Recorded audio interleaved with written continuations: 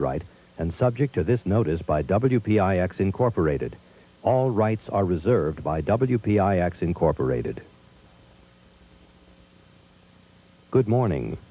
WPIX New York is owned and operated by WPIX Incorporated with studio and offices at 220 East 42nd Street, New York City.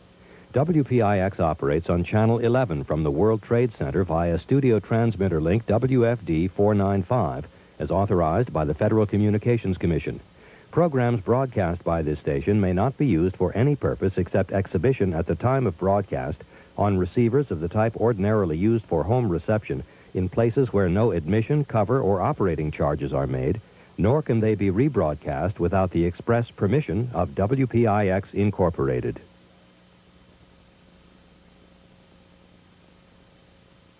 This is WPIX New York, a Tribune broadcasting station.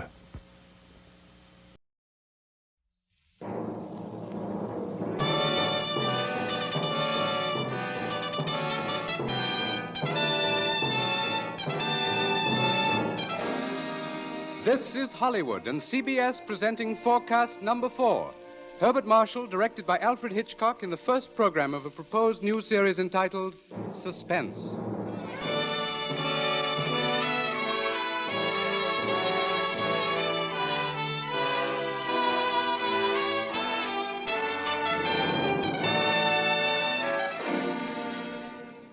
Tonight's Forecast program, ladies and gentlemen, represents the ideal form of collaboration. Mr. Alfred Hitchcock, brilliant English director of such outstanding motion pictures as The 39 Steps, Rebecca, and Foreign Correspondent, was eager to create a very special type of radio drama, the suspense story. As narrator and star for his production, he thought at once of the distinguished actor with whom he had been associated in countless British film successes, Herbert Marshall. Mr. Marshall suggested that they dramatize a certain favorite story of his, and that story happened to be the very one Mr. Hitchcock had had in mind. Mrs. Belloc Lowndes' classic in Chills, The Lodger.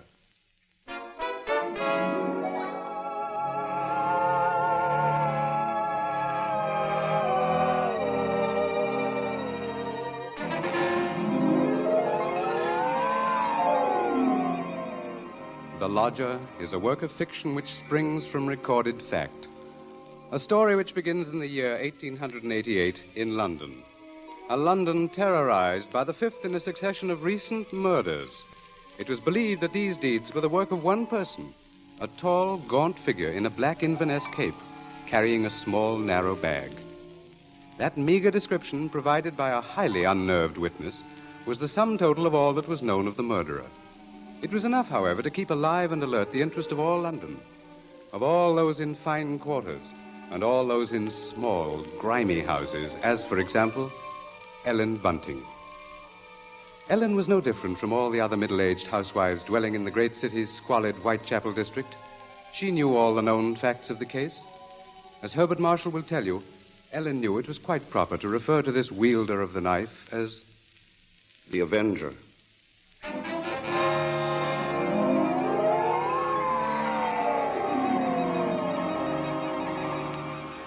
Of course, Ellen Bunting was far more concerned with her personal problems than with thoughts of the Avenger.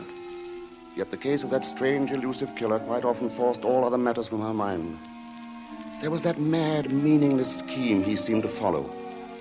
All his victims, for example, had been women. All had been young, attractive, and, oddly enough, blonde. But Ellen could no more understand the motive for his brutal slashings than could the police. This night, she and her husband, Robert Bunting, sat before their fireplace reading the newspaper account of the latest murder. The Avenger had struck again.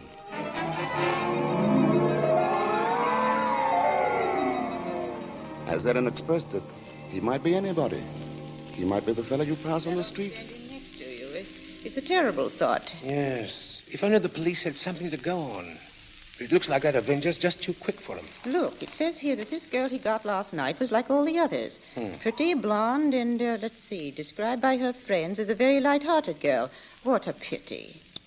Did you ever stop to think who fits that to a T? In fact, fits all those girls? Why... Why, my own Daisy. Oh, that's a horrible thought. Well, maybe it's a good thing she's with her aunt, then, instead of here.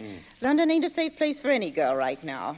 Just the same, I can't help thinking how fine it'll be to have her back in. Now, Bunting, you know that Daisy seems just as much my own daughter as she is yours. But I'm telling you, there's no sense even thinking about having her back right now. We just can't afford it. Oh, I know that, Ellen. Only, well, maybe we could manage it some way. How? Haven't I scrimped myself half crazy trying to keep us going? But you don't care about that, do you? No, your Daisy's more important to you than I am. No, Ellen, that don't sound like you. I can't help if it don't. What are we going to do? Tell me that. We'll get along, dear. Something will turn up. Oh, we haven't had a lodger for months. Nobody even comes to look at the room anymore. Yes, but things will work out, Ellen. Oh, they ain't never going to work out. Soon we won't even have a roof over our heads and... What? Oh, I'm sorry, Robbie. I didn't mean to take on so... Oh, I know, dear, I know. It's all right. Oh, I didn't think it. It's just that I've been so worried. Well, don't you go worrying another second, old girl. Why, first thing you know, you won't be pretty anymore. You'll have your face all wrinkled now, and... see Now, here, come on, Bunting. Let's see a smile. Come on, just have one smile. Leave me just alone. one smile like you used to, eh? Well, who do you suppose that could be? Awful late for visitors. Bunting, do you think it could be somebody looking for rooms? Well, it might be. You want me to go to the door? No, I'll go. Oh. You just stay here. Yes, all right. Now, be sure you get a good look at Louise before you let them in, dear. Oh, I'm coming. Oh, I do hope it's... Yes, sir? Is it not true that you let lodgings? Yes, sir. Won't you come in, sir? Thank you. Could I take your cape, sir? There's no need. Now, I'm looking for a quiet room. It must be quiet. Oh, we have that, sir. Above all, our house is quiet. Your bag, sir. May I take it? No, I'll hold it. You'll be so good as to show me the room, please. Oh, yes, sir. It's right up these stairs, sir. This way. Thank you. You see, sir, there's just my husband and me here, and we're ever so quiet, and I'm sure you'll find this room to your liking, sir. Here we are. Now, I'll just light the gas. There. Very good. It is pleasant, isn't it, sir? And there's not many rooms with such pretty pictures, are there now? We've had them in the family for years, sir, and... Pictures interest me very little.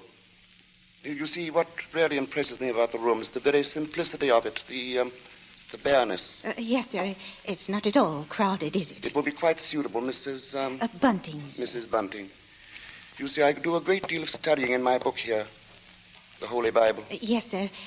Please, sir, let me help with your luggage. No, don't touch it. Oh, but I only wish to... Oh, you only wish to help, of course. You must forgive me, Mrs. Bunting. It's just that I'm so very weary. Of course, sir. He bringeth them to their desired haven. Beautiful words, Mrs. Bunting. Indeed they are, sir. And now at last I have found my haven of rest. Yes, sir. Then you'll be taking the room. Let us see now. What are you going to charge me? With attendance, mind. I shall be staying in most of the time, and I shall be wanting meals. Oh, we can see to that, sir. Then does 30 shillings a week suit you? 30... Why, yes, sir. Yes, sir, that will be quite all right. Good, and I shall pay you in advance. My name is Sleuth, Mrs. Bunting. Mr. Sleuth. Sleuth. Think of a hound, Mrs. Bunting, and you'll never forget my name. 23, 4, 30 shillings. Thank you, sir. And I think I should enjoy a little light supper now, Mrs. Bunting. Bread and butter, perhaps. Could you arrange that? Well, certainly, sir. I'll do that now. And if you'd be requiring any beer or spirits... Certainly not. Oh, sir.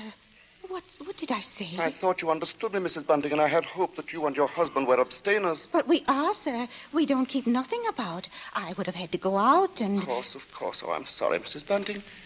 I fear I spoke sharply. I don't wish you to think me rude. After all, you've been so kind, considerate. I hope I know a gentleman when I see one. Thank you very much. Now, I'll just hurry with your supper.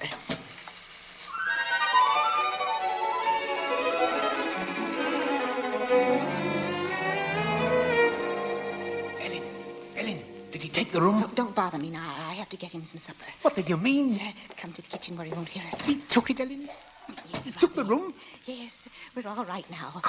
Look, 30 shillings. A week in advance. Oh, it's wonderful, wonderful. Anything to see what this means? Yes, you can have Daisy now. Yes. Here, Bunting, warm that teapot and put some tea leaves in it. Righto. Yeah, do you know something, old girl? We're not going to worry too much about Daisy being in danger of that Avenger fella. Whatever do you mean, Robbie? Well, she's not a girl who takes a drink, you know. What's that to do with it, please? Oh, something I read in the paper while he was upstairs with the gentleman. They just found out that every one of the Avenger's victims had been drinking. They figured he must be some kind of a rabid abstainer. What a peculiar chap. Now hurry, Bunting, please. Yeah. Two thoughts only governed Ellen's mind. The lodger's light supper and her own good fortune at having such a lodger. Mr. Sleuth was an eccentric sort, but then he was such a gentleman, so quiet, so very religiously inclined. She started up a staircase to Mr. Sleuth's room, her husband at her side. It won't do no harm to be safe, though, once Daisy's back in London, eh? We'll see she stays closer in the house, Well, I'll be downstairs. Hurry up with his supper, old girl. She has cast down many wounded from her. Yea, many strong men have been slain by her. Come in. And to know the wickedness of folly. Why, Mr. Yes? What is it? Those pictures. Those pretty girls. You've turned all their faces to the wall.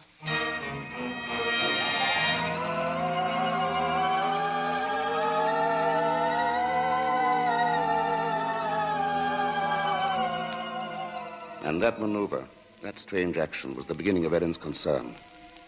Soon there came to her a recollection of the black Inverness cape, the small, narrow bag, the urgent matter of alcoholic drink. And these details began to shape themselves into a pattern which grew more disturbing with each passing hour. The day following, the lodger did not leave the upstairs room once, nor did he leave the next day. And the oddness of this took its place in the pattern. Then, too, the approaching arrival of Daisy, her stepdaughter, added to her concern. On the second night, her sleep was restless with vague, horrifying images. And so when she heard the first stealthy footsteps outside her bedroom, she was instantly awake. Tensely, she followed those steps down the stairs, down the hallway. She heard the front door open and then click shut. Utter stillness fell upon the house. And outside, the streets were so silent she could hear distinctly the clock from a church tower a mile away told the hour. In her troubled frenzy, she pictured a lone figure plodding through the deep fog, moving quietly, stealthily, stalking, searching, finding.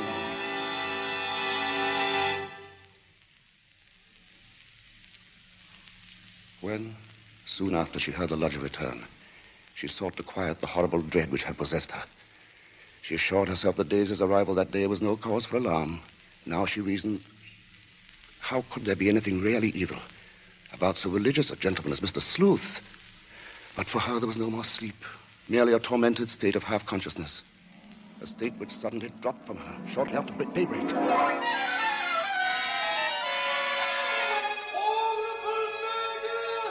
Horrible murder. That was the piercing scream of a newsboy far down the street. The Avenger strikes during night! Ellen Bunting heard the boy cry out the Avenger's latest stroke, made during the night.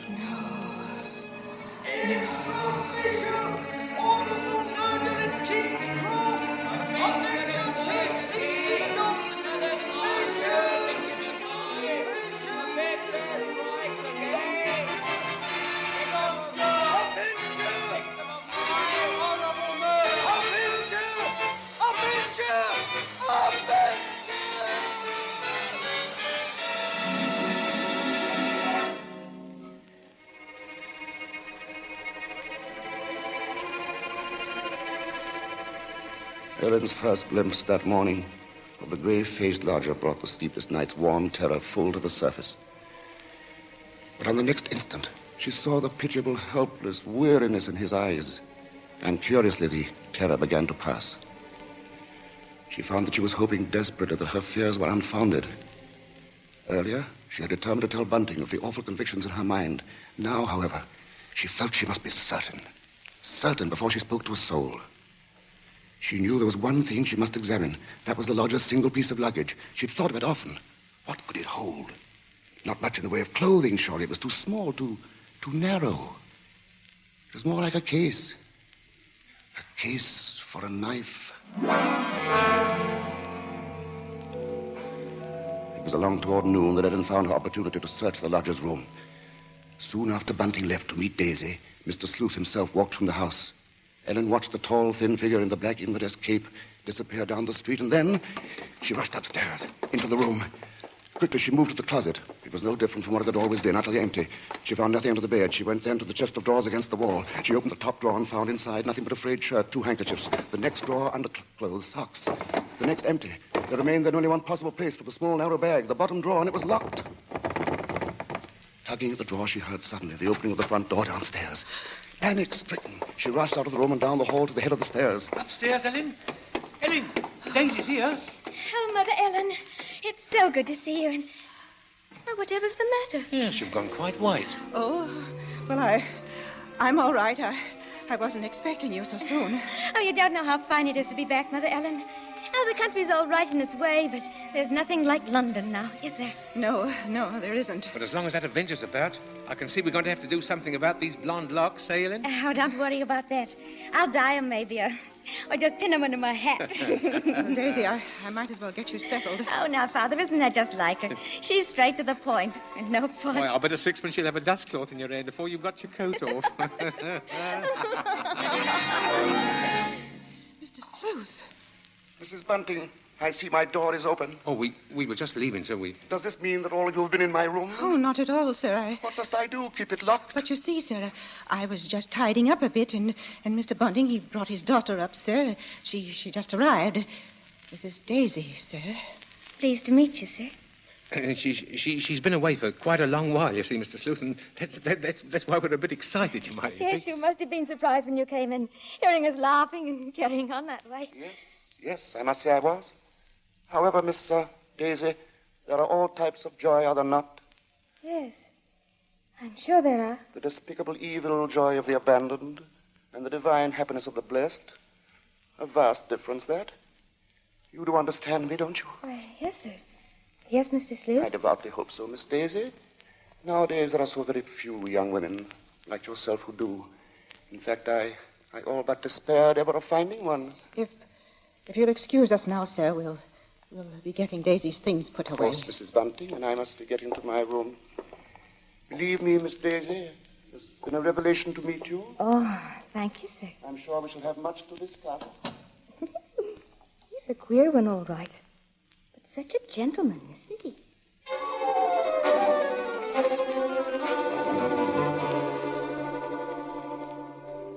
At that moment, Ellen had been determined to pour out her terrible knowledge, and then the moment passed by.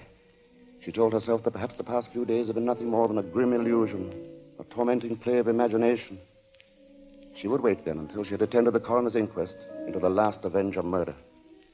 There, perhaps, she could hear evidence to disprove all her fears, to assure her there was no earthly harm in Daisy being so near the lodger. This was her gravest concern now, for on the next day, Mr. Sleuth made it a point to see the girl more than once. And fearfully, Ellen saw that Daisy welcomed his visits. As Ellen was preparing to step out to the inquest, she heard once more the voices of her stepdaughter and the lodger coming to her through the kitchen door. She hesitated before entering. Tense. Strangely apprehensive. I do believe, Mrs. Sleuth, I've never known a gentleman with such funny ideas. Oh, Mother Ellen, you should hear what Mr. Sleuth was just saying. Perhaps, Daisy, you would excuse yourself and... He thinks people, and especially girls, should spend all their time praying. I sought to explain, Mrs. Bunting, that all women are placed on this earth filled with evil. They therefore must struggle constantly to find the paths of righteousness. Why, Mr. Sleuth, you mean a girl's not to enjoy life at all? Not to have fun? Frivolity, my child, is the devil's breeding ground, and all his implements are there. Temptation, pleasure, wine. Oh, that's crazy. Well, there's nothing I like better than a glass of wine, and I'm not... You drink. She didn't know what she was saying, Mr. Sleuth. Just a child, and Daisy, you'd better go now. But I didn't say nothing wrong. What's the harm in a glass of wine? She lieth in wait as for a prey, and increaseth the transgressors among men. Well, I don't know what you mean. I never heard such nonsense. You call Holy Scripture nonsense? So what I prayed against is true. You are beyond salvation. That's not so. I'm a good girl, I am, and I won't have you saying that. Daisy, go into the front room. It's quite all right, Mrs. Bunting. I must be going upstairs anyway. I'm used to being misunderstood, you know. People never realize that my efforts are simply for the greater good of humanity. Of course, sir. And that the power on high will direct my hand toward the expulsion of all evil. Daisy, listen to me. Yes? I've got to tell you about... About what, Mother Ellen? Nothing. I've got to go out for a while now. I'll be back.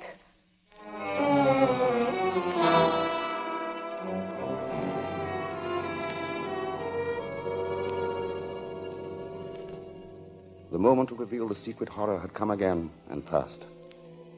Ellen's sudden recollection of Mr. Sleuth as he stood in the doorway had overwhelmed her. She must give him this last chance, this last frantic search for disproving evidence, this trip to the inquest. If that chance should fail, then she would tell Bunting or the police. So with the knowledge that Bunting was left in the house to look after Daisy, she boarded the underground train bound for the coroner's court. But as the train pulled away from the station, a new torture came to her, began to mount in her mind. It was the sudden realization that provided Sleuth was the murderer, she was equally responsible for his crimes. She had been giving him protection. If anything should happen to Daisy, she would be equally guilty. Fully as guilty as the Avenger.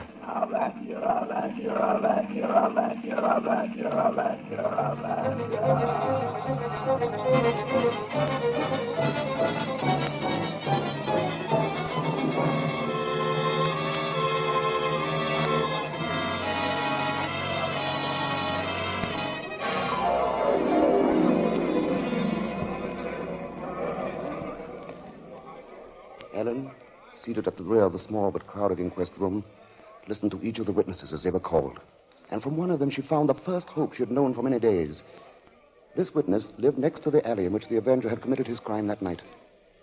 She had seen him from her window, and the man she described in no way resembled Ellen's lodger. But in another moment, Ellen's hope was swept away. It was pointed out that the fog had been so heavy that night that the witness could not possibly have seen the murderer from her window. She left the stand, replaced by a Mr. Cannot. This elderly gentleman was certain that he had not only seen, but talked with the Avenger.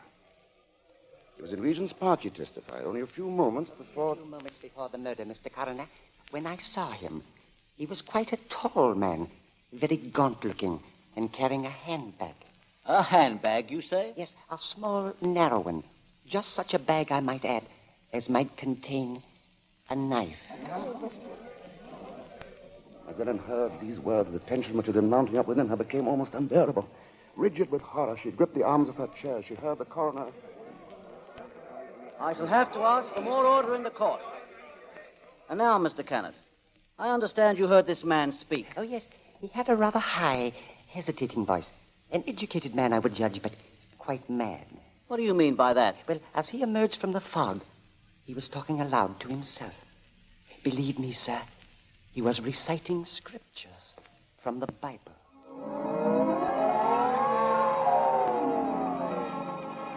Scriptures from the Bible. Horrified, Ellen rose from her seat, only half hearing the confusion about her.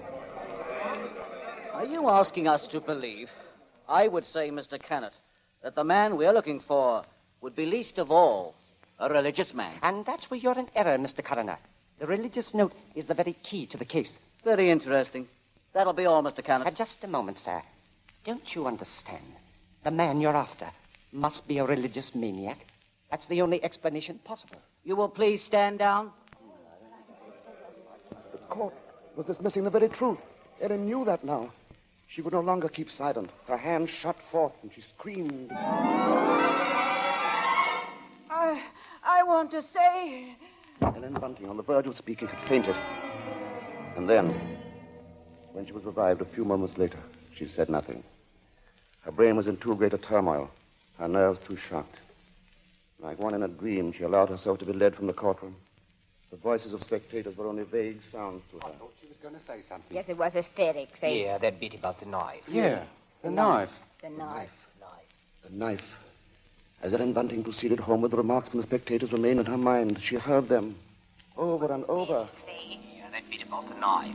The knife. Just such a bag as might contain a knife. We'll see she stays close in the house, eh? No harm in being safe. Direct my hand toward the expulsion of all evil. Expulsion of all evil. What's the harm in a glass of wine? I didn't say nothing wrong. As Ellen neared her neighborhood, her dread increased. With each moving footstep, the grip of terror grew tighter, tighter about her. She moved faster, faster. If only she were in time. She was 2 streets away from the house. Then one. Then she saw Bunting. Sharply, like the thrust of a knife, she realized what this meant. Daisy was left alone with the lodger.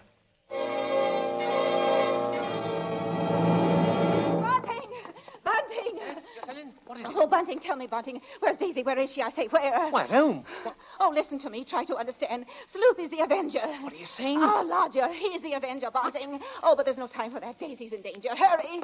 Hurry! Yes. Daisy! Daisy!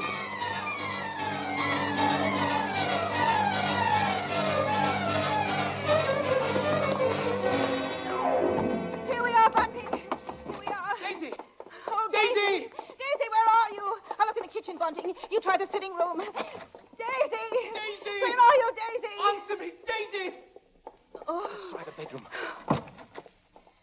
she's not here. What about the dining room? Look, she's not there. She's not downstairs. Then there's just his room.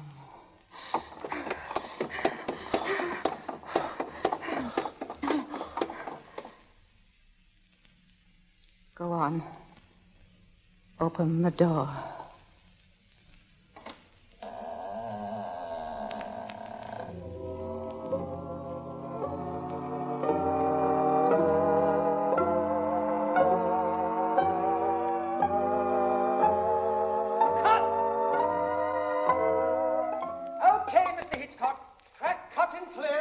Say, cut. What's the idea, Hitch? I have a few more lines to do.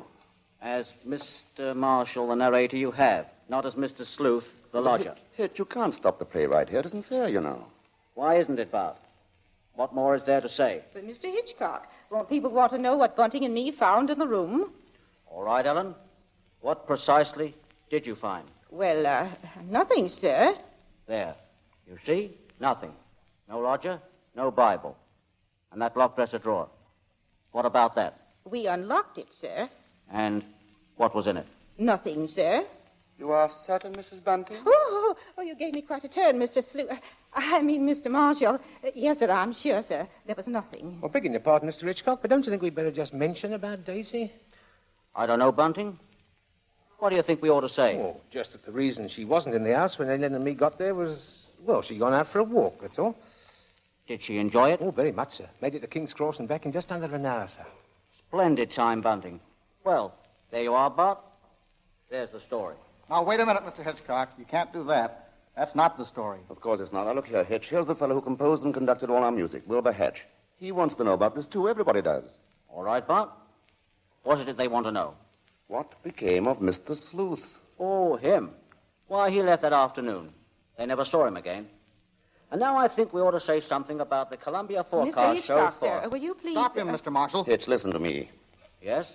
What is it? They want to know when the Avenger finally was caught. Oh, well, let me ask you something, Bart. Are you acquainted with Loretta Young? Yes, what's that got to do with it? Well, in next week's Columbia preview series, Miss Young will take the starring role in the drama of an American Red Cross nurse. That's good news, isn't it? Oh, that's great. But now listen, Hitch, you've just got to tell that audience exactly when and how Mr. Sleuth was caught. Caught? Why on earth should he be caught? Why? Well, he was the Avenger, wasn't he? Was he?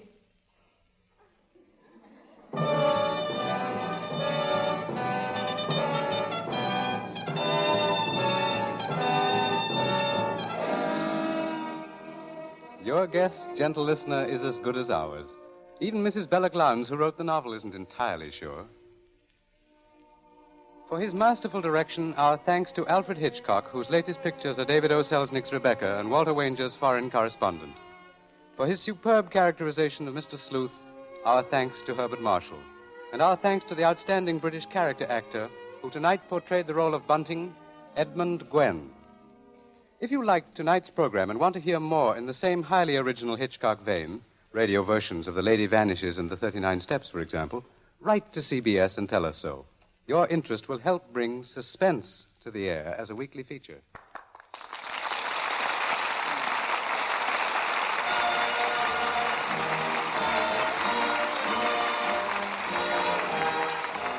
Forecast next week presents from Hollywood, Loretta Young in Angel, first of a proposed series based on the adventures and the romance of a typical Red Cross nurse.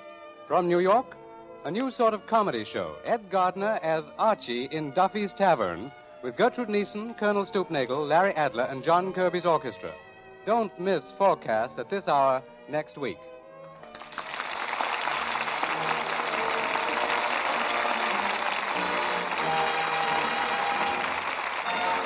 Thomas P. Benson speaking. This is the Columbia Broadcasting System.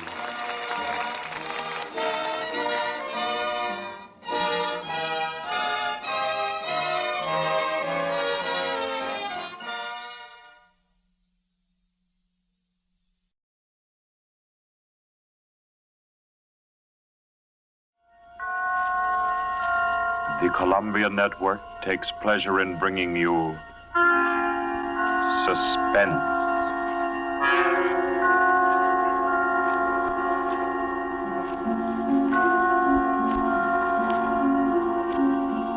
Suspense. Stories from the world's great literature of pure excitement. A new series frankly dedicated to your horrification and entertainment.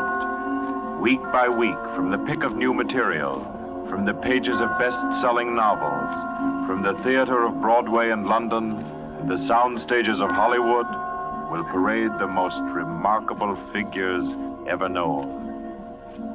CBS gives you Suspense.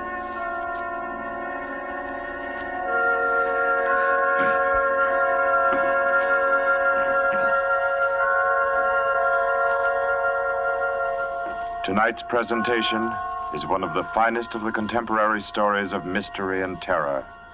John Dixon Carr's famous novel, The Burning Court.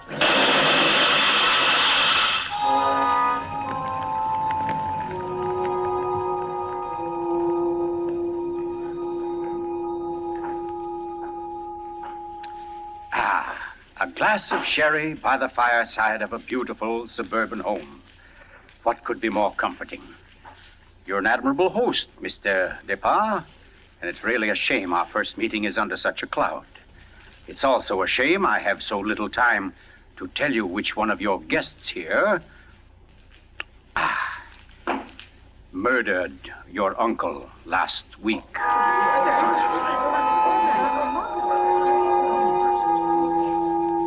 Now, let's see now. I believe we're all here. Your wife, your friend, Mr. Stevens, Captain Brennan. Yes, and incidentally, yourself. Just who did you say you were? Well, no wonder you've had so much difficulty with the case, Captain.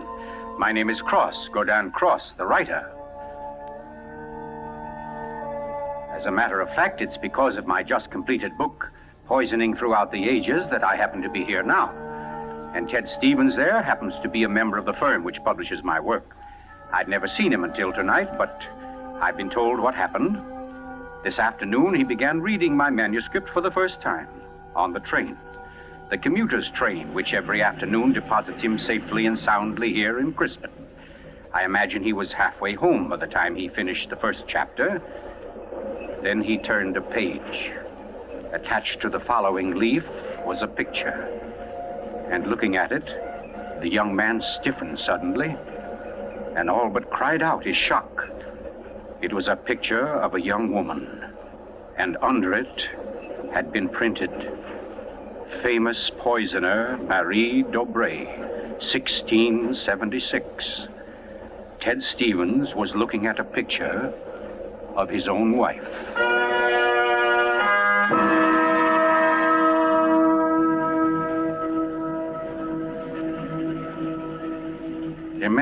Imagine his 25-year-old wife in 17th century costume. The face, the features, even a wistfulness of expression were identical. Even the name. Dobré was his wife's maiden name. But no, that was ridiculous. This woman in the picture was, well, one of his wife's ancestors. Yes, that was it. Simply an amazing family resemblance. Marie would be waiting for him at the station, and he'd have to tell her about it. He wondered why, however, she'd never told him about. Oh, well, but you don't discuss such an ancestor, do you? Ted Stevens glanced down at the chapter to which the picture had been attached. It was entitled, The Affair of the Non-Dead Woman.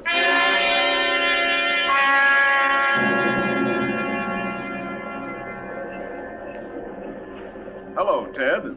Stevens was almost jolted from his seat. It was Dr. Weldon, professor of English at the college, an old friend of his. Quickly, he thrust the picture beneath the manuscript and moved over. Hi, I didn't see you, Doc.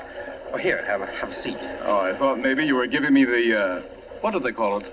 The brush off? Oh, no, say, as a matter of fact, Doc, you're the one man I do want to see. Yeah? Very flattering.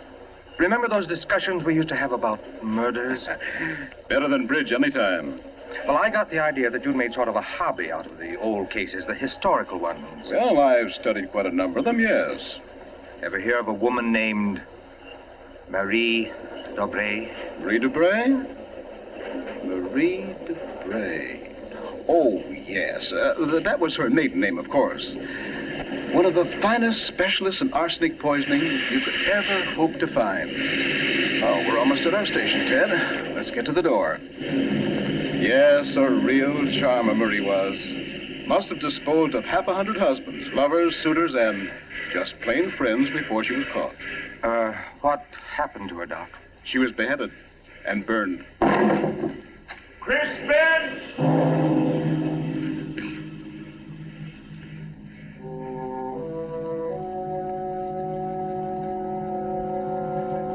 Oh, absurd, laughable. Ted Stevens kept saying this to himself, and yet what he knew was a foolish dread followed him straight through the small suburban station and clung to him as he reached the street. And there in the roadster was Marie, leaning toward him a little to hold the door open and smiling at him. Oh, Ted, what on earth are you staring at? That streetlight shining on your hair. I like that. Oh, you're tight. Come on, get in the car.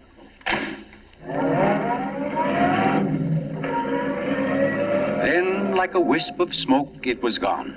The whole ridiculous fear, the delusion.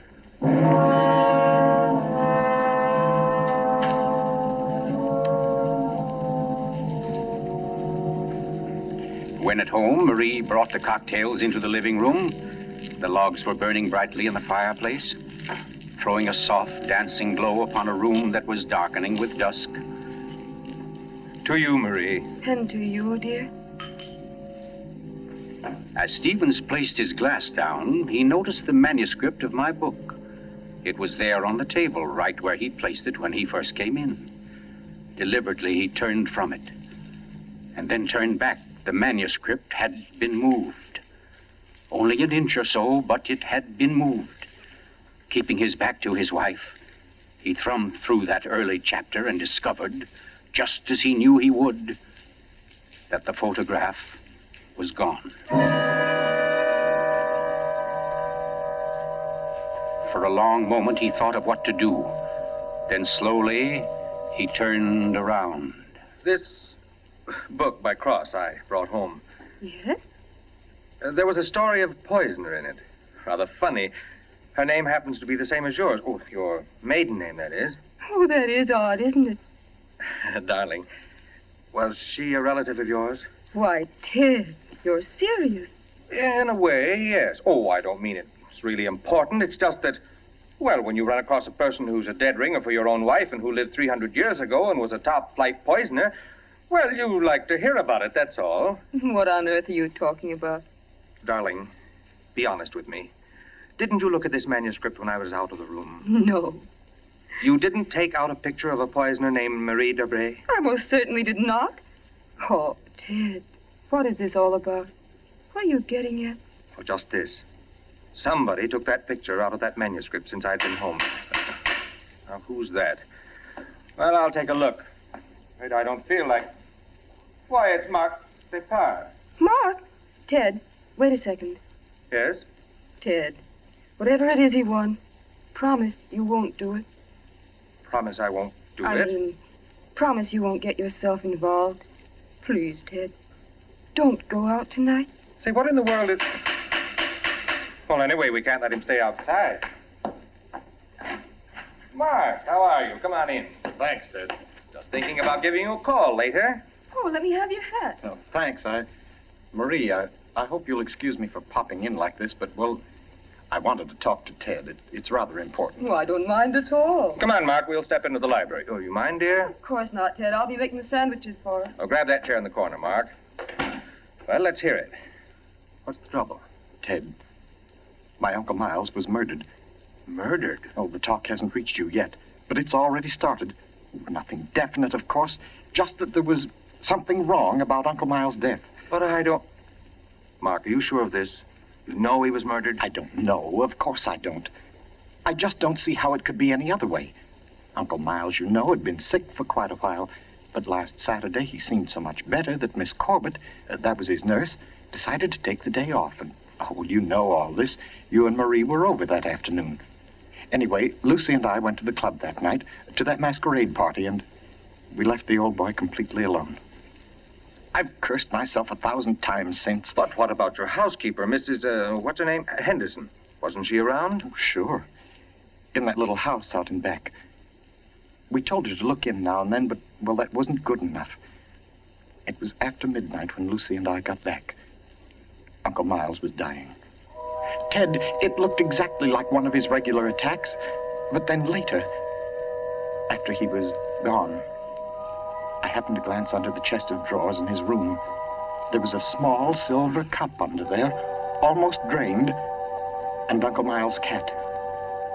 The cat was still warm, but quite dead. Oh. I managed to get the cat out of the house and buried without anyone seeing me. Next day, I had the contents of the cup analyzed. It was poison? Yes. Arsenic. Well, what do you want me to do? Help me open the crypt. What? I want to have a private autopsy performed. Help me get Uncle Miles' body out of that vault. Oh, I know it's a tough job. The thing is sealed solid, but we can do it. You mean without the police knowing about it? Without anybody knowing about it. Mrs. Henderson's visiting her sister, and I managed to send Lucy over to the club. You must be crazy. You're playing with dynamite, Mark. This is something you've got to tell the police now. I can't take that chance. But they'll have to know sometime. You're only I've delaying... got to know first, I tell you. You don't understand, Ted. There was somebody in Uncle Miles' room that night, handing him something in a silver cup. Mrs. Henderson was on the porch by the window. She saw her. She saw her? Ted. She thinks it was my wife. Oh, Lucy. It doesn't mean anything to Mrs. Henderson yet, because she doesn't suspect anything, but, well, Ted, you've got to see why I've got to be sure, why I've got to know how Uncle Miles died. Because it wasn't Lucy, Ted. I know it wasn't. Of course not, Mark. She had an alibi. Well, she was with you at the club, wasn't she? Yes. Except for half an hour. I see. You'll help me, won't you, Ted? When do we start? As soon as you can make it. Okay. Come on now. I'll get your hat. You trot on ahead, and I'll come over as soon as I can see Marie. But you're not going to tell her about this. Of course not. I'll think of something. Don't you worry about it. No, thanks, Ted. Thanks a lot. Marie? I'm coming. Darling, Mark asked me to... I know, Ted. Here. You better take these sandwiches with you. You'll be hungry. But you knew I was going out? Yes, I knew. You listened to us? I couldn't help it, Ted. I had an idea what Mark's visit was about. The talk about his uncle's death. There's a lot of gossip about it in the village. That's why I tried to tell you. Why I didn't want you to get mixed up in it. But it's too late now, isn't it? I mean, you're going. I can tell by the way you look. Ted, wait a second. There's just one thing I want to tell you before you leave. And that is that no matter what happens, no matter what you find or think or believe, I love you. You'll remember that, won't you? I'll remember you said so, Marie.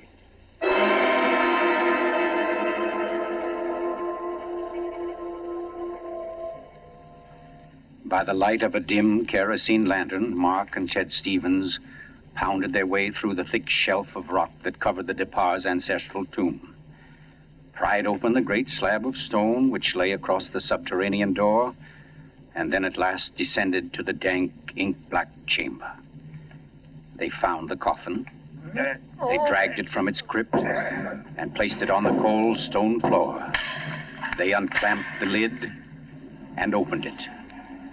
Mark, It's empty. What? That's impossible. It can't be. But it is, Mark. You know what this means? That body wasn't in this coffin when it was placed here. I'll swear it was, Ted. From the time that coffin was closed on Uncle Miles, somebody, the undertaker or Lucy or me, somebody was with it until it was buried. And the crypt was sealed right after. Then somebody beat us to it. Somebody's broken in here ahead of us. Broken in? Listen, Ted. Lucy and I have hardly left the house since the funeral. Do you think anybody could break in here? Smash through that stone and cement without our seeing them or without our hearing them? Well... What? Well, you might as well come on out then. Who was that? Me, Mr. Depard, up here. My name's Captain Brennan. I'm from the office of the Commissioner of Police. From the... Like to talk to you if you don't mind, Mr. Depard. Here, follow my flashlight up. But I don't understand. How did you know about this? By listening, mainly. You mind if we go up to your house, Mr. Depard? Why, no. Not at all. Oh, thank you. Oh, Freddie. Look here, Captain, Freddie, this is Mr. Depard, Lieutenant Gray. Glad to know you, Mr. Depard. And Mr. Ted Stevens, isn't it? Well, how did you know my name? Very simple. I got the names of everybody who was here at the Depards the day the old man died. You and your wife were included. Oh, here we are. But I don't... Captain, who gave you those names? Why, your housekeeper, of course. Mrs. Henderson? You didn't think Mrs. Henderson saw the dead cat, did you, Mr. Depard? But she did. She also saw you bury it. And we've been interested in the case ever since. Well, nice place you have here, Mr. Depard.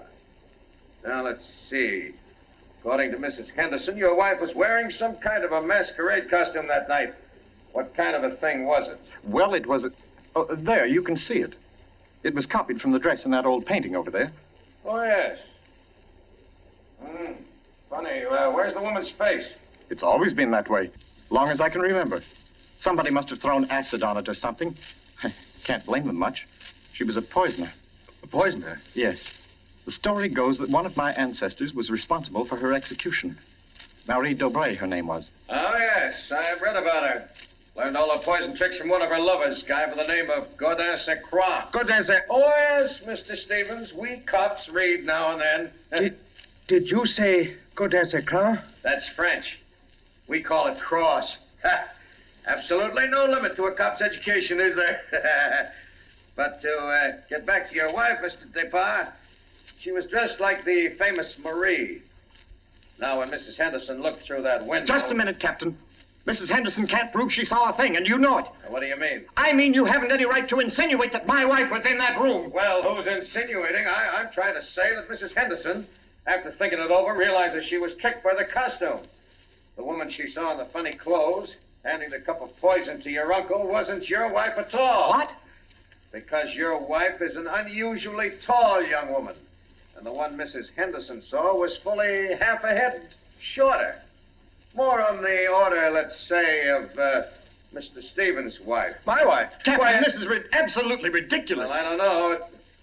Why, what's the matter, Mr. Stevens? You're trembling like a leaf. Tell me now, just for fun, where was Mrs. Stevens that night? She was home with me. The whole evening? Certainly. She retired early? Yes, we both did. You, I suppose, were sound asleep by midnight. Yes, I was. Then how do you know where your wife was? Well, Look here, Stevens. She had to have a costume that would match Mrs. Despard's. How did she manage that? Where did she get it? Well, she never had one. She never had a dress like that. And what about her motive?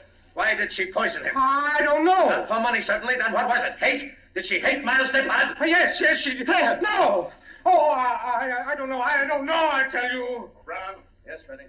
I phoned and got hold of Mrs. Despard, the nurse, all right. That Mrs. Stevens, I couldn't reach her. Her phone won't answer. Okay, have her picked up. I'm going home. Stevens, come back here. I'm going to get my wife. Want me to stop him, Brennan? No, go.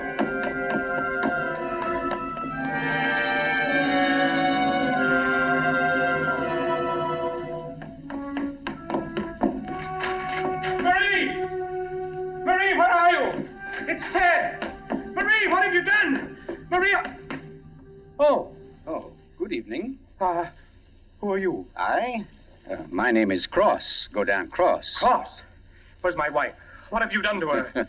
You fiend, what have you done to my wife? Why, nothing at all, young man. Here, sit down. You're lying. Something's happened to her. The police just phoned. There wasn't an answer. Why are you here? Why am I here? Well, because your wife, reading my chapter on the Dobrays, realized I knew more about the family than even she did. Because she found my phone number on the front cover of the manuscript. And because I know an exceptional case when I hear one. Does that answer your question? No, and you know it doesn't. Can't you see I've got to know whether... Yeah, I see. Whether your wife is that Marie Dobray, who was burnt by order of the High Tribunal for all poison cases, the burning court of France, witchcraft, black magic, the world across the threshold. You're quite sure, no doubt, also, that I'm Gaudin St. Croix, who first wooed her. No, my boy. No, my real name happens to be, of all things, Tom Simpson. Most unsuitable for a distinguished writing career, and Marie Dobray is no more your wife's real name than mine is Gaudin Cross. What? Your esteemed wife was an adopted child, Mr. Stevens, adopted by people in Canada named Dobray, remote members of the real family of poisoners. I can't believe it. Why didn't she tell me? Why? Because until I told her half an hour ago, she didn't know it herself. You see, in the course of my research on the family, I found out about it. And in the course of talking with your wife, I found out something else. How for years she was haunted by the fear that she might be a poisoner by inheritance, by blood. And you can see, can't you, why she never talked about it, her past to you? Yes. And yet, Mr. Stevens, you had all but made her forget that past. You. And that's why she was willing to lie, to steal a picture, do anything, in order to hold you to her. Yes, I see that now. You know, young man, I rather think she loves you. But as you will see, though, she comes only when I call her. Mrs. Stevens? You mean she's... Yes, Mr. Cross. Marie, it's you. You're all right? Oh, yes, dear. We're both all right now, and nothing can change it, ever. Marie, listen. Don't say Marie, dear. Say Maggie. Maggie? Oh, that's my name, my real name. Maggie McTavish. And it's a lovely name, dear. The most beautiful, gorgeous... Darling, please. You don't understand. The police, they think you had something to do with Miles' death. They think I did. So, now, Mr. Stevens, before we go back to the Depas, don't you think you'd better tell me everything that's been said and done up to date? Having just saved your wife's soul from the burning court, now I'll wrest her body from the electric chair.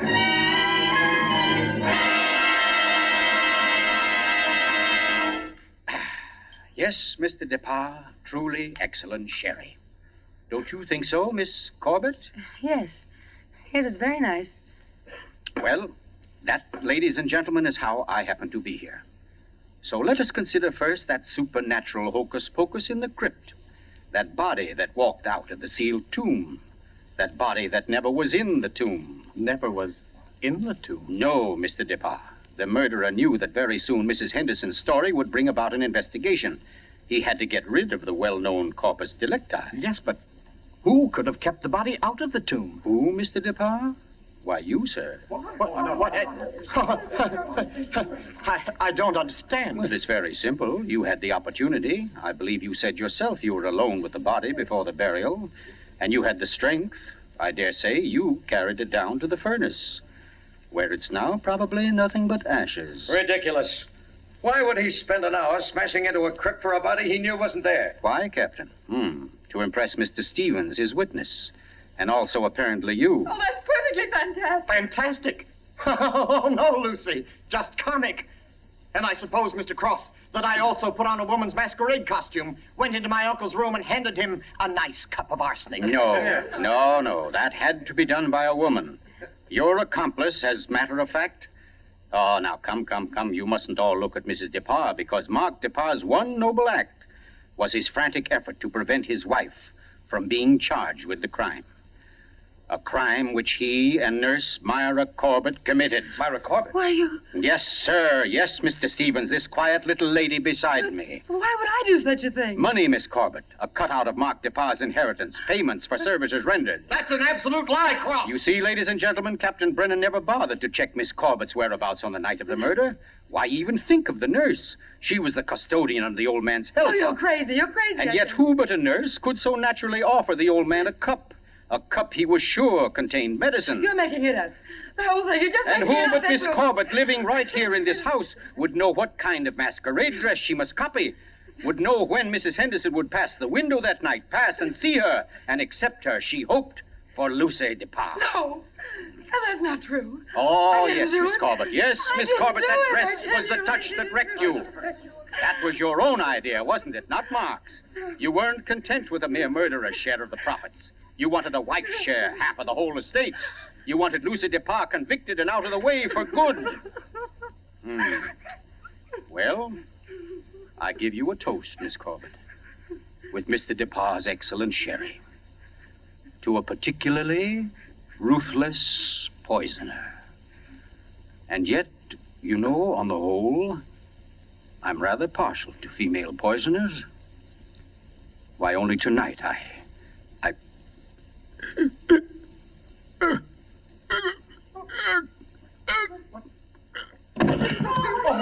back. Here, let me get to him. Mr. Cook, what's the matter, Brennan? This man's dead. Dead? And from cyanide, if I know anything. Cyanide from that glass of sherry. Cyanide that a nurse could get quite easily. That glass was right beside you, Miss Corbett, and nobody else was near it. Too bad he didn't drink it as soon as you hoped. A second ago, we had nobody to use against you. But we have now, Miss Corbett. We have now.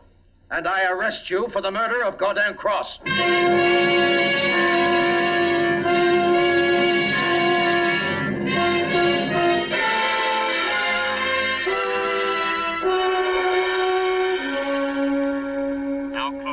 Months ago that the prominent author was murdered, and tonight Myra Corbett pays with her life for that crime. The former nurse, at first protesting her innocence, in recent Yes, weeks has grown... I'm in here, dear. Oh. I thought you might... What did you cut it off for? Huh? What do you mean? The radio. Oh, yeah, well, I thought you wanted to talk. Oh, Ted, don't you think I know you better than that? What was on the radio? Well, there wasn't any... Okay. It was about Myra Corbett. She goes to the chair tonight. Oh. I didn't think you wanted to be reminded. I don't, really. But making such an effort to hide it only keeps it alive, doesn't it? All right, darling. Know what I came in to ask? If you wanted a cocktail before dinner? The largest one you've got. Fine. I'll get out the ice cube. I know.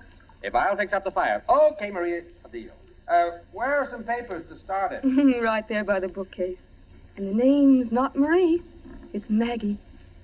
Because, darling, Marie's dead and gone forever.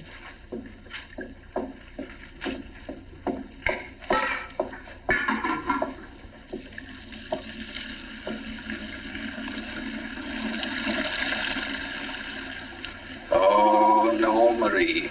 We're never dead. Neither of us. It was your hand that touched that glass. I know that now. And I could return the favor.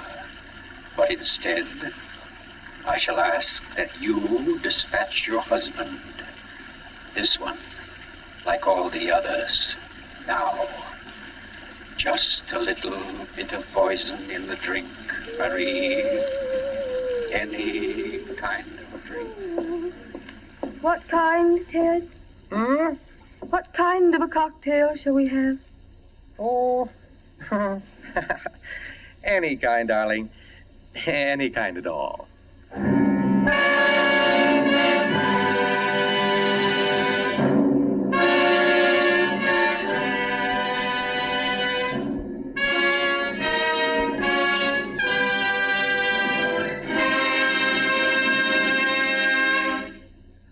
You've just heard The Burning Court from John Dixon Carr's famous novel, the first in Columbia's new series of outstanding classics and chills by world-famous authors. Tonight's play, ladies and gentlemen, has one rather special significance we think you'd like to know about. As you perhaps have heard, every fine comedian is said to cherish a secret desire to do an abrupt about-face. He pines for the part of a blackguard. Well, tonight you witness the fulfillment of one such desire. The role of that literary and quite infamous diehard, Gordon Cross, was portrayed by none other than Hollywood's expert provoker of laughs, Charlie Ruggles, here in New York for the world premiere of his latest screen success, Friendly Enemies. The role of Marie, well, that was enacted by a young lady who long ago won national acclaim as one of Broadway's most accomplished dramatic actresses, Miss Julie Hayden. Thank you, Charlie Ruggles and Miss Julie Hayden, for your splendid performances. The play tonight, as all plays in this series, was produced and directed by Charles Vander, written by Harold Medford and scored by Bernard Herrmann. Next week, we bring you an intensely exciting and moving drama, The Life of Nellie James. This is the Columbia Broadcasting System.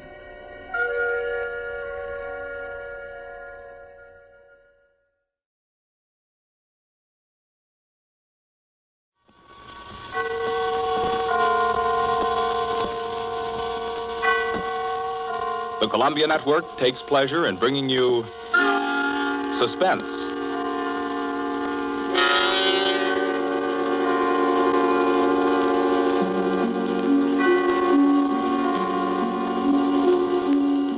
Suspense, a new series of programs with one strict purpose in view, your entertainment. Each week at this time, CBS sets aside 30 minutes to excite you, to mystify you, and on occasion to horrify you with a catalog of the world's great thrillers, dramas from the stage and screen, from fiction and radio, dramas that bring you suspense. This, the second offering of a new series, is a unique one. Certainly, it is one of the very few pieces of suspense literature that somehow manages to tickle your funny bone while busily engaged in tingling your spine. Make no mistake, though, nobody's kidding. CBS presents its adaptation of John Collier's well-known short story, Wet Saturday.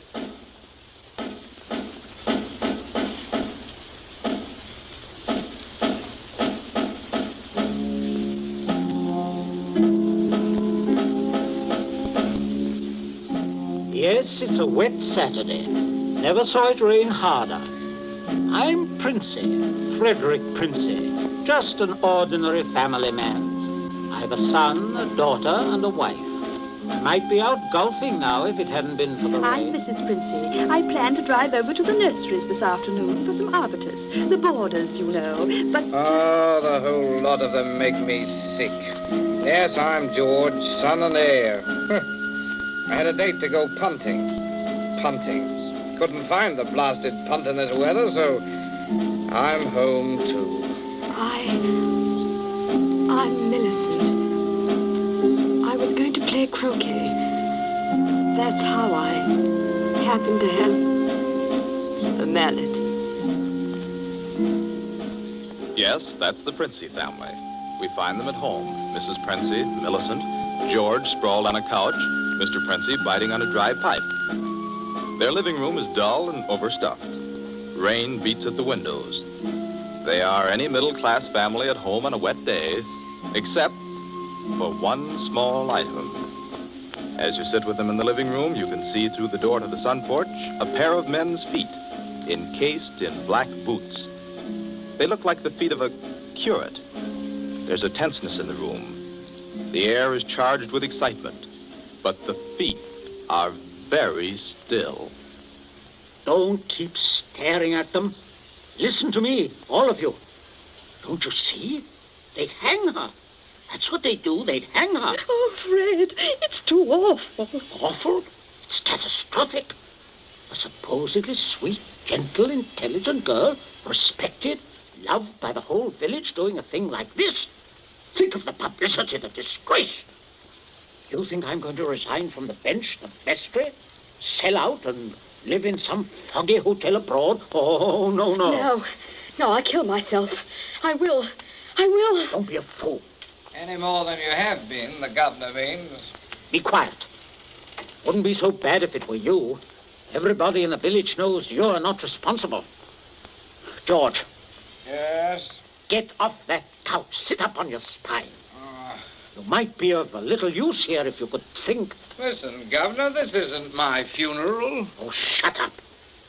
As long as I can remember, George, you've been a trial and a tribulation to me. Oh, I can't stand it. I can't stand it. You've got to stand it, my dear. And keep that hysterical note out of your voice. You hear? Yes. We are talking about the weather. Now, George. Yeah? George, if he fell down the old well, say, striking his head several times, what about it, eh? I really don't know, Governor. What about it? Don't be an ass. I'm asking you to think. He'd have had to hit the sides several times in 30 or 40 feet and at all the correct angles. No, I'm afraid not. I'm afraid not. We'll have to go over it all again, Millicent. Oh, no, Father. No. I couldn't. Millicent, we must go over it all again. Oh, Fred, you're torturing her. Oh, face facts, Mater. With him lying there, there's no use pretending it's a picnic. They might hang you, Millicent. Oh, stop that shaking. Stop it here. You must stop it. Just keep your voice quiet.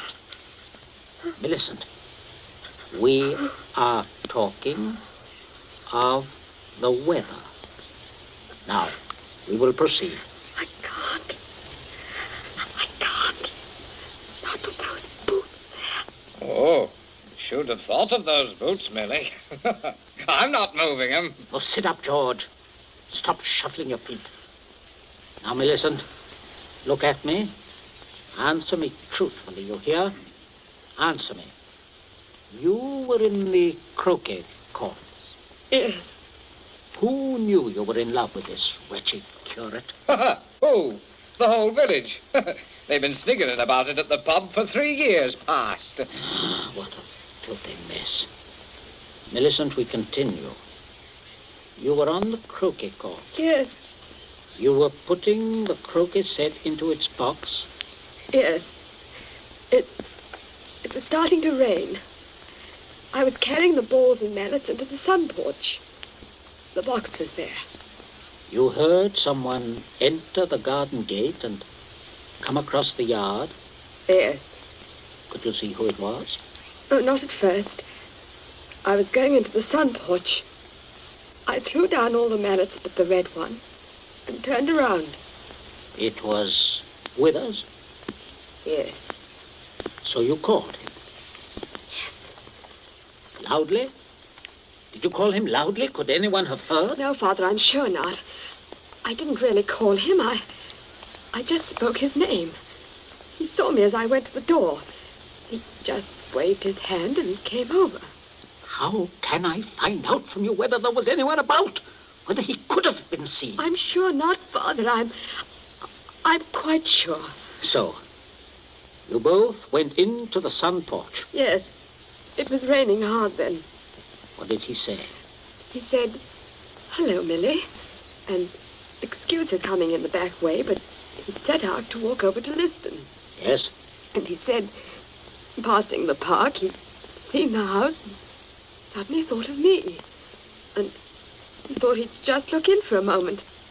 He had something to tell me. Go on. He said he was so happy. He wanted me to share it. He'd heard from the bishop he was to have a vicarage. And it wasn't only that. It meant he could marry. Then he began to stutter and get all confused. And of course, I thought he meant me. Don't tell me what you thought. Tell me exactly what he said, nothing else. Well... Oh, dear. Oh, stop crying. It's a luxury you can no longer afford. Tell me what happened. He said, no. He said it wasn't me. It's Ella Bragdon Davis. And he was sorry and all that. Then he went to go. And then? I went mad. He turned his back. I had the red mallet of the croquet set in my hand. I forgot to drop it in the box when he came. Did you shout or scream? I mean, as you hit him? No. No, I'm sure I didn't. Did he? Come on, speak up. No, Father. And then? I threw it down. I came straight in here. I went to look for Mother. That's all. My poor baby. No. No one. Leave the child alone, Fred. Not such a child, Mater. Millie, I had no idea Keep you had... quiet. I'm thinking. You see, George, he probably told people he was going to Liston. Certainly no one knows he came here, for he didn't decide until he crossed the park. He might have been attacked in the woods. We must consider every detail. A curate with his head battered in. Don't, Father, don't. A curate, head battered in. Now, who would want to kill Withers? Kill Withers? Well, I would with pleasure. How do you do, Mrs. Princey? Captain Smollett. Oh, sit down, pray. Mustn't get up for me, Mrs. Princey. You either, Millicent. My word. Just being neighborly on a bad day. I wanted to ask you about those dahlia bulbs, Princey. Took a shortcut on account of the rain and walked right in. Knew you wouldn't mind. Oh, he heard you, Father. My dear, we can all have our little jokes. Don't pretend to be shocked. This way, Smollett. This chair, facing the fireplace. Sit down, Mother. Just straightening the curtains to the sun porch, dear. It looks so gloomy out there. Might as well shut the rain out. Just talking about a little theoretical curate killing, Smollett. You know, young people these days like thrillers. Parsonicide. Justifiable parsonicide. Have you heard about Ella Bragdon Davis? I shall be most properly laughed at. Why? Why should you be laughed at, Smollett? No, and a shot in that direction myself. She half said yes, too. Hadn't you heard? She told most people. Now it'll look as if I got turned down for a white rat in a dog collar. Oh, too bad. Oh, fortune of war. Yes, fortune of war. Odd how it happens, isn't it? Sit down, Smollett. Millicent, console Captain Smollett with your best light conversation. You too, Mother. George and I have something to look at outside. There's this rain, you know, very bad, very bad. Come, George. Righto, Governor. Maybe we'll need raincoats, what? Oh, I don't think so. Just make yourself at home, Smollett. Make yourself at home. A cigarette, Captain Smollett? Thank you, thank you. Oh, nasty day to be going out. It's something about the old well, just off the sun porch door, you know. This terrible sodden weather seems to have loosened some of the stones. Oh, too bad. Dash too bad. Spoils the tennis and croquet, I mean, a day like this. Doesn't it, Millie? Doesn't it, Millie? Oh, yes, it does. She was practicing out on the croquet court earlier, but, do pull your chair nearer the fire, Captain. It was so damp, we thought it would be cozy to light it. Thank you, I'm quite comfortable. I hope you don't feel too bad about Ella Davis. Can't always win. Can't see, though, what you women see in these bloodless clerics. Oh, I always thought Mr. Withers is a very charming man. Quite agree, but why should anyone want to marry him? You wouldn't want to marry him, would you, Millie? Not now. That is, are you? Oh, no, of course not. Smollett. Yes, Princess. Good Lord, man, you come in on a fellow suddenly. Guess I did. Oh, don't mind this old double-barrel shotgun. Been working on it. Smollett, may I have your attention for a minute? There's something on the sun porch I'd like to show you. Why, yes, of course. Smollett, George and I went out to see if we could shoot some rats which have been driven out of the old well by the high water. Afraid they might get into the house. Now, you must listen to me very carefully. Very carefully, or you will be shot by accident. Princey, what's got into you? You heard me ask as you came in, who would kill Withers? You also heard Millicent make a comment, an unguarded comment. Well, what of it? Very little. Unless you were to hear that Withers had met a violent end this very afternoon. And that, my dear Smollett, is what you are going to hear. What? Withers? Yes. Who killed him? Millicent. Good Lord. Yes, it's a mess. And of course, you would have remembered and guessed. Maybe, yes, I suppose I should. Therefore, you constitute a problem. Why did she kill him? Oh, it's one of those disgusting things. Pitiable, too. She deluded herself that he was in love with her. Good heavens, Millie. Oh, yes, of course, I see. He had told her about the Davis girl. I understand. Now, I have no wish, as you will comprehend, that she should be proved either a lunatic or a murderess. I could hardly go on living here after that. I suppose not.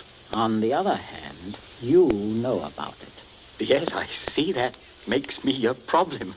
You're wondering if I could keep my mouth shut. If I promised... I am wondering if I could believe you. But if I promised... If things went smoothly, yes. But not if there was any sort of suspicion, any questioning.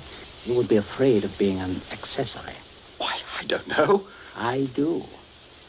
What are we going to do? I can't see anything else. You'd never be fool enough to do me in. You can't get rid of two corpses. Oh, I regard it as a better risk than the other. It could be an accident. Or you and Withers could both disappear. There are possibilities in that. Listen, you can't. I can, but there may be a way out. There is. Smollett, you gave it to me yourself. I did what? You said you would kill Withers.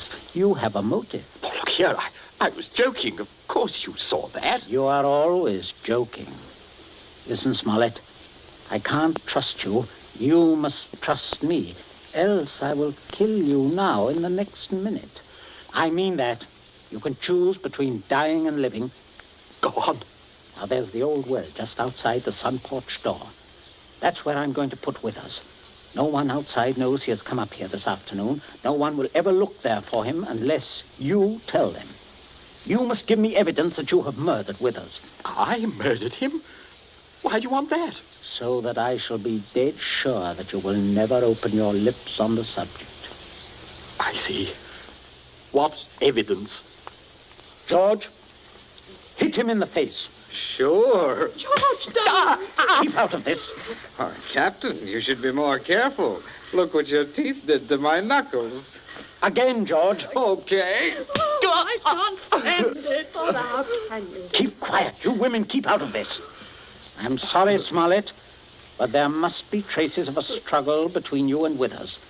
Then it will not be altogether safe for you to go to the police. But can't you take my word, man? I will when we are finished. George? Yes? Get the croquet mallet. Right, Governor. Take your handkerchief to it. In there, on the sun porch floor. Yeah. Yes, I got it, Governor. There, Captain. There's the weapon. As I told you, Smollett. Now, you'll just grasp the end that mashed Withers' head. I shall shoot you if you don't. But, good Lord, you can't. All right. That's it. Now deposit it out by the side of the house, out of the rain, of course. No, wait, George. Yeah? First, you'd better pull a few hairs out of his head and put them under the nails of Withers' right hand. Princey, have you gone mad? Do you know what you're doing? With this gun, yes. Go ahead, George. Sorry to muss your hair up, Captain. Shut up, Smollett. There. That's all we need. Now for Withers, and we'll fix it right up. Be right with you, Governor. Smollett, you may turn around. Withers is just there in the sun porch. Draw back the curtain. Good Lord, Princey. Yes, messy. But we'll get him fixed up. Now, you, Smollett, you've just got to drag him through the door and dump him in the old well. Just beyond the door, Captain. I won't touch him. I won't. All right. Stand aside. Out of range, George. Right. Only one place I want this bullet to go. Father. Oh, Father. Keep quiet. My aim's none too good. Wait a minute. That's better, Smollett. Much better. Go on now. In here. You'll have to take him outside. By the shoulders ought to do it, Captain. Keep quiet, George. Go on, Smollett. Go on. You've seen dead men before. Drag him. Drag him. I'll just hold the gun here to make sure that everything goes all right.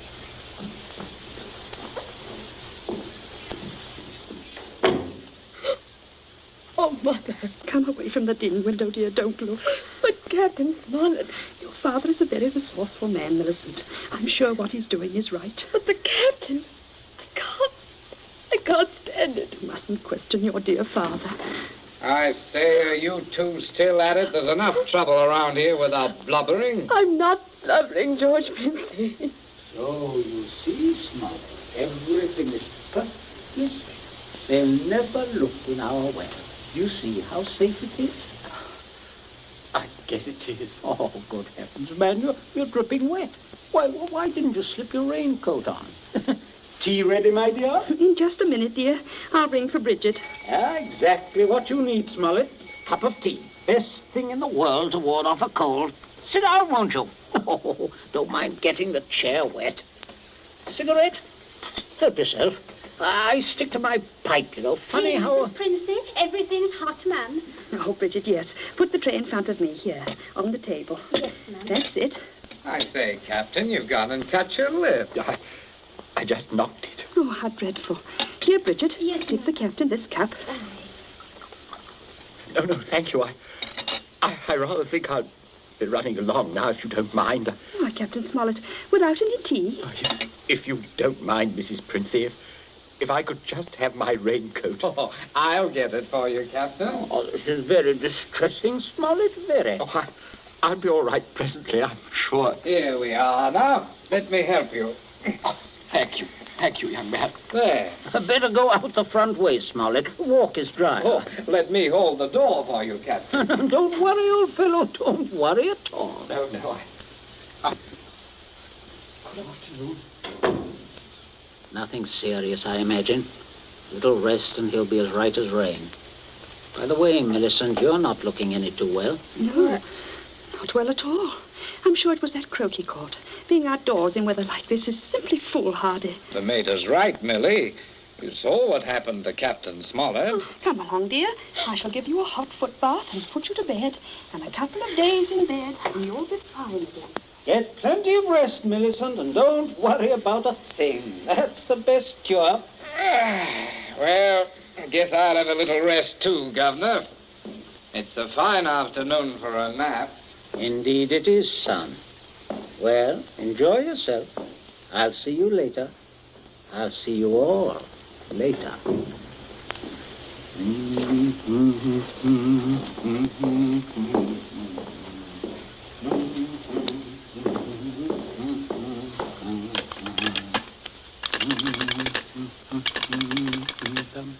Your number, please. Oh, would you get me the police station, please? Police station? Right away, sir.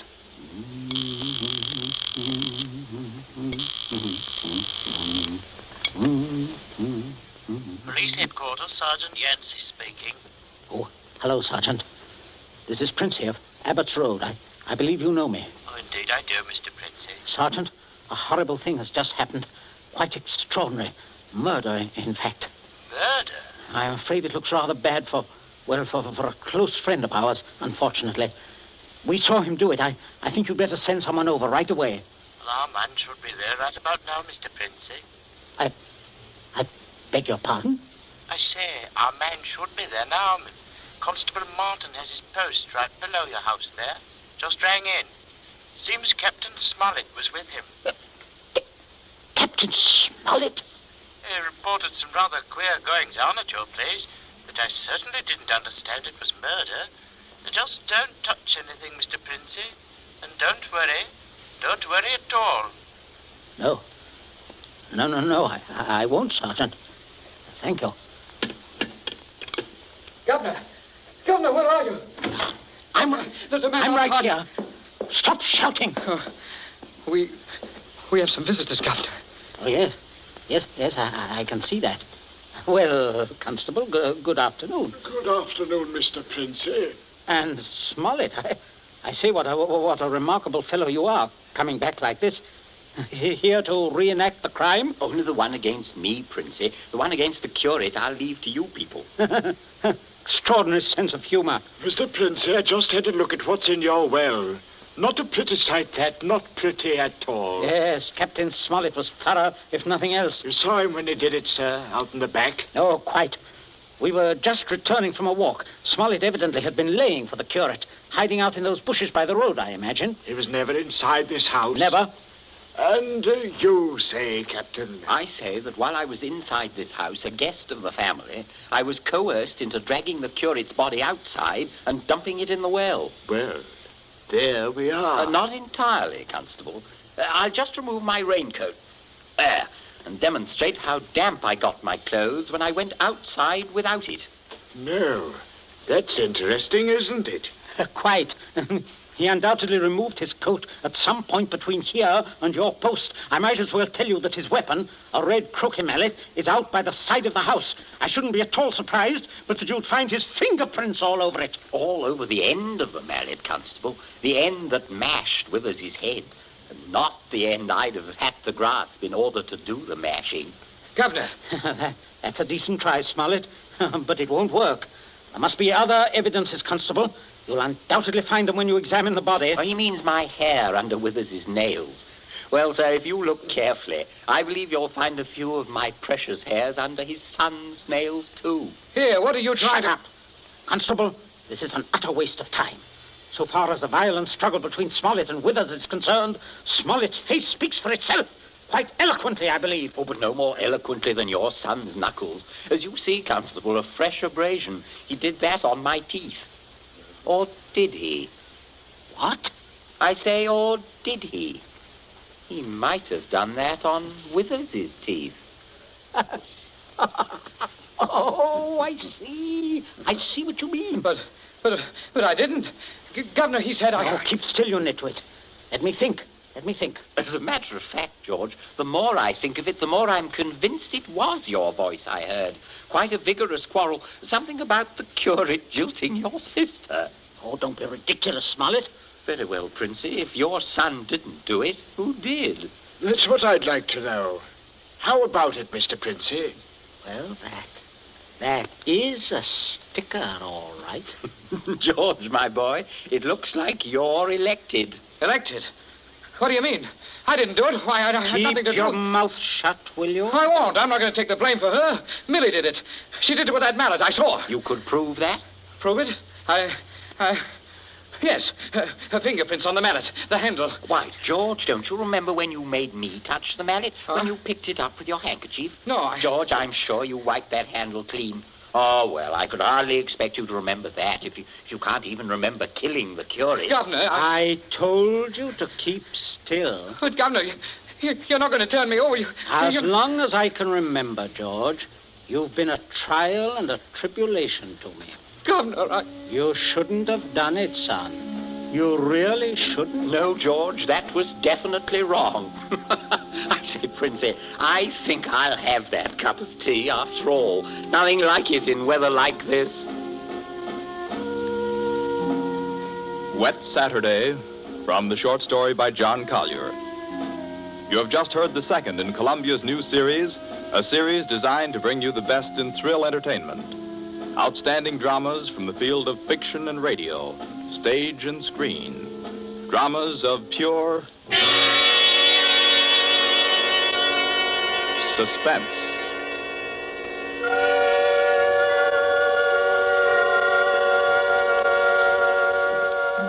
This Columbia feature is produced and directed by Charles Vanda, with script by Harold Medford and score by Bernard Herrmann.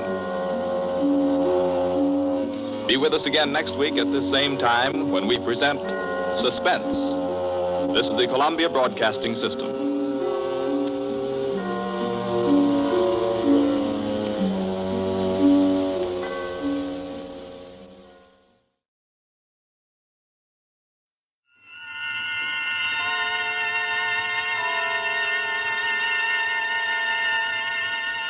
The Columbia Network takes pleasure in bringing you Suspense.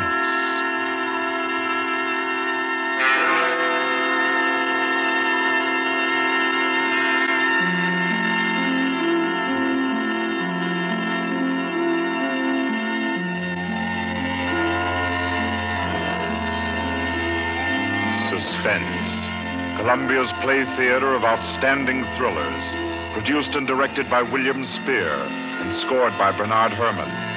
The notable melodramas from fiction and stage and screen, from the world's great literature of entertaining excitement, presented each week to bring you to the edge of your chair, to keep you in suspense.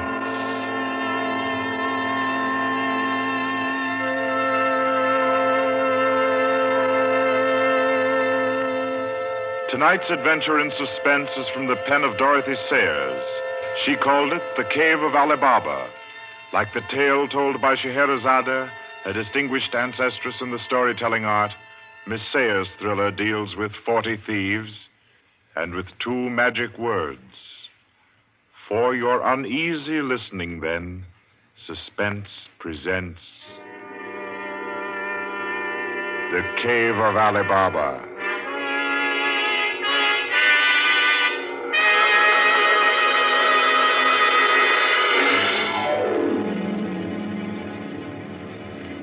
On a Saturday afternoon in January, in a grim and narrow house in Lambeth, a man sat eating kippers and reading the daily paper.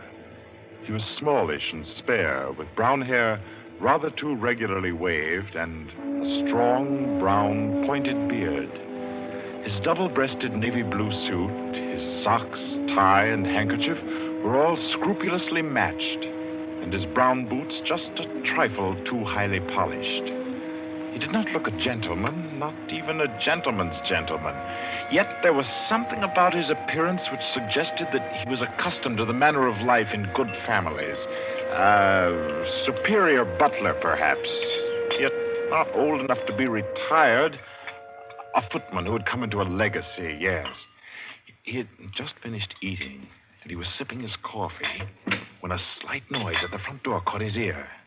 Swiftly, too swiftly for a quiet little man sitting eating kippers and reading his paper on a Saturday afternoon, he sprang up. He dashed through the small hallway and he flung the door open. Of course, no one in sight. The society is at least dramatic in its delivery of its correspondence. And as if he knew what he would find, he shut the door and turned to the hat stand in the hall. An envelope had been placed there. It was addressed to Joseph Rogers. So Mr. Rogers opened the note. Number 21. An extraordinary general meeting will be held tonight at the house of number 1 at 11:30. You will be absent at your peril. The word is finality. Finality. Yes, I think so. The man called Joseph Rogers stood for a moment, studying the note. Then he strode to the rear of the house, to a tall safe built in the wall. Carefully, he manipulated a dial. He swung the safe door open. He stepped inside into a small strong room. He opened a drawer marked correspondence, placed the note inside, and then came out again. A moment to reset the lock for a new combination, and then he went back into the living room. He reached for the telephone. He lifted it from the cradle and then reconsidered. Too dangerous. He hurried upstairs and clambered into an attic. In the furthest corner, he searched for and found a knothole in the woodwork. He pressed it. A concealed trapdoor swung open, and he was in the loft of the adjoining house. He paused before 3 cages, in each of them a carrier pigeon. Carefully, he wrote a note, slipped it under a pigeon's wing. There you are, my pretty. There, take it easy now. There you go. Fly straight. 4:30. I'll send another pigeon at 5 and the third at 6. I should have my answer by 9:30 at the latest. Oh, I forgot one thing, most important. Mr. Rogers moved through the trapdoor, back into the attic of his own house, and once again he stood before the tall safe built in the wall. He opened the door, stepped into the strong room, moved for a moment quietly in the dark, and then spoke gently. Now, be good, my sweetheart. I'm depending on you. Open sesame. Come on now, old thing. Open sesame. Open sesame. That's better. That's very much better.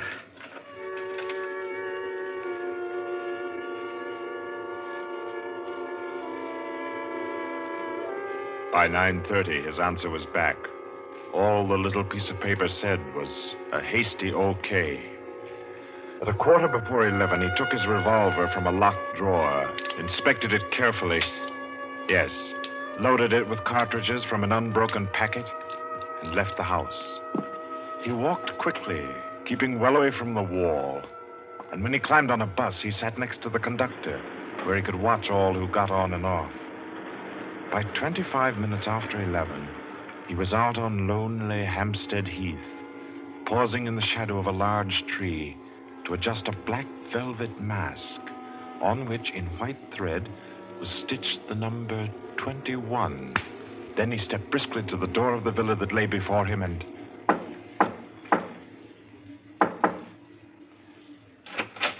What is it? Finality. Come in. Go right on through. Number 1 will check you in. Right.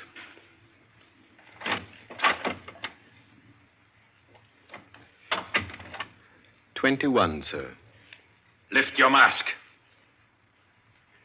Very well, 21. You may go on to the meeting room. Thank you, sir.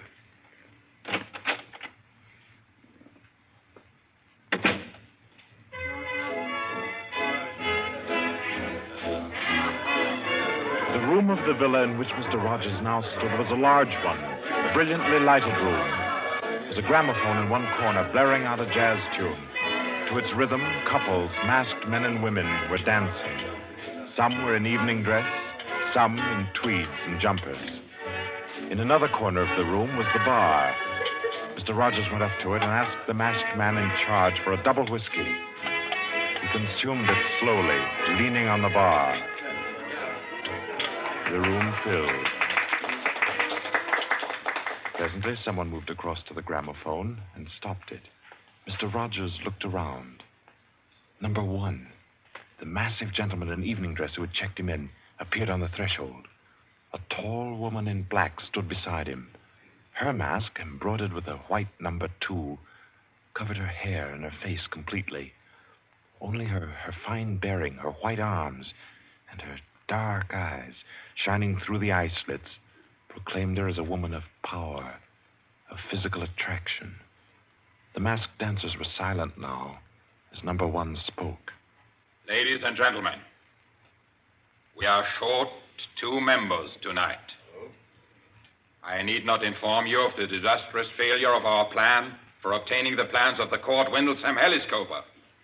Our courageous and devoted friends, number 15 and number 38, were betrayed and taken by the police.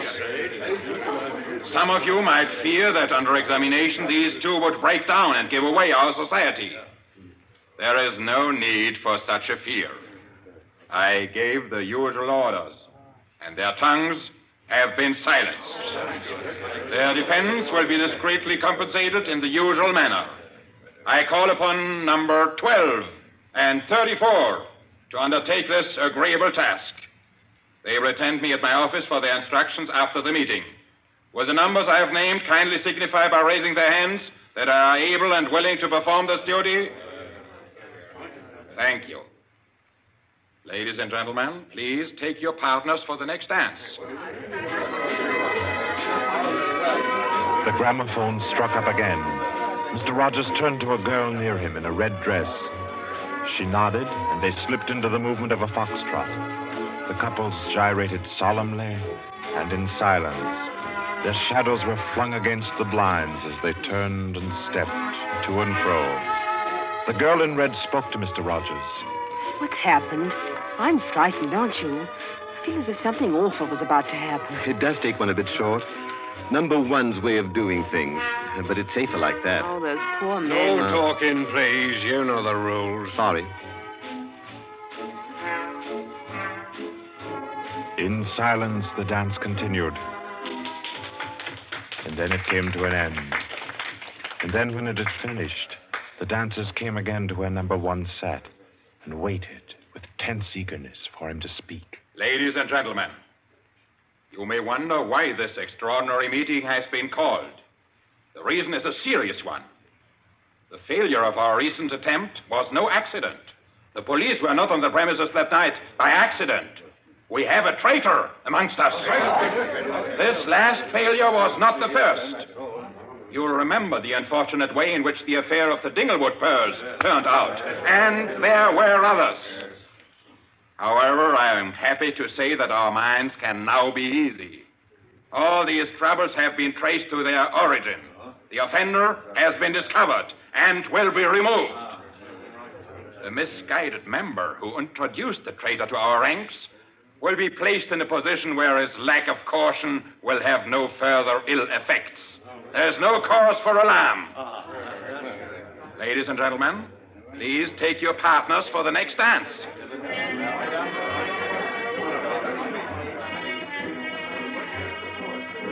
Again, the gramophone took up its bizarre monotony, and the masked dancers glided and turned, and their movements were sharper, more staccato. The girl in red was claimed by a tall mask and evening dress. A hand laid on Mr. Rogers' arm made him start. A small, plump woman in a green jumper slipped a cold hand into his. The dance went on.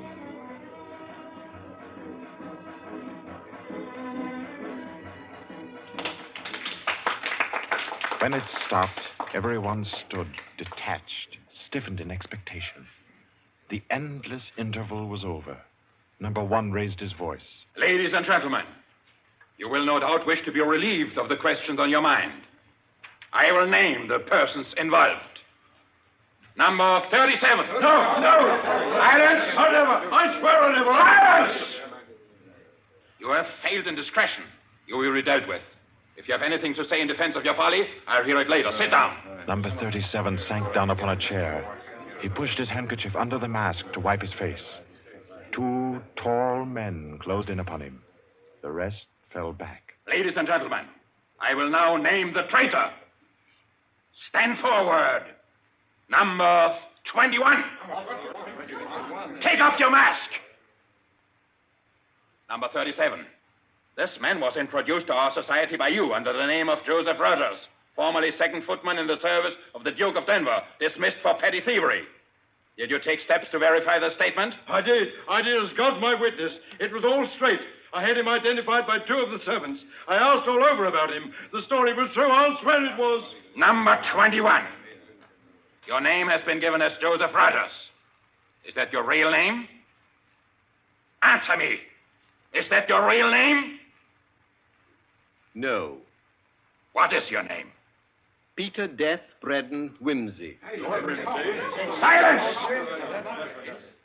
My compliments, your lordship. We thought Lord Whimsy was dead. He was killed, so the paper said 2 winters ago, while shooting big game in Africa. He even left a will, proved of £500,000. To his mother, I believe, the Dowager Duchess of Denver. Lord Peter Whimsy, indeed. Well-known book collector, man about town, distinguished criminologist. Took an active part in the solution of several famous mysteries. Taking an active part, if you don't mind. So you deliberately led us to think you were dead and became Joseph Rogers to gain entrance to our society. What has become of the real Joseph Rogers? He died abroad. I took his place. And the end of your impersonation to uncover our society? Precisely. I see.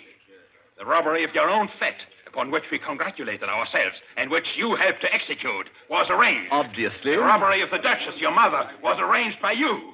It was. It was a very ugly tiara. No real loss to anybody with decent taste. The burglary of the Winthrop mansion, the theft of the necklace at Covent Garden, the others as well. You arranged them all. All. May I smoke, by the way? You may not. Numbers 15, 22, 39. You have watched the prisoner. Has he made any attempt to communicate with anybody? None. His letters and parcels have been opened. His telephone tapped and his movements followed. Even the water pipes in his house have been under observation for Morse code signals. You're certain? Absolutely. Then we may be sure that he has been alone in this adventure.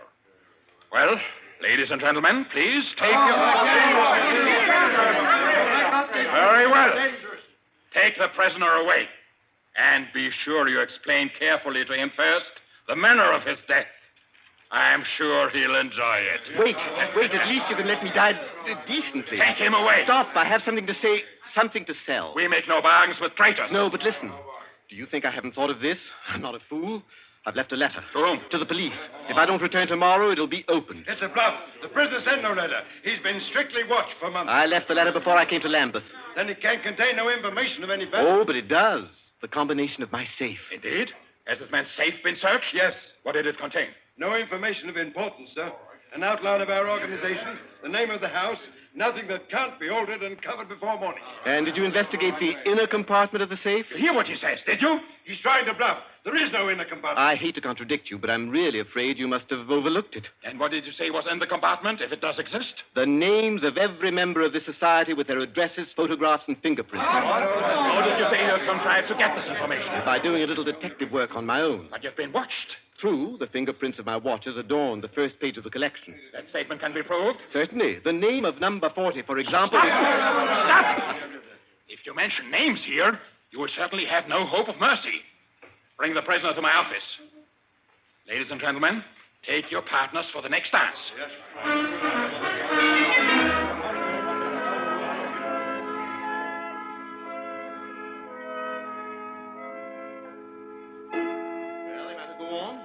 Prove that I know your gang from number 1 through number 25. Do you want me to prove that I know the others as well? My lord, your story fills me with regret that you are not, in fact, a member of our society. Wit, courage, and industry are valuable in an association like ours. I fear I cannot persuade you. No, I suppose not.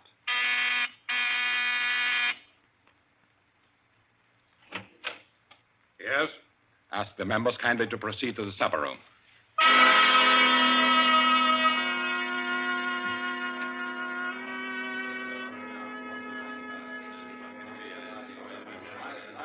Ladies and gentlemen, I'll not conceal from you the seriousness of the situation.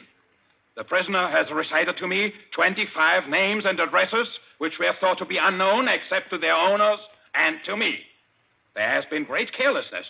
Fingerprints have been obtained. He showed me some photographs of them.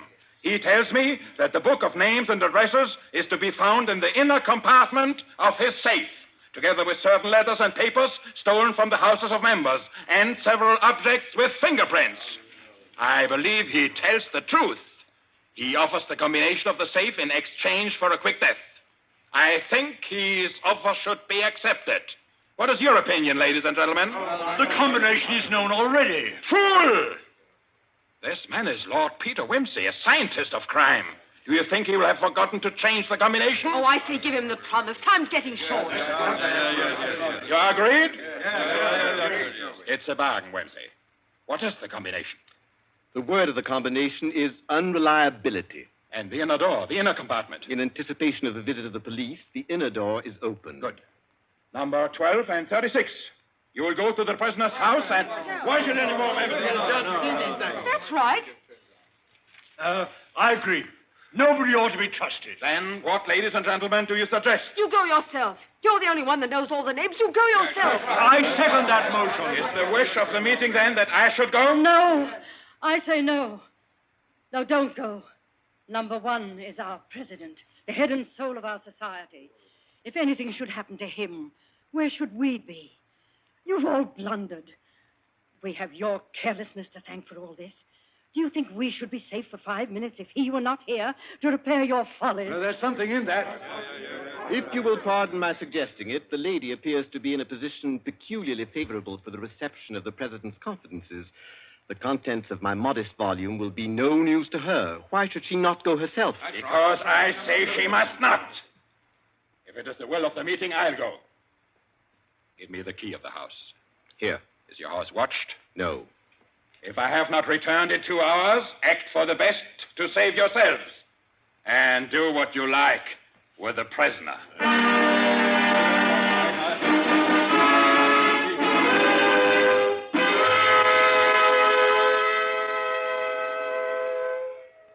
The president has been gone 2 hours. Traitor! What's happened to him? How should I know? Perhaps he's looked after himself and gone while the going was good. Liar! Oh. He'd never do that. What have you done with him? Speak, or I'll make you speak. I can only form a guess, madam. I'm afraid that your president may quite inadvertently have left the door of the inner compartment closed behind him, in which case... Yes? Well, let me explain the mechanism of my safe. The inner compartment has 2 doors.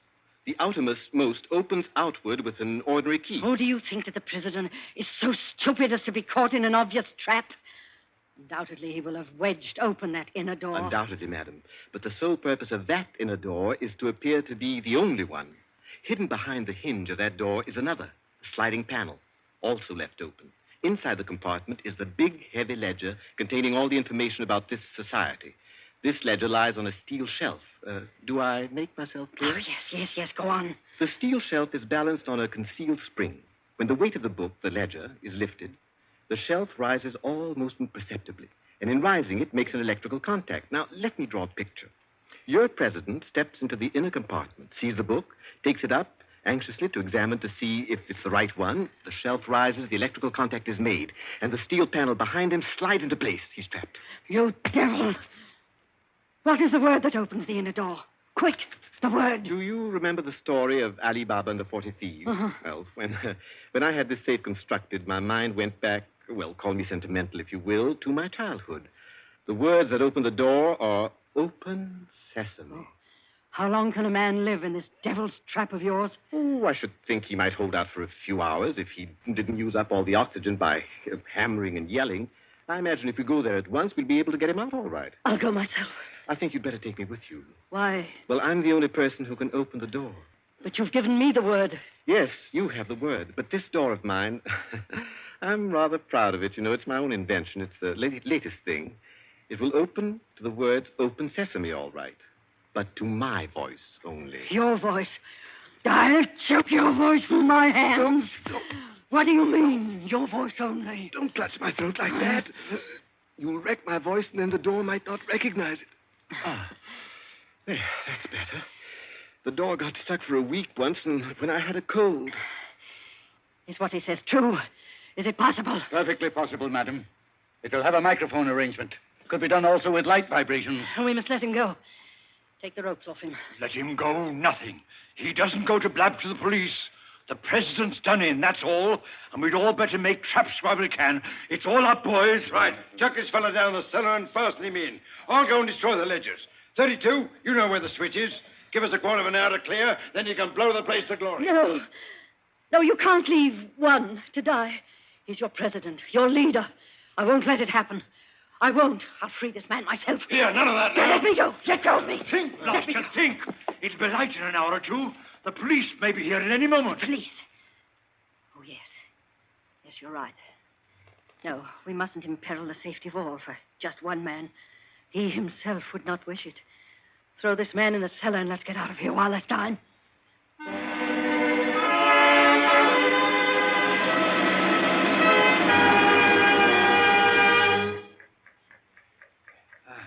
Here. This is good enough. Leave him here. Right. Let's go. Hey, you chaps. Yeah? Should have gagged him.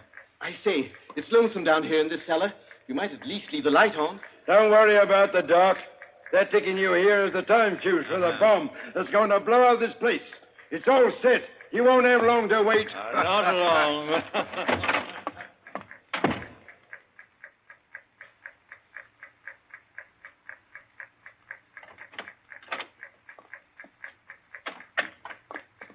Who is it? Who's there? Hold still, so I can cut the ropes. Well, if it isn't two. My compliments, madam, on your loyalty to your president. Quick. They've set the time fuse. The house is mine. Follow me as fast as you can. Number one must be saved. And only you can do it. Well, how did you manage to... There's no time for questions. Get up and follow me. You will release him. You promise. I promise. But I warn you, madam, that this house is surrounded. When my safe door closed, it gave a signal to Scotland Yard. All the members of the society had taken. Never mind them. Here, outside. Quick. All right, who's there? Is that you, Inspector? Get your fellows away, quick. The house is going up in a minute.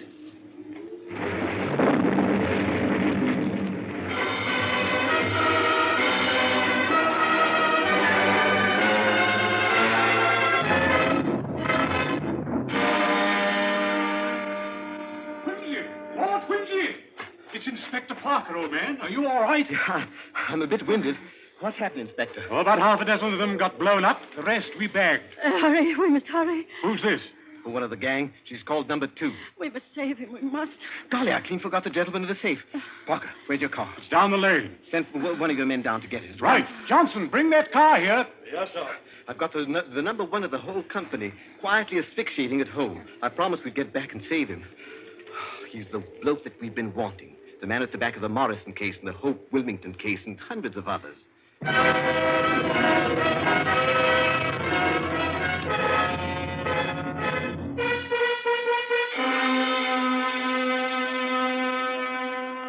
Is this it? Quite a contraption. Yes, I only hope he hasn't upset the adjustment by thumping at it. Oh, please, hurry.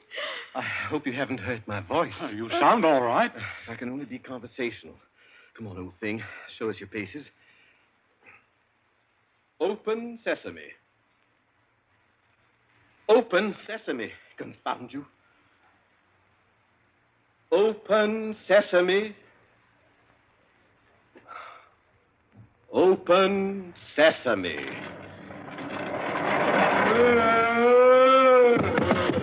He's dead. Let me see. No, he's not. He lived to stand his trial.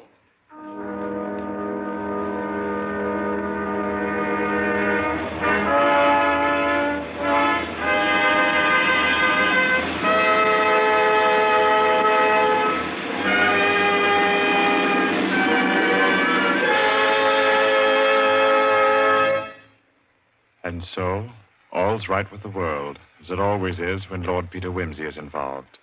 The Cave of Ali Baba by Dorothy Sayers was the story which gave us tonight's Suspense. Suspense is produced by William Spear. Our guest director for this evening was Robert Louis Sheehan. Tonight's radio drama was written by Peter Lyon and scored by Bernard Herrmann. Romney Brent was Peter Wimsey, William Moulton played number 1, and Ira Gerald, the lady in the case.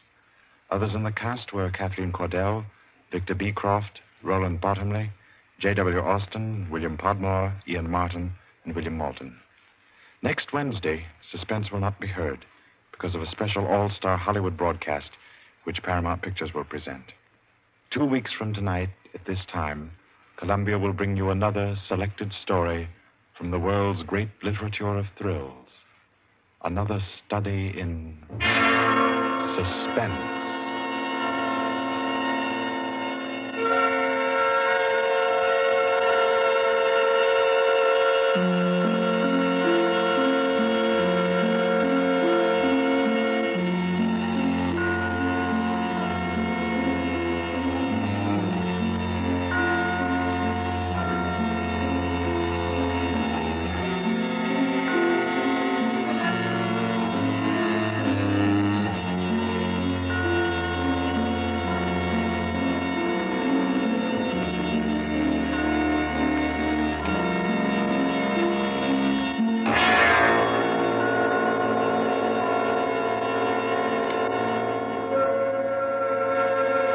This is Barry Kroger, and this is the Columbia Broadcasting System.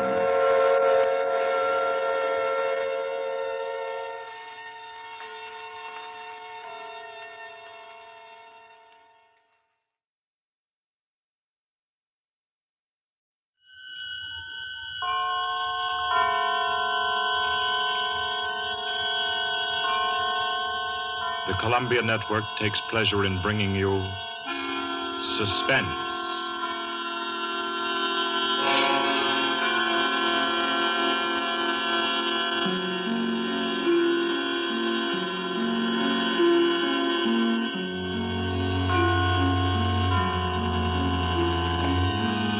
Suspense, Columbia's parade of outstanding thrillers, produced and directed by William Spear and scored by Bernard Herrmann. The notable melodramas from stage and screen, fiction and radio, presented each week to bring you to the edge of your chair, to keep you in suspense.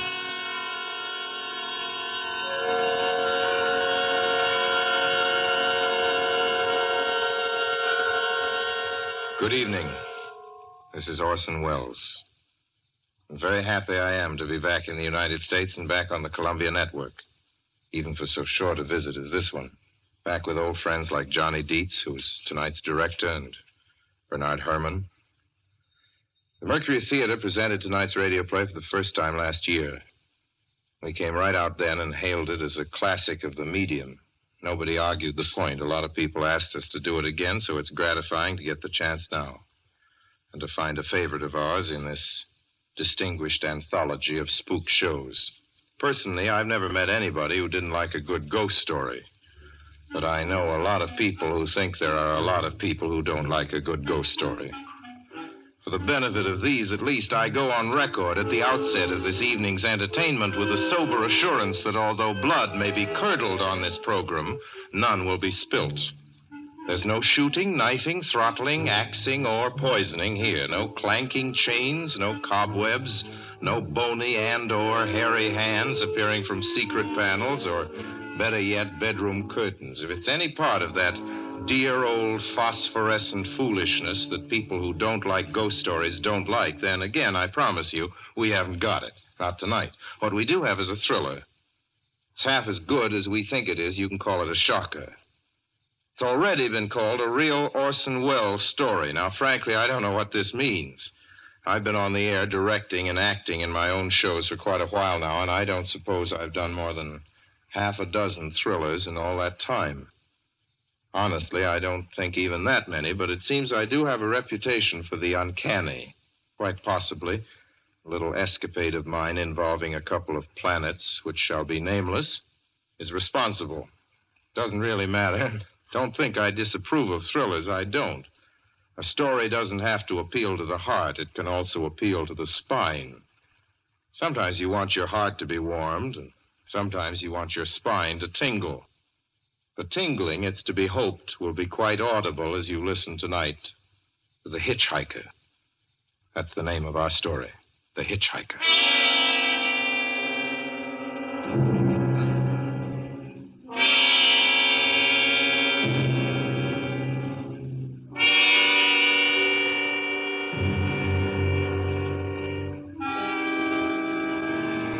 I'm in an auto camp on Route 66, just west of Gallup, New Mexico.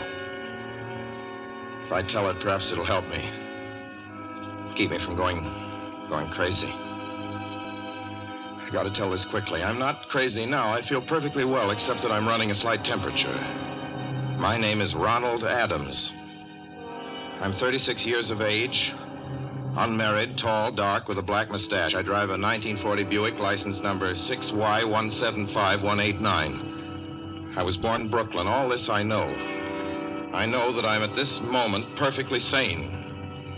That it's not me who's gone mad. It's something else. Something utterly beyond my control. I've got to speak quickly. At any minute, the link may break. This may be the last thing I ever tell on Earth. The last night I ever see the stars. 6 days ago, I left Brooklyn to drive to California. Goodbye, son. Good luck to you, my boy. Goodbye, Mother. Here, give me a kiss, and I'll go. I'll come out with you to the car. Oh, no, it's raining. Stay here at the door. Hey, what's this? Tears? I thought you'd promised me you wouldn't cry. Oh, I know, dear. I'm sorry. But I do hate to see you go. I'll be back. It'll only be on the coast 3 months. Oh, it isn't that. It's just the trip. Ronald, I wish you weren't driving. Oh, Mother, there you go again. People do it every day. I know, but you'll be careful, won't you? Promise me you'll be extra careful. Don't fall asleep or drive fast or pick up any strangers on the road. Oh, gosh. I think I was still 17 here, you told me. Oh. And wire me as soon as you get to Hollywood, won't you, son? Of course I will. Don't you worry. There's nothing going to happen. It's just 8 days of perfectly simple driving on smooth, decent, civilized roads with a hot dog or a hamburger stand every 10 miles.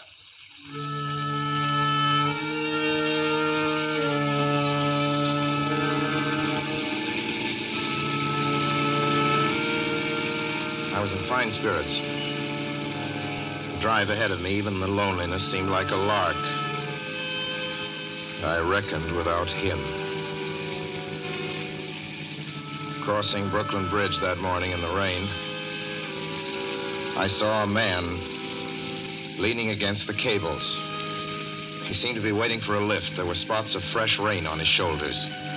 He was carrying a cheap overnight bag in one hand. He was thin, nondescript, with a cap pulled down over his eyes. I would have forgotten him completely, except that just an hour later, while crossing the Pulaski Skyway over the Jersey Flats, I saw him again. At least, he looked like the same person. He was standing now with one thumb pointing west. I couldn't figure out how he got there, but I thought probably one of those fast trucks had picked him up, beaten me to the Skyway, and let him off. I didn't stop for him. Then late that night, I saw him again. It's on the new Pennsylvania Turnpike between Harrisburg and Pittsburgh. It's 265 miles long with a very high speed limit. I was just slowing down for one of the tunnels when I saw him, standing under an arc light by the side of the road. I'd seen quite distinctly the bag, the cap, even the spots of fresh rain spattered over his shoulders. He hallooed at me this time. Hello! Hello! I stepped on the gas like a shot. It's lonely country through the Alleghenies, and I had no intention of stopping. Besides, the coincidences, or whatever it was, gave me the willies. Stopped at the next gas station.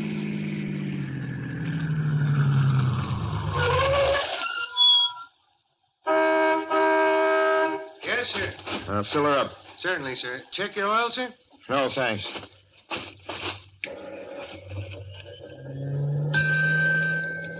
Nice night, isn't it? Yes. It hasn't been raining here recently, has it? Not a drop of rain all week. Oh? Oh, I suppose that doesn't done your business any harm. Oh, people drive through here all kinds of weather. Mostly business, you know. There aren't many pleasure cars out on the turnpike this season of the year. I suppose not. What about hitchhikers? Hitchhikers here? What's the matter? Don't you ever see any? Not much. If we did, it'd be a sight for sore eyes. Why? Oh, I'd be a fool who started out to hitch rides on this road. Look at it. Then, you've never seen anybody? No. Maybe they get the lift before the turnpike starts. I mean, you know, just before the toll house. But then it'd be a mighty long ride. Most cars wouldn't want to pick up a guy for that long a ride. And, you know, this is pretty lonesome country here. Mountains and woods. You ain't seen anybody like that, have you? No. Oh, no, not at all. I was just a technical question. I see. Well, that'll be just $1.49 with the tax.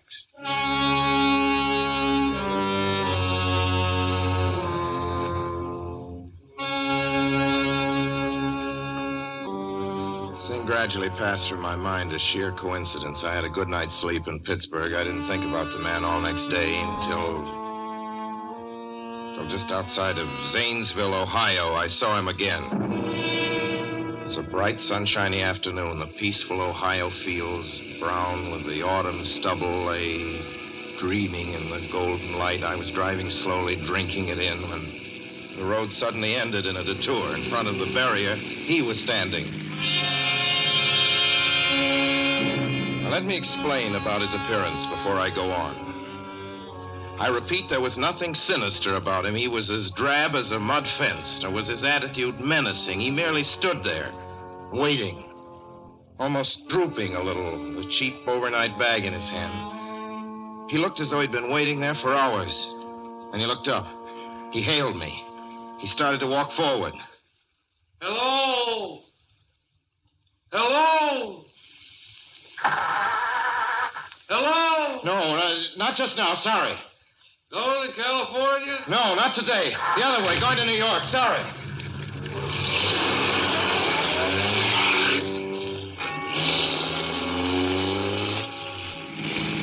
After I got the car back on the road again, I felt like a fool. Yet the thought of picking him up, of having him sit beside me, was somehow unbearable. At the same time, I felt more than ever unspeakably alone.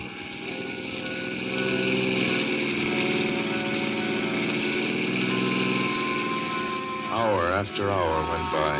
Fields, the towns ticked off one by one. The light changed. I knew now that I was going to see him again. And though I dreaded the sight, I caught myself searching the side of the road, waiting for him to appear.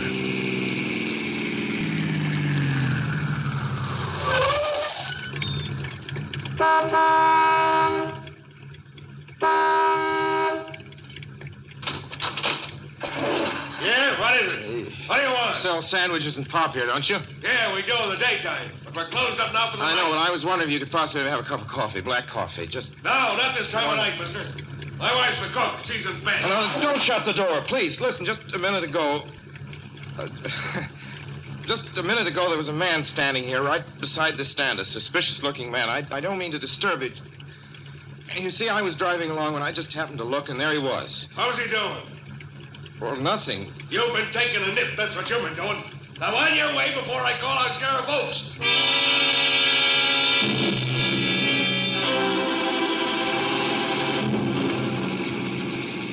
I got into the car again and drove on slowly. I was beginning to hate the car.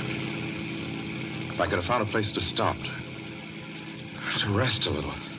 I was in the Ozark Mountains of Missouri now. A few resort places there were closed, only an occasional log cabin, seemingly deserted.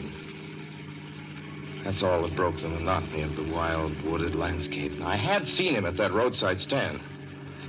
I knew I'd see him again. Maybe at the next turn of the road. I knew that when I saw him next, I would run him down.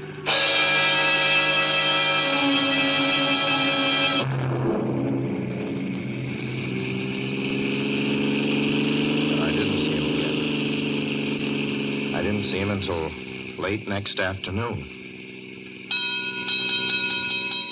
I stopped a car at a sleepy little junction just across the border into Oklahoma to let a train pass by. When he appeared across the tracks, leaning against a telephone pole. Perfectly airless, dry day. The red clay of Oklahoma was baking under the southwestern sun. Yet there were spots of fresh rain on his shoulders. I couldn't stand that. Without thinking, blindly, I started the car across the tracks. He didn't even look up at me. He was staring at the ground. I stepped on the gas hard, veering the wheel sharply toward him. I could hear the train in the distance now, but I didn't care. And something went wrong with the car. The train was coming closer. I could hear its bell ringing and the cry of its whistle. Still, he stood there. And now I knew that he was beckoning me to my death.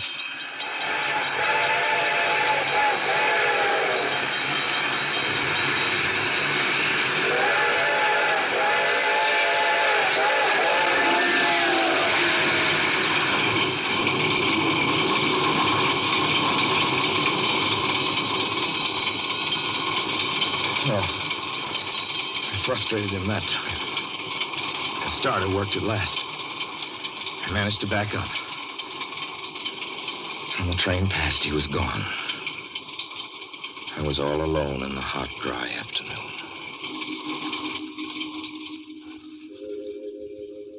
After that, I knew I had to do something. I didn't know who this man was or what he wanted of me. I only knew that from now on, I mustn't let myself alone on the road for 1 minute. Hello there. Like a ride? Well, what do you think? How far are you going? Where do you want to go? Amarillo, Texas. I'll drive you there. Gee.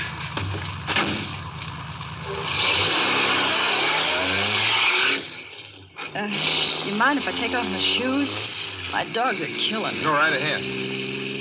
Oh, gee, what a break this is. Hitchhike much? Sure. Only it's tough sometimes in these great open spaces to get the break. I should think it would be, though I'll bet you get a good pickup in a fast car. If you did, you could get places faster than, say, another person in another car, couldn't you? I don't get you.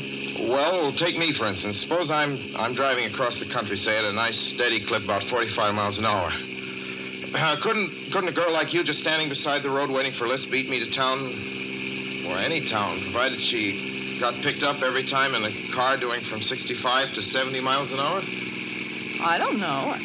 What difference does it make? Oh, no difference. It's just a crazy idea I had sitting here in the car. Oh, imagine spending your time in a swell car thinking of things like that. What would you do instead? What would I do?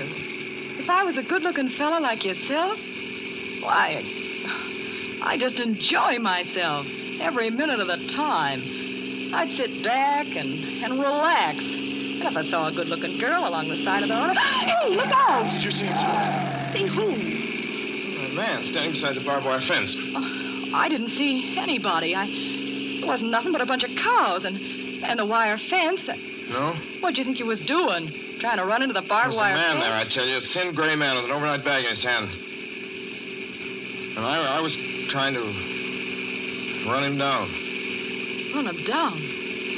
You mean kill him? Say you didn't see him back there? You sure? I didn't see a soul. As far as that's concerned... Watch for him the next time and keep watching. Keep your eyes peeled on the road. He'll turn up again. Maybe any minute. There! Look there!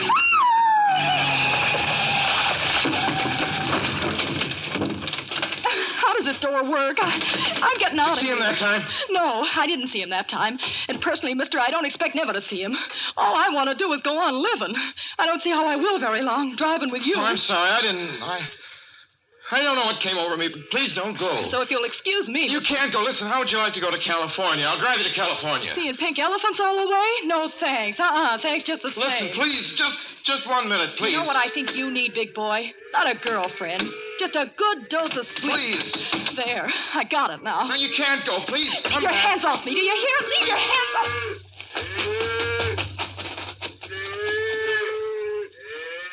She ran from me. As though I were a monster. A few minutes later, I saw a passing truck pick her up. I knew then that I was utterly alone. It was in the heart of the great Texas prairies. There wasn't a car on the road after the truck went by. I tried to figure out what to do, how to get hold of myself. I could find a place to rest, or even if I could sleep right here in the car for a few hours along the side of the road. I was getting my winter overcoat out of the back seat to use as a blanket when I saw him coming toward me, emerging from the herd of moving steer. Hello?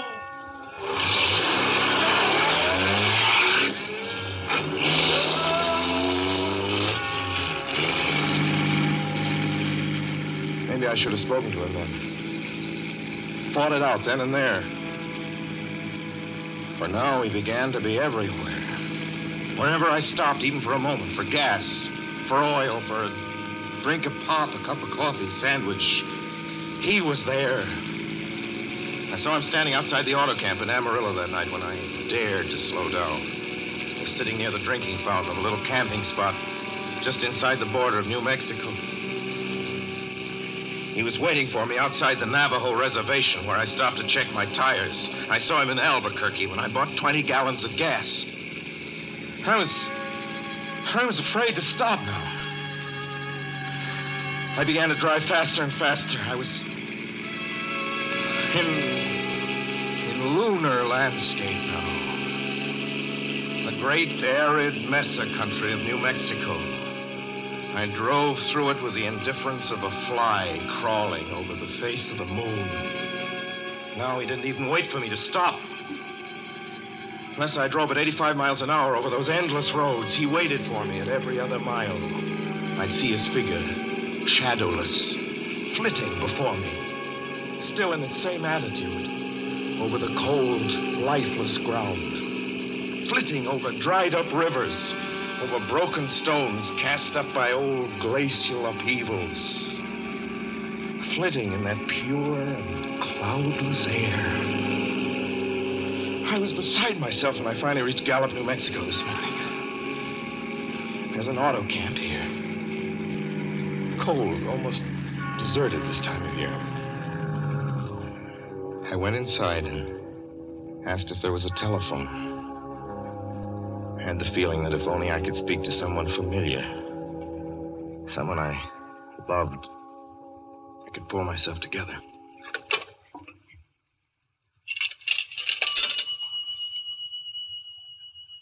Your call, please. Long distance. Long distance, certainly. This is long distance. I'd like to put in a call to my home in Brooklyn, New York. I'm Ronald Adams. The number is Beechwood 200828. Certainly. I will try to get it for you. Albuquerque. New York for Gallup. New York. Gallup, New Mexico, calling Beechwood 20828. I'd read somewhere that love could banish demons. It's the middle of the morning. I knew Mother would be home. I pictured her tall and white-haired in her crisp house dress, going about her tasks. It'd be enough, I thought, just to hear the even calmness of her voice. Will you please deposit $3.85 for the first 3 minutes? When you have deposited $1.50, will you wait until I have collected the money?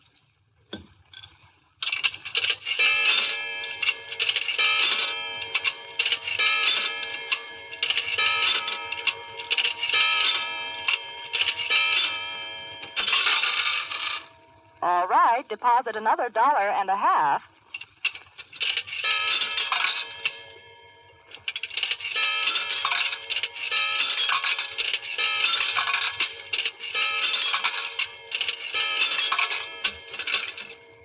Will you please deposit the remaining 85 cents?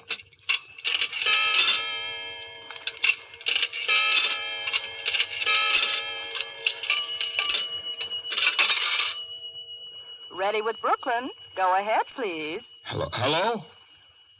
Mrs. Adams' residence. Hello, Mother? This is Mrs. Adams' residence. Who is it you wish to speak to, please? What? Who's this? This is Mrs. Whinney. Mrs. Whinney? I don't know any Mrs. Whinney. Is this Beechwood 20828? Yes.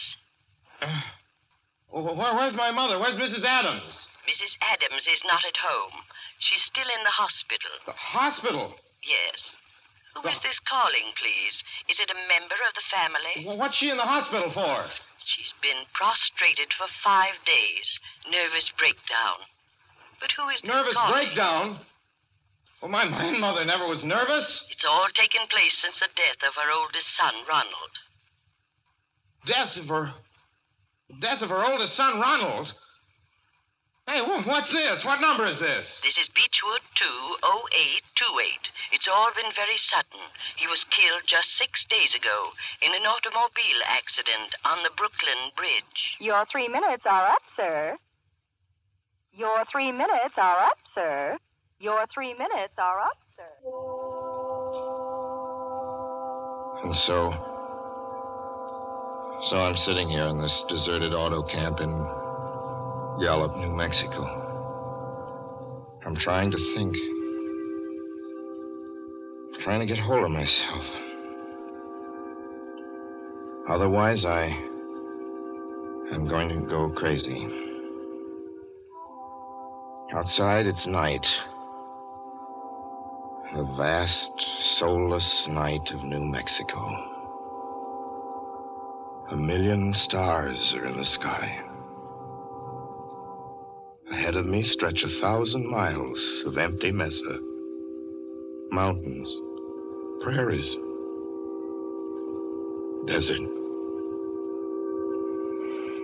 Somewhere among them, he's waiting for me. Somewhere I shall know who he is and who I am.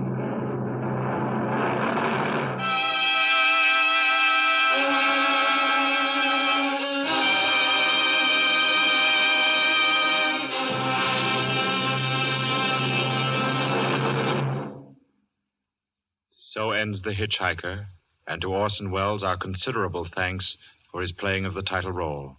Mr. Welles? Help wanted.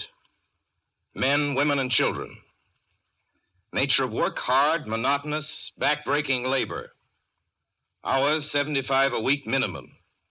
Pay, few cents an hour. Added inducement, 2 meals a day, including several ounces of bad bread and a cup of thin soup. Don't delay. Apply at once. How'd you respond to a want ad like that, Mr. and Mrs. American working man and woman? You'd laugh, wouldn't you, and throw the paper in the trash basket. Dismiss the whole advertisement as some kind of a joke. But believe me, it's no joke. It's a simple statement of the working conditions that exist today in Nazi Germany and the conquered countries under Nazi rule.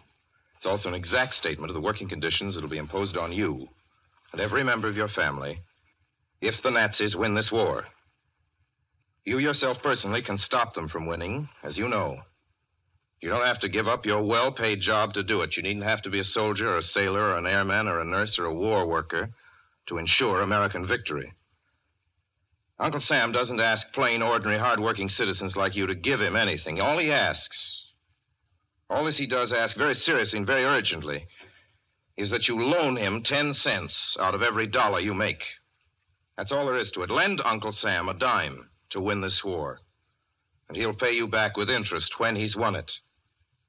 The easiest, most convenient way to lend him these dimes is to enroll in the payroll savings plan.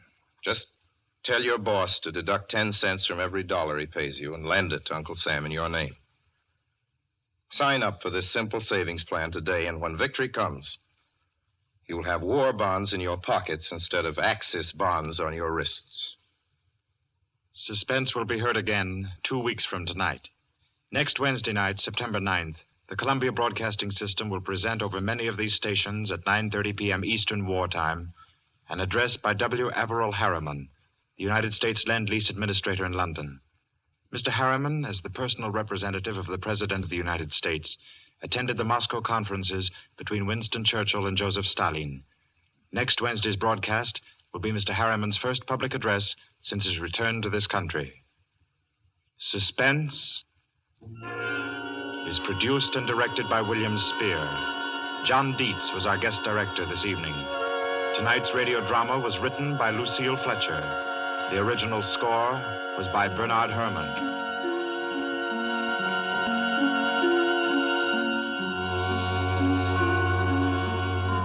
This is the Columbia Broadcasting System.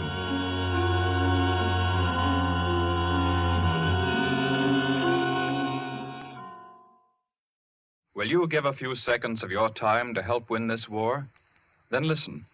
At Stalingrad the other day, a Nazi tank unit attacked a corps of Russian soldiers. The Russians tried to stop the tanks and fought until their guns were silenced. Then did they surrender? Did they retreat? No. 18 of them rushed forward with bombs in their hands, got under the tanks, and blew them up. They gave their lives for their country. You and I are not asked to give our lives for ours. All we're asked to do is buy war bonds and stamps. Our American soldiers are giving their lives for us each day. More and more of them every day. Can we do less than loan our money to them? It's such a simple, easy thing to do. Out of every dollar you earn, Lend 1 dime to your country. Do it regularly by joining the 10% Club where you work. And do it now. Our soldiers need your help.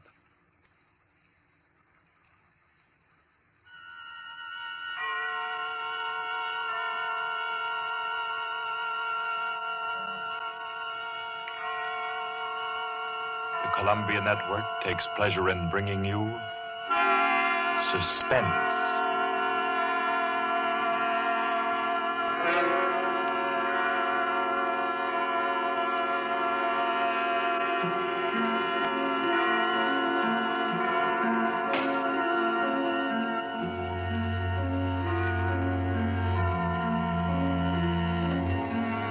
Suspense, Columbia's parade of outstanding thrillers, produced by William Spear and scored by Bernard Herrmann. The notable melodramas from stage and screen, fiction and radio, presented each week to bring you to the edge of your chair, to keep you in suspense.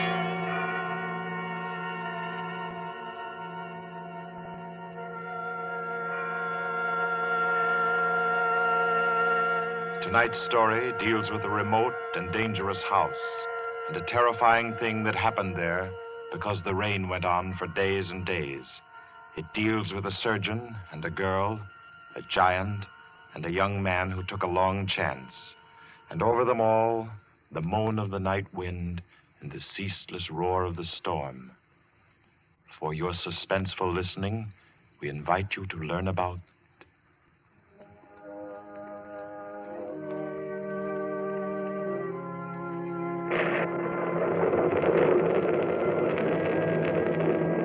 Kettler method.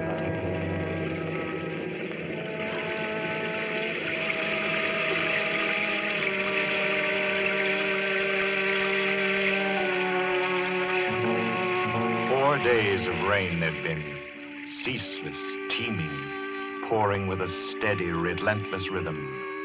4 solid days. The fields around Culston had been turned into huge puddles that reflected the heavy, swollen sky. And Dr. Morrissey was stirred by a deep anxiety. He stood beside a window in his sanitarium, which rose high on a lonely hill a few miles from the little town of Culston, and stared into the jagged, spraying screen of rain. It was just 3 o'clock. 3 o'clock of an afternoon he would long remember. He was on the point of sending for Caffrey, the ward attendant, when the door opened, and Caffrey came in, pale, disturbed. Dr. Morrissey. Is there anything wrong, Caffrey? I don't know. There's a feeling down in the ward. Feeling? This rain's going on too long. The patient's getting uneasy? They're bound to, ain't they? If a guy with good nerves, he gets jumpy. You can imagine what it does to theirs. Seem to be affecting anyone in particular? Number 5's been carrying on. Kettler? Yeah. I brought him up. Nurse Carter's waiting with him out in the hall. Bad as that? He's upsetting the others. Keeps asking for some guy named Benham. Oh, that's the man he killed. I didn't know he was homicidal. Oh, it was an accident. He was performing a brain surgery on Benham and... Him? Oh, Kettler was a very important surgeon, Caffrey. Didn't you know that? He keeps saying so, but... It's perfectly true. Very successful, Dr. Kettler was. Until he perfected an operative procedure that he called the Kettler method. A new process of brain operation. Spent most of his life on it and... Well, when he tried it for the first time on this young lad Benham and Benham died on the table, it unbalanced his mind. I got to go back down there now. I think you'd better wait while I talk with Kettler. Okay, I'll bring him in. But don't make it long. I don't like the feel of things around here. Nurse, Miss Carter. Yes, we're coming. You can bring him in now. Come along. Dr. Morrissey wants to see you. Does he now? Does he? Come in, Kettler. I'd like to ask Dr. Morrissey a question. I'd like to ask him a question. Yes, Dr. Kettler. I should like to ask him where Laird Benham is. I know he'll never tell me. But I will, Kettler. Laird Benham is buried somewhere out there under the rain. He is at peace, Kettler. Can't you forget about him? Just forget. You'd all like me to forget about him, wouldn't you? Then you could keep him hidden away forever, couldn't you? Benham is dead, Kettler. You know that. Benham died. He did not. He's alive. He was alive when you and the rest of the envious medical profession stole him from the operating table. kidnapped him with my bandages still round his head. You were determined to make the Kettler method seem a failure, weren't you? Weren't you? Easy now. Believe me, Kettler. I think Lead I know venom where died. he is now, Dr. Morrissey. He's in the cellar under the ward downstairs, isn't he? Isn't he? Kettler. Let me see it. There, venom. Oh, you'd better take him down, Caffrey. All right. Come along now, sir. I'll take him, nurse. You won't show him to me. Even though it would make me well again. My cellars are empty, Kettler. Believe me, Benham isn't there. You sit there in power and order me away. Come on, Kettler. There's something I have to say. I've always been above violence, Dr. Morrissey. But the time comes when there's no other course. This is a warning, Doctor. A warning. And the joke is that you won't heed it. Come on with you. You won't heed it now. But you'll remember it. And soon you'll remember it. Tables turn, Dr. Morrissey. Tables turn.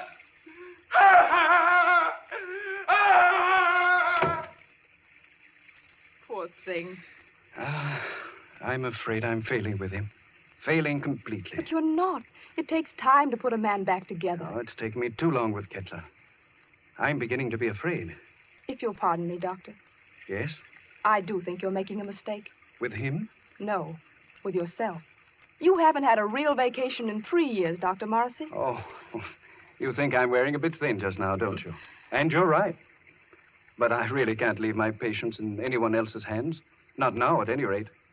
No, I'll have to make the best of it. But you need relaxation, Doctor. I know.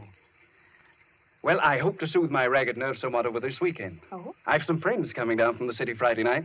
Leslie and Claire Winton. Young married couple, newlyweds. And I'm just going to relax with them and forget everything until Monday morning. You must, Doctor. You do need it so badly. Oh, by the way, Doctor. Yes? I slipped some those new sample bandages into your coat pocket. Well, thanks. I'll have a look at them. I think they're quite good. The salesman said that... Yes, nurse. What is it? Did you hear something? Thunder, wasn't it? Something else besides thunder. I thought it... Well, I didn't hear it. My nerves must be getting the best of me. Perhaps it's a case of nurse heal thyself, eh? I'm not the only one who needs a rest. You know, it might be a very good idea if we both... Dr. Morrissey. I heard that. What is it? It's coming from the ward. Sounds like... That was a shot, nurse. You get on the phone. Call the police at Colston. Hello? Keep at it. Hello? Someone's trying to get in from the hall. Dr. Morrissey! Dr. Morrissey! It's Caffrey. Just a moment. Caffrey, what is it? He's ganged up on me. All of them coming up the stairs. Kettler, clear out of here. Oh. Steady, nurse. He's dead, isn't he? Yes. Dr. Morrissey. Kettler. Remember my warning. Remember it, Doctor. Tables turn, Dr. Morrissey. Tables turn.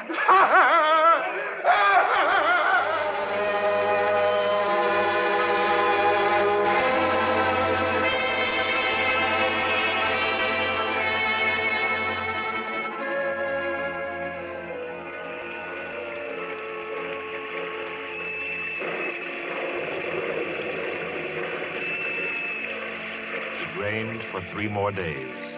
Friday night came, black, wet, and glistening. And the 8:15 express groaned into Colston Station, bringing Leslie and Claire Winton out from the city with their weekend luggage.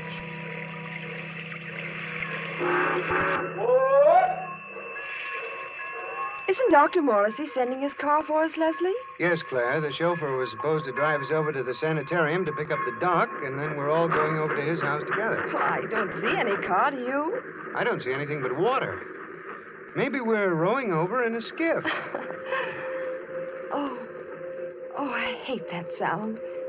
Like somebody's in agony. I think you're a little depressed, dear. Well, I shouldn't be surprised. My head's still aching dreadfully. Poor lover. How long's that been going on now? Almost a week. It frightens me. I don't think it's anything serious. Waiting in the rain like this doesn't do it any good, I'm sure. I don't understand. Doc's usually so punctual, right on the dot. You don't suppose we ought to call the sanitarium? You people for Dr. Morrissey, yes? What? Yes, we're the Wintons. Doc sent you to pick us up? I, Cato, Dr. Morrissey's chauffeur. You got luggage? Yes. Here it is. I take. You follow me to car. Come. We're coming. Leslie, Yes? he's tremendous, isn't he? He must be 6.5 feet tall. I'm over 6 myself, darling. He's nearer 8. That's a giant. Get those shoulders. He could snap me in two like a matchstick. Well, I hope he likes us. So do I, light of my life. Car waiting. You come, please. But I really don't think he does. Coming.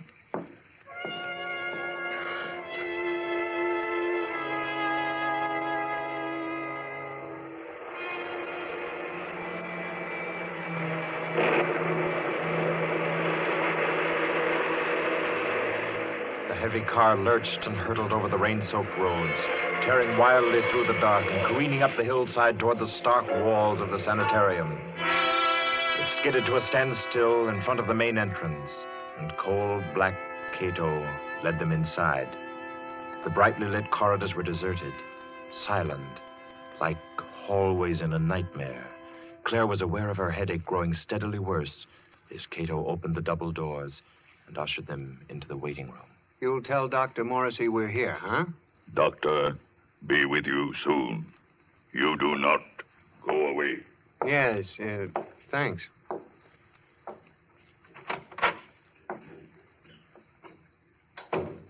I hope we're not staying in here very long. It isn't very cheery, is it? Oh, I don't like places like this. I suppose it's very foolish of me, but I always feel as if I'm in some sort of danger. That's the headache again. Everything seems worse than it really is when you're not feeling well. Don't you always find... Leslie. Yeah? Listen. What is it? Somebody's knocking. Just a moment. Gracias a Dios. Who is it, Leslie? I don't know. What, you do not know me? I am Arturo Alvarez, the South American pianist. You have heard of me? Well, sure, I've heard of Arturo Alvarez, but I'd hardly expect to find him Leslie, humor him. Oh, of course, for a moment I forgot where I was. I've heard of you, Mr. Alvarez. Is there anything I can do for you? Will you help me? I must get out of this place. Oh, sure. I came here several days ago to be treated for a mild nervous trouble. And now they won't let me go. I am being held a prisoner. And tonight I am scheduled to give a concert at Carnegie Hall, and I must get out of here. Please, will you help me? Number 10 out of the ward again, I see. How many times must I tell you that is strictly against the rules? I was doing nothing wrong. I was only telling this gentleman that I must be at Carnegie Hall for my concert. Yes. I'm sure the gentleman was very interested. Cato. Yes, Doctor. Cato, you will escort number 10 back to the ward and see to it that he doesn't wander back into the waiting room. No, I will not be taken back to the ward. Help me. Oh, no. Help me, no. I will, no. How strongly he believes in his delusion. Strange fantasy of a diseased mind. Seriously believes that he's Arturo Alvarez. He was telling me. Oh, I'm very sorry. I'm afraid I haven't been very cordial. Won't you sit down? Is there anything I can do for you? Well, you see, Dr. Morrissey invited us up for the weekend. Oh, yes, of course. He told me he was expecting you. Does he know we're here? I'm afraid not. Dr. Morrissey was unexpectedly called away on an emergency case, and I'm in charge of the sanitarium until he returns. Well, do you have any idea about when that'll be? Well, it's very hard to say. However, he asked me to ask you to wait and see to it that you're made comfortable. Let me see now. Your name is... Winton, Leslie Winton. And this is my wife, Claire. Ah, yes. Permit me to introduce myself. I'm Dr. Kettler, Dr. Morrissey's assistant. What can I do for you? A bite of food or a drink, perhaps? I don't think so. There's nothing in the world I want so much as an aspirin. Aspirin? Yes, Doctor. She's had a headache that's been troubling her for days. It's terribly annoying. I can well imagine. Annoying and interesting. That is, to a man of my profession, of course. But If you will step into the inner office, I think I can offer you something a good deal more effective. Oh, I'd hate to trouble you. No trouble at all. I find these things most intriguing. Should I, Leslie? I think you might as well. Morrissey won't be back for a long time by the looks of things. You're quite right, Mr. Winton. Dr. Morrissey won't be back for a long, long time. Oh, well, then, which way do I go? Right this way, the large door on your left. You won't mind waiting alone, will you, darling? Oh, Mr. Winton shall make himself comfortable. There are cigarettes in the box, whiskey in the liquor cabinet, and a radio behind the ferns there. I'm sure he will be quite happy. After you, Mrs. Winton. If Dr. Morrissey comes in, let me know. I hope you'll find everything you want, sir. Thanks. By the way, Doctor. Yes? You said you had something better than aspirin. I didn't know there was anything better than aspirin for a headache. I have something, Mr. Winton. Really? It is a process which I invented myself. One that never fails. A little treatment, very effective and highly complicated, called the Kettler method. Please make yourself at home, Mr. Winton.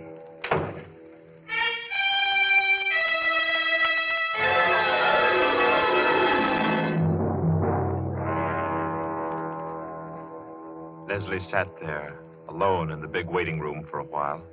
Then creeps began setting in, and he thought to himself, maybe I'll have that drink after all. He rose and went over to the liquor cabinet that Kettler had pointed out to him and opened it. Well, there's nothing in here but books. Yes, books. Books that were so thick with dust that it was clear they'd been there for months. Well, no drink for Leslie. Maybe a cigarette. Kettler said the box was full. He picked it up and started opening it. Why, it isn't even a cigarette box. The darn thing's a bookend. Yes, that's just what it was. Leslie began to think it was a tough job making himself at home in that waiting room. And then the idea occurred to him. Maybe the radio works. He went over to the radio then, turned it on, and... We are sorry to announce that the program scheduled for this time from Carnegie Hall has been cancelled due to the mysterious disappearance of Arturo Alvarez, the noted South American pianist. Mr. Alvarez was known to be suffering from a minor nervous disorder and was last seen departing on a short trip to Colston in upstate New York. Alvarez. That guy is Alvarez. What's going on here? Claire! Claire! Locked. Dr. Kettler, open this door. Open it. Do you hear me? Miss Claire! Winton. Oh, you. Tell him to open up. Tell him. Tell him. Doctor send me. Tell you, young lady, headache bad. Very bad. What do you mean? He operate. Operate? He say take long time. He say you not wait. You come back tomorrow. Operate? No, no. Kettler! Kettler! Claire, can you hear me? Can you hear me? Of course she can hear you, Mr. Winton. The operating table is just inside the door. Bring her out here. Let her go, I tell you, Kettler. But I find that an operation is indicated, Mr. Winton. I forbid you to touch her. You forbid? You? I'm in charge here.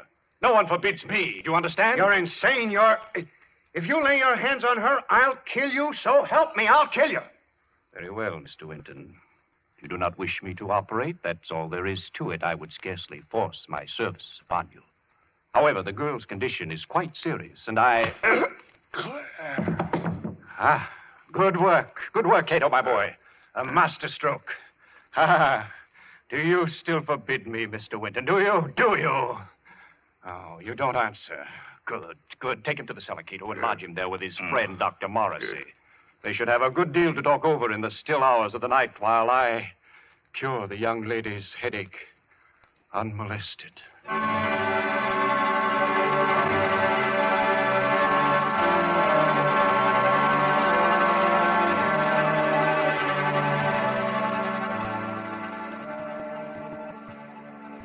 You've got to pull yourself together, Leslie. Now try. Try to think. Cato brought you down a few moments ago. You've been hit in the head. Can you remember? Yes. I was talking to Kettler, trying to make him let Claire go. Claire?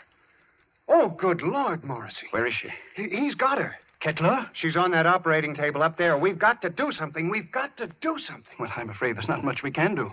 I've been here for 3 days and nights. What happened? It was a nightmare come to life. I'd had Kettler in my office for treatment. Yeah? He was off on a wild tangent, insisting that I had a man whom he had killed hidden down here in the cellar. That I and the rest of the medical profession had kidnapped him off the operating table with his head still swathed.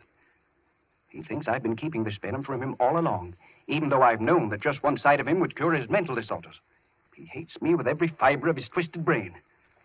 He's a dangerous case, Leslie. He'll kill Claire? He may. There's a slim chance he won't. What's that? Well, all the surgical instruments are locked away. It's possible they may not be able to find them. Isn't there any way we can get out of here? Well, wouldn't I have used it? Where does that corridor lead to? To the staircase that goes to the first floor. Well? Not a chance. Comes out in the operating room, and they keep that door locked as tight as a drum. Besides, Kettler still has the pistol he took from my nurse. I've got to think. I've got to. And my head hurts so I can't make good sense. Let's say that. I think they gave you a nasty cut. Oh, it doesn't matter. Say, Doc. Yes? What was his name? Who? The guy Kettler thought you were keeping from him, the one he killed. Benham. Laird Benham. Why? Was he a young fellow? Yes, rather tall, slender chap. Say, Doc, do you have any bandages down here? What? Bandages. Why, yes, I think so. They're stored down here. Enough to bandage my whole head, face, and everything? Why? I might have a chance of getting through that door up there.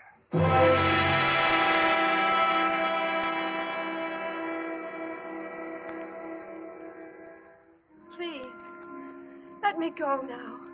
Oh, let me go. Leslie! Leslie! You will be better soon, much better. I will take the pain away, Mrs. Winton. Cato, have you found the surgical case? Not found yet. I look. Cato, look. Find it. We must not keep Mrs. Winton in agony. Find it, I say. She'll have to create some order in this place. I want my instruments at hand on a moment's notice. Please, let me go. Oh, let me go. You shall be well again, my dear. I promise you shall be. Doctor, here, tall, white cabinet behind curtain. That's it. Open it, Cato. Locked. Locked, Doctor. Smash it open. Open it. I do. You'll find scalpels on the top tray. Bring them to me. Yes, Doctor. It's here, Doctor. See, knives. Good, sharp knives. Cato find. He find them. Excellent. How they glitter. It is good to feel the knife in my hand again. Put the others right beside my pistol here on the table. Please. Oh, please. There, my girl. I shall expend all my genius on you. You shall be well again. No! Now to work. What was that? Who's there? Dr. Kettler, Who is it? I have found my way back to you. Open the door, Dr. Kettler. I've come back again. Who are you? You remember? You remember Laird Benham? Cato! Yes, Doctor. The door! Let him in! He's come back! Let him in, I say! Yes, Doctor. Oh, let me out of here! He's come back, Cato. Dr. Kettler. Benham, I knew it. I knew it all along. You're alive. You're living. Yes. Living. Yes, Dr. Kettler. You. Just as they took you from the table. Yes. They took me away before the operation was complete. Finish it now. Hurry. I can't live much longer. I'm about to die. No. Cato, get Benham onto the table. Girl on table. Take her off. Take her out of here. Put her in the cellar. Let Benham take her place. At once, you hear? Yes, Doctor. Cato. No, I won't be put in the cellar. I won't. It might be well if you went down into the cellar, you know. It's nice down there. You'll see old friends, perhaps. Old friends who need help. Leslie. Hurry, I say. Yes, Doctor. Come. I'm coming. Are you all right, Benham? Weaker. Cato! Cato, closed off. No, stop wasting time. Leave the door alone. Help me. Help me get Benham on the table. Yes, Doctor. Cato, do. That's right. Now, lift him carefully. Yes. Good. Now, lie back. Lie back. Gently. All right. Careful now. There we are. Cato, Give me the knife. Yes, Doctor.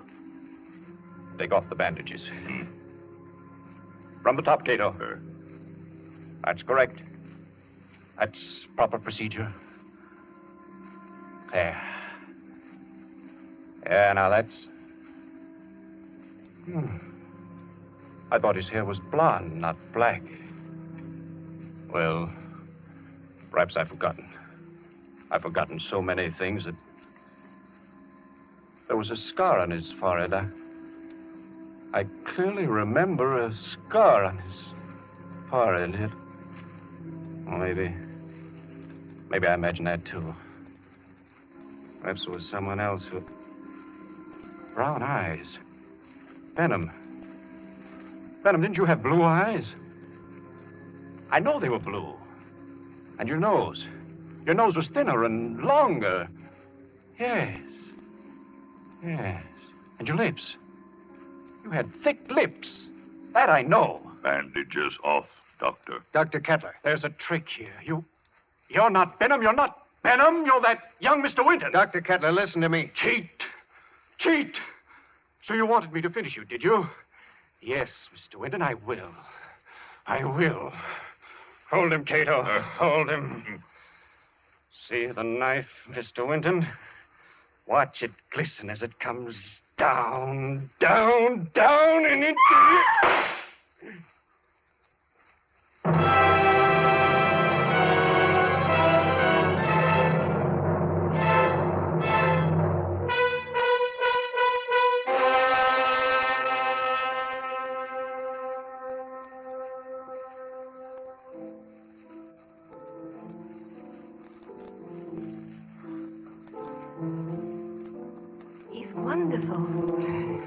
Doubt that he's Arturo Alvarez when you hear him play the piano, do you? That's a marvelous old instrument you have, Doc. It was my mother's. This old house has been in the family for generations. Who'd ever thought we'd be alive to sit in your house and listen to somebody play a concerto? We wouldn't have been. At least I wouldn't have been if you hadn't snatched that revolver off the table right out from under Kettler's nose before they threw you into the cellar. That was the lifesaver. Made the weekend perfect. I'm afraid it wasn't very restful. Hereafter, I'm spending all weekends in a cozy little corner under the L. It was worse for Claire than anybody. She had a dreadful time. It was ghastly, all right. Horrible. But you know something? What? My headache. It's completely gone.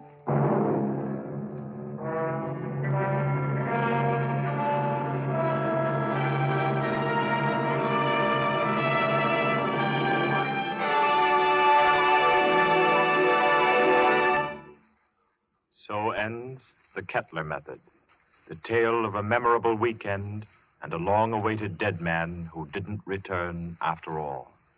This was tonight's story of Suspense. Suspense is produced by William Spear. John Dietz was our director this evening. Tonight's radio drama was written by Peter Barry and scored by Bernard Herrmann. Roger De Koven was Dr. Kettler, John Gibson, Leslie Winton, and Gloria Stewart played Claire Winton. Others in the cast were Guy Repp, Martha Faulkner, Winfield Honey, and Ralph Smiley. Next week at this time, Columbia will bring you another selected story from the world's great literature of thrills. Another study in suspense. This is Barry Kroger, and this is the Columbia Broadcasting System.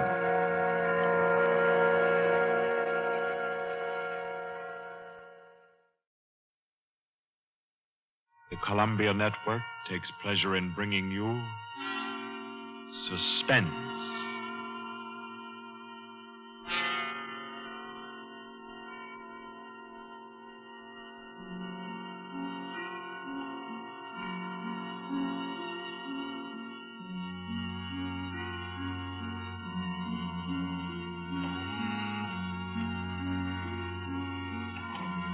Suspense. Columbia's parade of outstanding thrillers, produced by William Spear and scored by Bernard Herrmann. Notable melodramas from stage and screen, fiction and radio, presented each week to bring you to the edge of your chair keep you in suspense.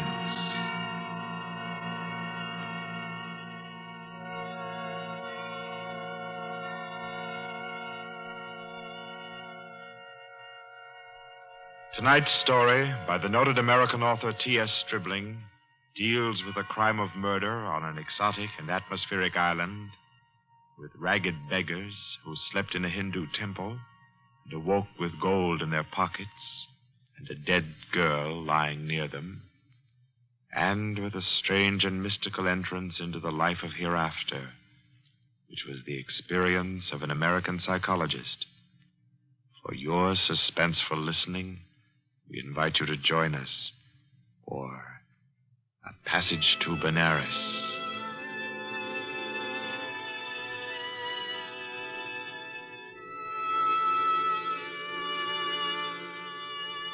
In Porto, Spain, in Trinidad, at 5:30 in the morning, Mr. Henry Poggioli, an American psychologist, stirred uneasily, became conscious of a splitting headache, opened his eyes in bewilderment, and then, with a shock, saw where he was. He got up, arranged his clothing. He tried with his neat psychological mind to recapture his dream, to bottle up again the little smoking wisps that still floated about within his aching head. By 7 o'clock, he had found his way back to the house of Mr. Lowe, his host in Port of Spain. Lowe was already about his coffee, with an interested spoon poised above the morning paper. Ah, there you are.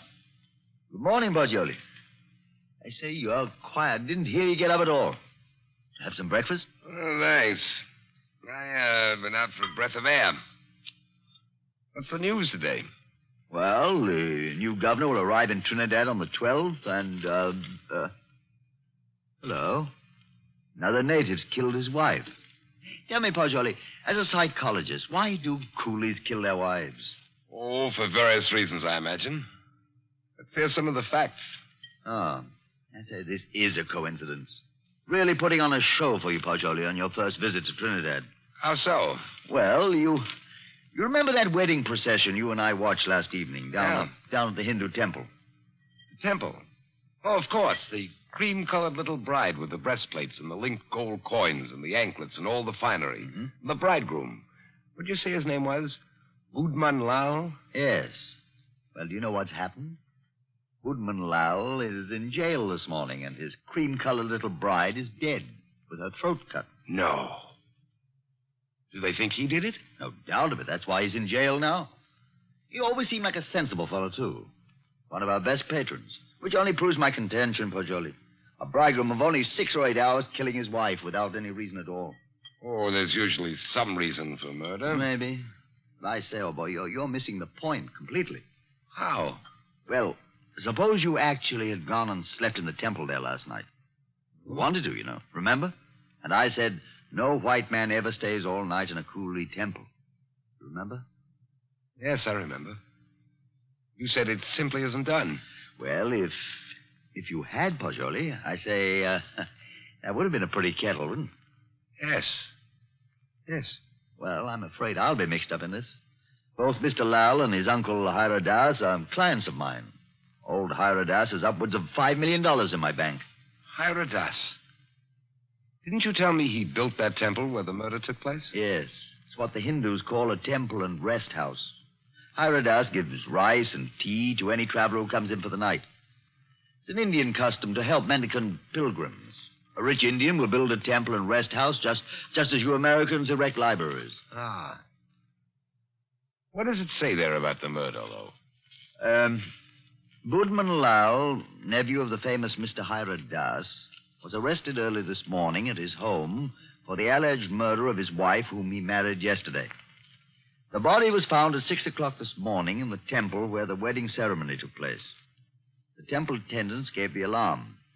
The victim's head was severed completely from her body, and all her jewelry was gone. 5 coolie beggars who were asleep in the temple when the body was discovered were arrested. They all claimed ignorance of the crime, but a search of their persons revealed that each beggar had a piece of the bride's jewelry and a coin from her necklace. Mr. Goodman Lal and his wife were seen to enter the temple at about 11 last night for the Hindu rite of purification. Mr. Lal, who is a prominent curio dealer, declines to say anything further. Doesn't tell you very much, does it? No, not much. What do you make of those beggars? Oh, that's simple enough. Those devils laid in wait inside the temple until the husband went out and left his wife. Then they murdered her and divided the spoil. Ah, but she had enough bangles and geegaws to give a dozen to each man. Yes, you're quite right, Pajoli. That's a fact. Why should they continue sleeping in the temple after they'd killed her if they did murder her? Well, why shouldn't they? They knew they'd be suspected, and they couldn't get off the island without capture, so they thought might as well lie down again and go back to sleep. You may be right, Lo, but that doesn't look like the solution to me. Well, I'm satisfied that's how it occurred. You mean the beggars killed her? Mm-hmm. Well, I don't think so. I rather fancy that the actual murderer took the girl's jewelry and went about the temple thrusting a bangle and a coin in the pockets of each of the sleeping beggars to lay a false scent. Oh, come now. That's laying it on a bit too thick, Pajoli. My dear Lo, that's the only possible explanation for the coins in the beggars' pockets. I say, oh, boy, you've had lots of experience in these things. Come along with me, and we'll go up and see Mr. Hira Das and see if we can't help his nephew. I'll be glad to. But we'll go to the temple first. Then we'll call on Mr. Hira Das.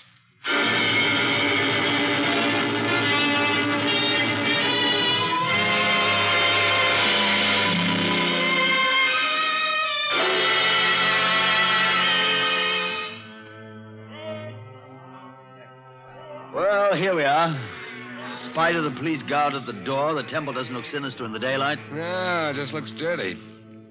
Let's go in and question the beggars. Excuse me, did any of you fellows hear noises in this temple last night? Oh, much sleep, Sahib. No noise. Policeman Pancho's wake this morning makes it still here. What's your name? Shuda Chand, Sahib. When did you go to sleep last night? When I ate rice and tea, Sahib. Mm-hmm. Do you remember seeing Budman Lal and his wife enter this building last night? Yes, remember, Sahib. Did you see them go out? No, Sahib. No one remember go out. You were all asleep then, huh? All asleep, Sahib. Did you have any dreams during your sleep? Hear any noises? I dream bad dreams, Sahib. Huh? When policeman punched me awake this morning, I think dream has come true. And me, Sahib. Me, too. Me. You all have bad dreams? Yes, all have bad dreams. Look here, Pajoli. I don't see where this is getting us. I do think we ought to be getting on to old Hira Das's house. No, I think we can now entirely discard the theory that the beggars murdered the girls. On what grounds? They told you nothing except that they all had bad dreams. That's the reason. They all had wild, fantastic dreams. That suggests that they were given some sort of opiate in their rice or tea last night. It's quite improbable that 5 ignorant coolies would have wit enough to concoct such a piece of evidence as that. That's a fact, but I don't believe a Trinidad court would admit such evidence. We're not looking for legal evidence. We're after some indication of the real criminal. Now I suggest that we get on to the house of Hira Das.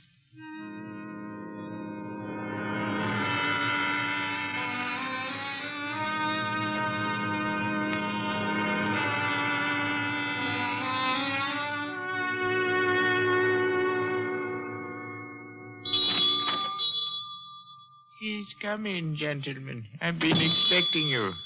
Please be seated. Thank you. Thank you. A most mysterious murder, and the life of my poor nephew will depend upon your exertions, gentlemen. Tell me, what do you think of the beggars that were found in the temple with the bangles and coins? Well, I'm afraid my judgment of the beggars will disappoint you, Mr. Hira Das. Huh?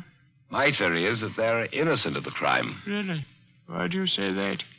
Because they told me of dreams they had. All their dreams were very nearly identical. You are not English, sir. No Englishman would have thought of that. No, I'm American with a backlash sprinkling of Italian. My name's Paggioli.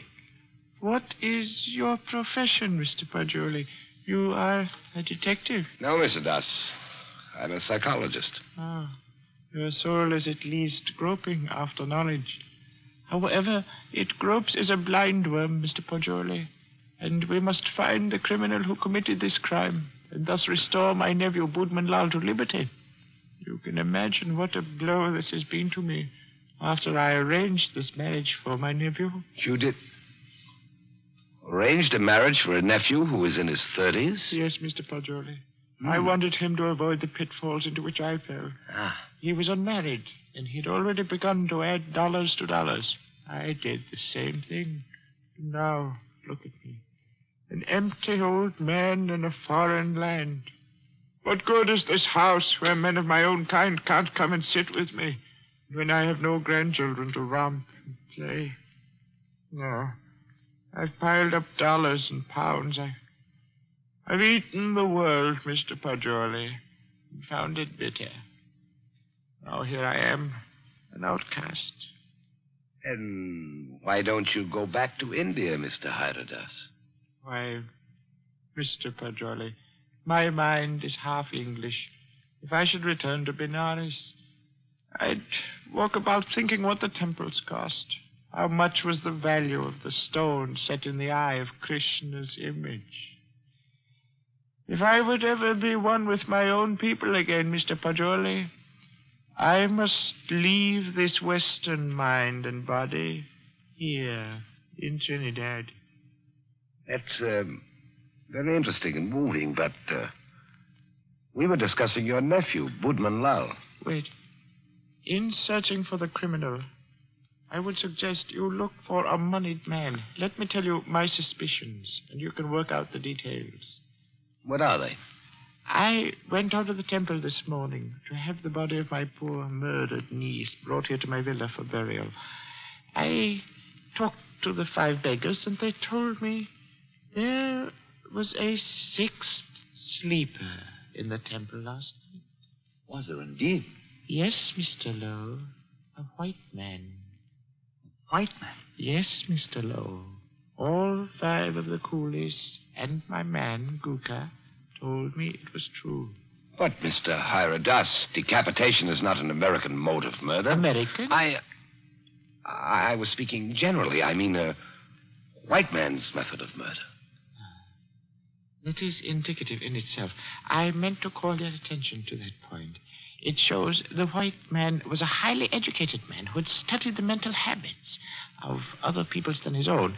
So he was enabled to give the crime an extraordinary resemblance to a Hindu crime.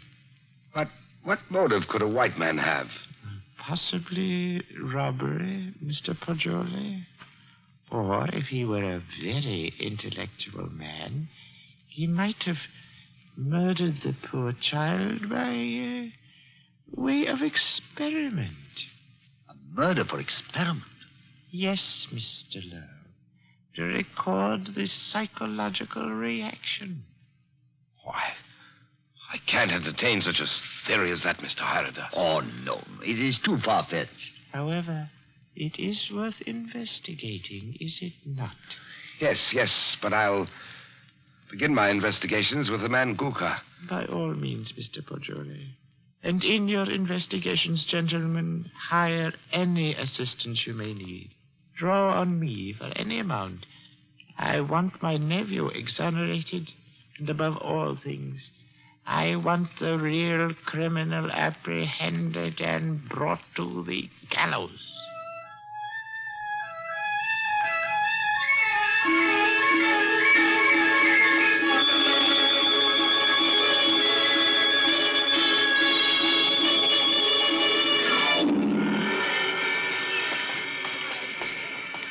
What do you think of that, Poggioli?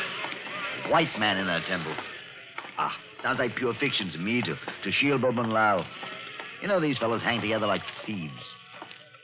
Say, it's a jolly good thing we didn't decide to sleep in the temple last night, isn't it? You know, in my opinion, Lowe, the actual criminal is Boodman Lal. Same here. I've thought so ever since I first saw the account in the paper. Somehow these fellows will chop their wives to pieces for no reason at all. Lowe, what do you know about Boodman Lal? Well, he was born here and has always been a figure because of his rich uncle. Lived here all his life? Except when he was in Oxford for 6 years. Oh, he's an Oxford man, huh? Yes. There you are. That's the trouble. I don't understand. What do you mean, Pajoli? And no doubt he fell in love with some English girl, but when old Hira Das chose a Hindu child for his wife, Budman couldn't refuse marriage. No man's going to quarrel with a $5 million legacy. And then he chose this ghastly method of getting rid of the child bride. I dare say you're right. I feel sure Budman Lal killed the girl. George, I'm getting tired of walking. There's a cab. Let's hop it and ride the rest of the way. Hi, cabby!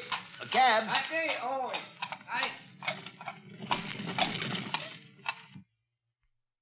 Well, aren't you coming?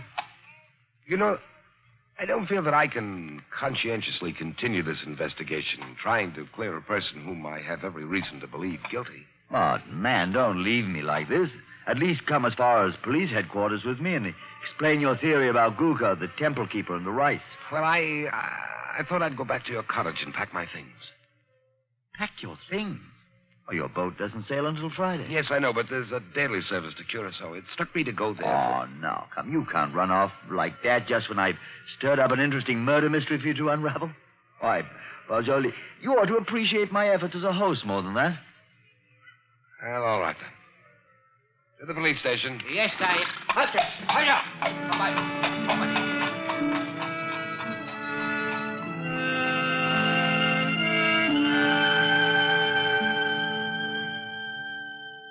Chief Vickers, this is my friend, Mr. Pajoli.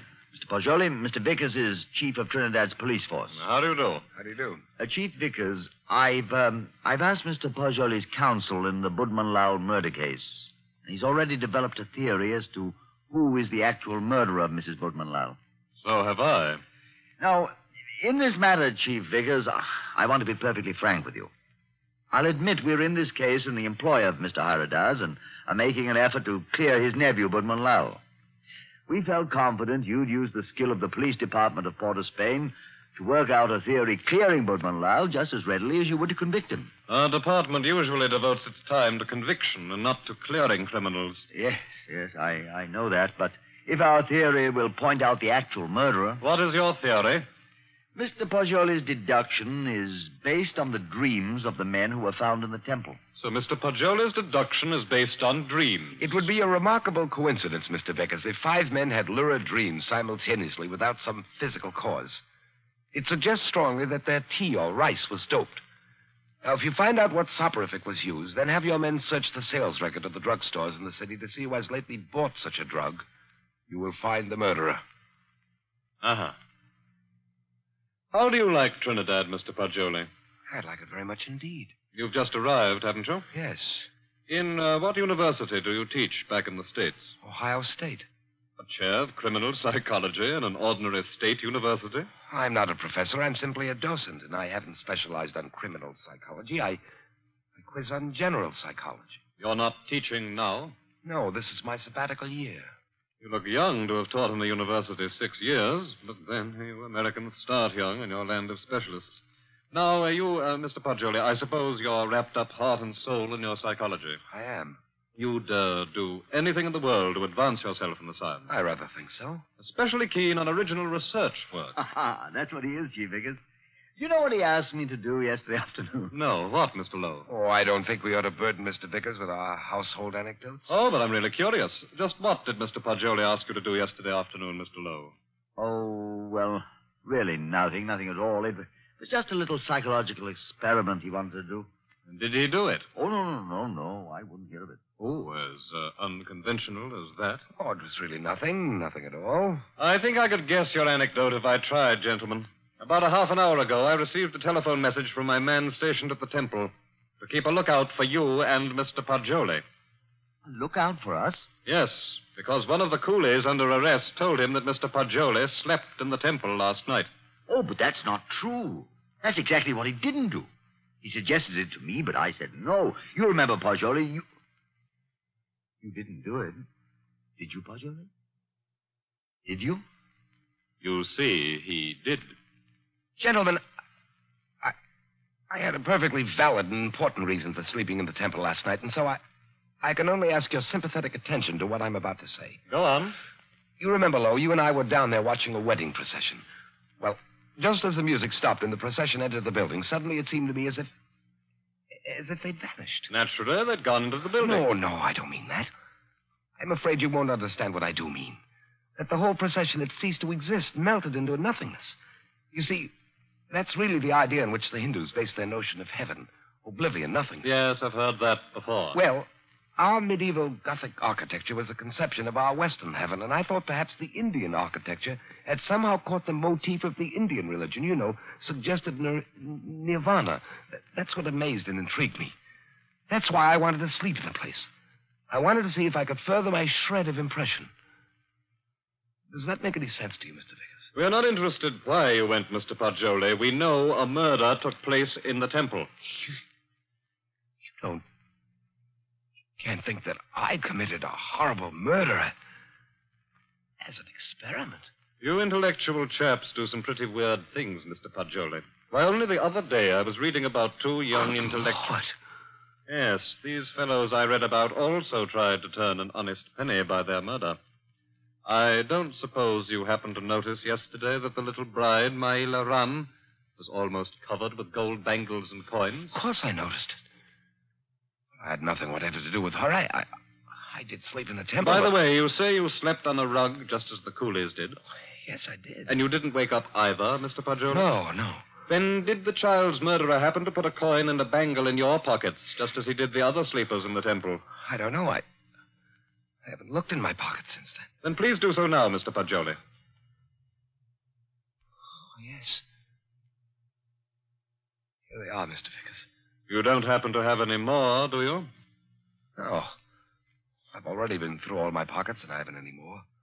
Well, that's something. Of course, you might have expected just such a questioning as this and provided yourself with these 2 pieces of gold, but I doubt it. Somehow, I don't believe that you're an experienced enough man to think of such a thing. However, we shall see. I suppose you have no objection, Mr. Poggioli, to my accompanying you over to have a little search of your baggage in Mr. Lowe's cottage?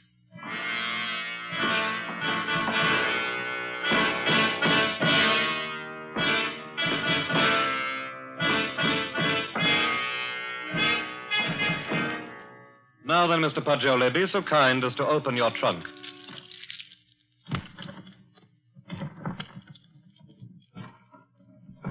Good heavens. Mm-hmm. Just as I thought. A trunk tray full of bangles and coins.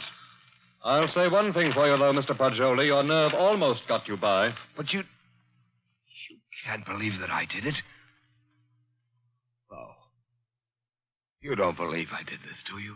I don't. In your trunk, Poggioli. I did it. I was sleepwalking. God, to think that it's possible that right here in my own trunk. Well, we might as well start back, I suppose. This is all. I'll go back with you, Poggioli. I'll see you through. Somehow I can't. I won't believe you did it. Thanks. No, Poggioli. You set out to clear Boodman Lal, and, well, dash it all, it looks as if you had. No, he didn't. Boodman Lal was out of jail at least an hour before you fellows came into police headquarters to see me. Out? You mean that you turned him loose? Yes.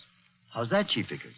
Because, Mr. Lowe, he didn't go to the temple at all with his wife last night. He went down to Queen's Park Hotel and played billiards till 1 o'clock.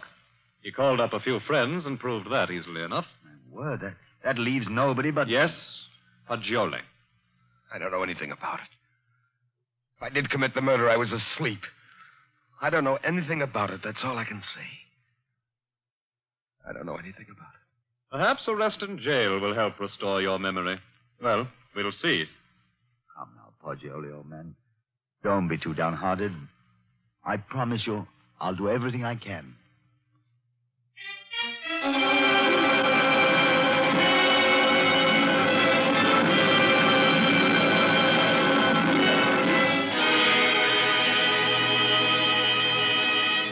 In the case against Henry Poggioli, having been duly tried by a jury of your peers who have been found guilty and by the powers invested in me, I herewith sentence you to be hanged by the neck until you are dead.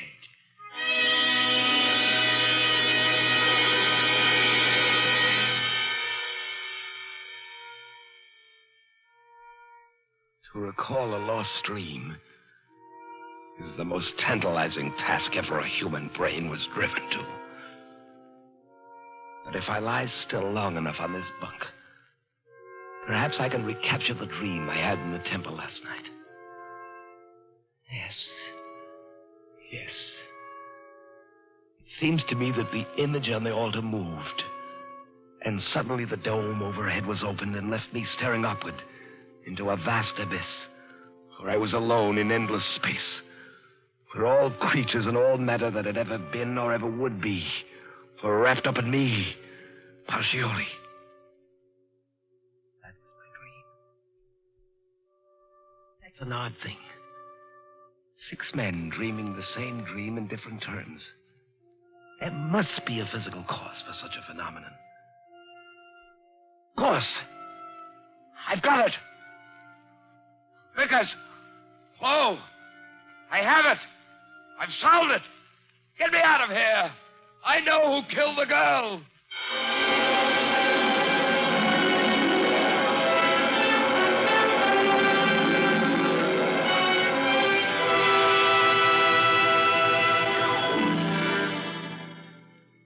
What is it, my friend? I know who murdered the bride. Old Ira Dodds did it. Now listen. Listen. Go tell Vickers to take the gold he found in my trunk and develop all the fingerprints on it. He'll find Ira Doss's prints. Also tell him to follow out that opiate clue I gave him. He'll find Ira Doss sent a man to put the gold in my trunk. See if they don't find brass or steel filings in my room where the scoundrel sat and filed a new key. But they've already done that long ago. They have? But certainly. And old Hyrodas confessed everything.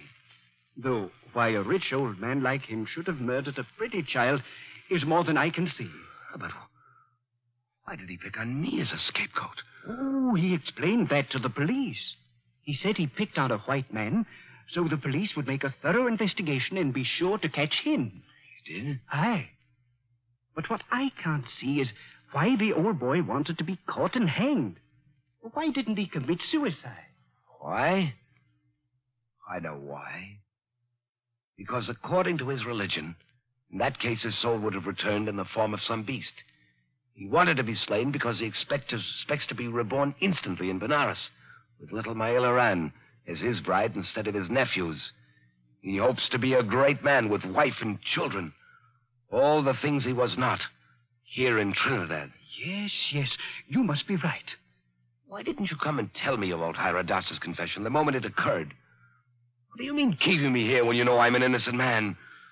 Why didn't you tell me before this? Because I couldn't. Old Hyrodas didn't confess until a month and 10 days after you were hanged.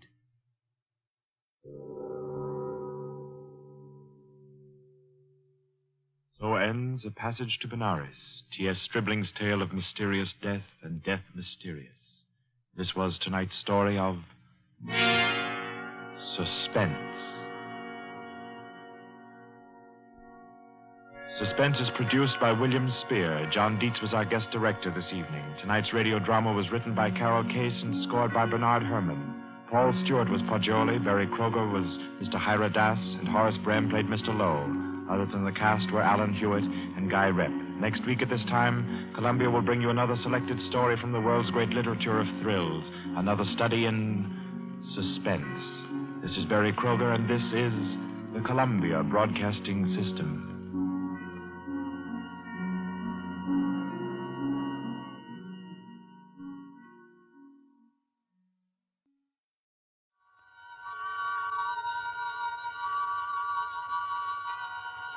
The Columbia Network takes pleasure in bringing you Suspense.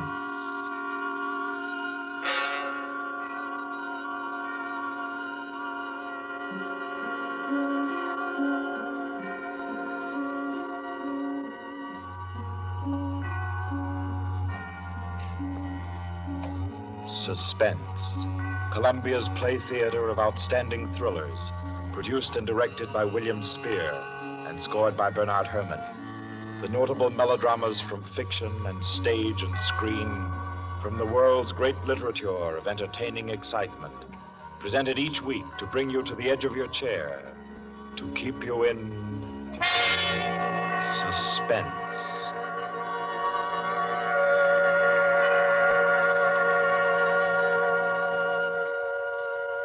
Tonight's story, by America's distinguished author-playwright Owen Johnson, gathers its suspense in a very gentle way.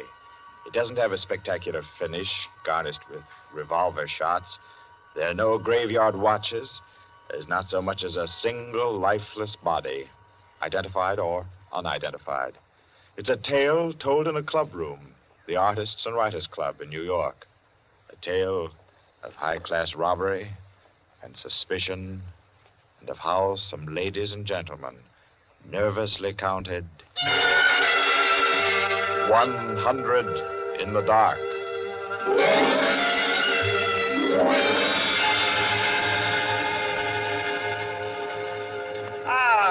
That was a fine meal. Me for the club anytime. Here, we can all sit here, Quinty.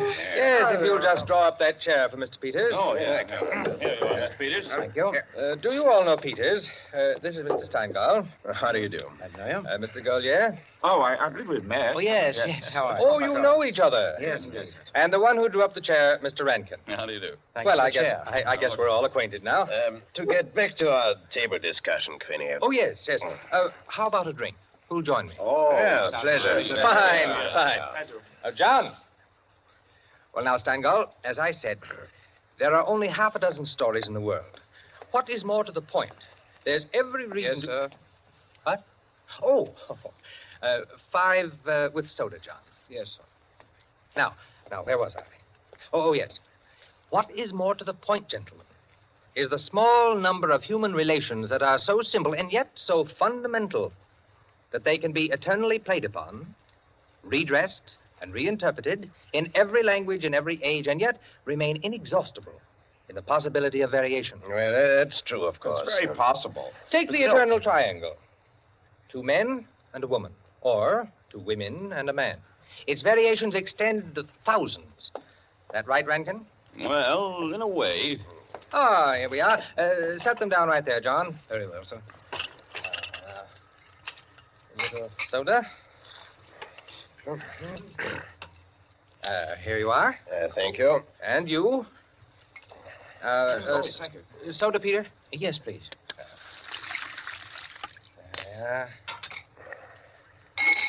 Another one. Here you are. Thanks. And here's yours. Thank you. And now, a little soda in mine. Well, here's to you all. Cheers.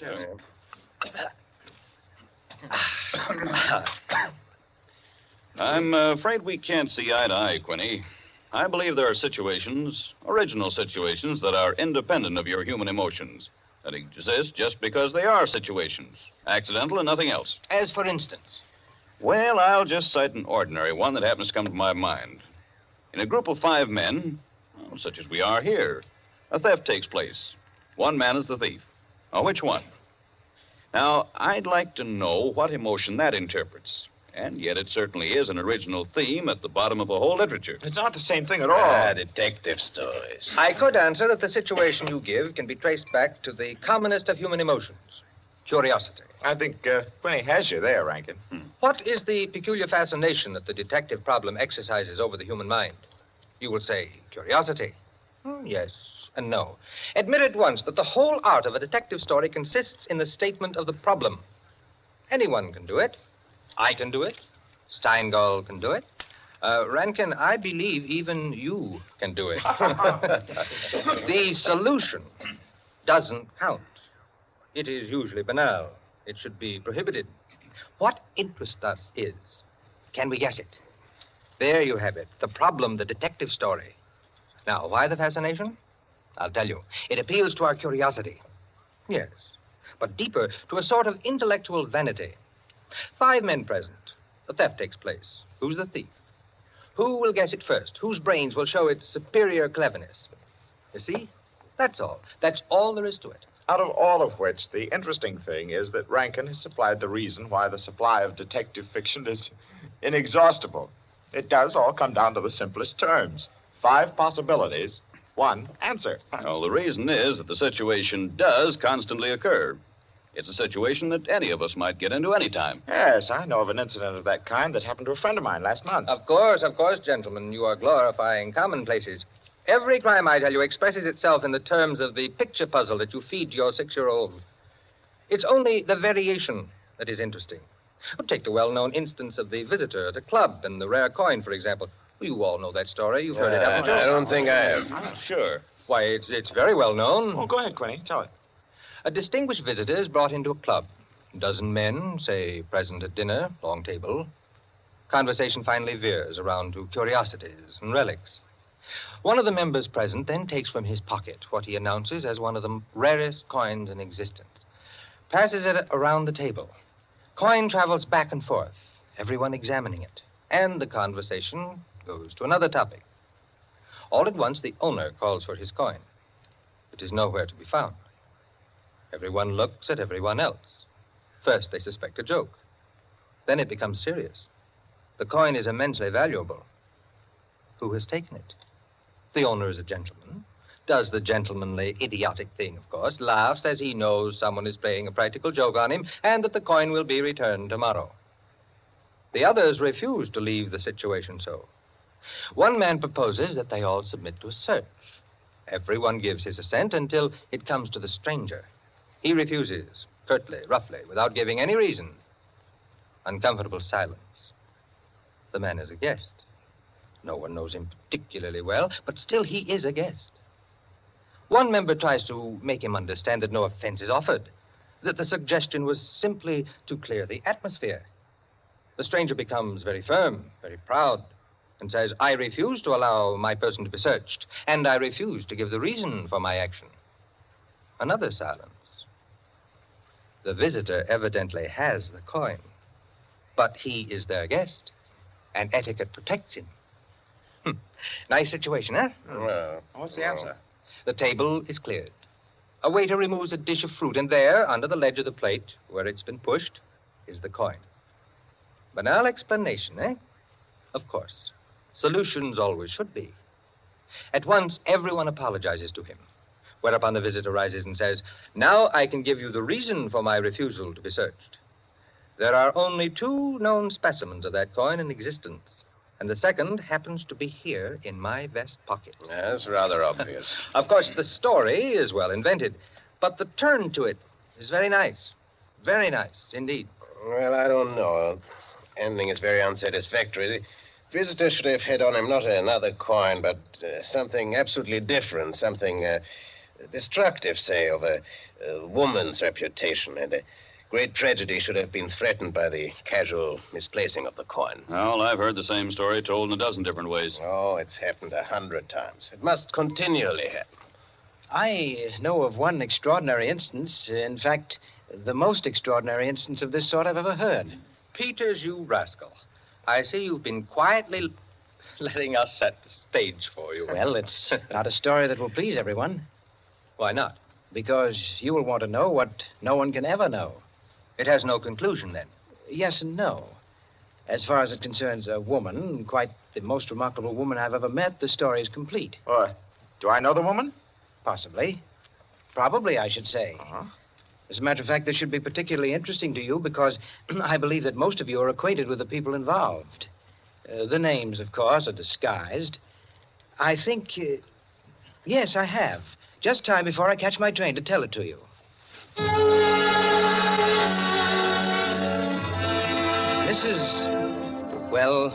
Mrs. Rita Kildare inhabited a charming bachelor girl's studio. Very elegant. With a duplex pattern and one of the buildings just off Central Park West. She knew very nearly everyone in that indescribable society in New York that's drawn from all levels and that imposes but one condition for membership, to be amusing. In this mingled society, her invitations were eagerly sought. Her dinners were spontaneous, and the discussions, though gay and usually daring, were invariably under the control of wit and good taste. On the Sunday night of this adventure, she had, according to her custom, sent away her Filipino butler and invited to an informal chafing dish supper 7 of her more unusual friends. At 7 o'clock, having finished dressing, she put in order her bedroom, which formed a sort of free passage between the studio and a small dining room to the kitchen beyond. Then, going into the studio, she struck a match and was about to light the candlesticks which illuminated the room when the bell rang. And a Mr. Flanders, a broker, compact, nervously alive, well-groomed, was waiting as she opened the door. Well, you're early. On the contrary, you are late. Well, in any case, hello, and come inside. Here, let me take your things. Thank you. Well, I'm the first, I suppose. Of course. And since you are, you can be a good boy and help me with the candles. Delighted. Who's to be here tonight? The Enos Jacksons? I thought they were separated. Not yet. How interesting. Only you, dear lady, would dream of serving us a couple on the verge. It is interesting, isn't it? Assuredly. Where did you know Jackson? Through the Warings. Jackson's a rather doubtful person, isn't he? Well, let's call him a very sharp lawyer. They tell me, though, he's been gambling pretty much. In deep. How about yourself? Me? I'm a bachelor. If I lose my shirt, it makes no difference. Is that possible? Probable, even. Who else is coming? Oh, Maud Lily. You know her? No, I don't think so. You met her here some time ago. A journalist. Oh, yes, of course. I'd forgotten. Mr. Harris, a clubman, is coming, and the Stanley Cheevers. Stanley Cheevers? Are we going to gamble? Don't tell me you object. Certainly not. Only the Cheevers. They play quite a game. Yes, well united. They have an unusual streak of good luck. Oh, by the way, it's Jackson, isn't it, who is so attractive to Mrs. Cheever? Quite right. What a charming party. Where does Maud Lily come in? Don't joke. She's in a desperate way. And young Harris? Oh, he's to make the salad and cream the chicken. See the whole party. I, of course, am to add the element of respectability. Of what? Don't play baby with me, my dear Flanders. I apologize. That's better. No one, of course, knows who else is coming. No one, of course.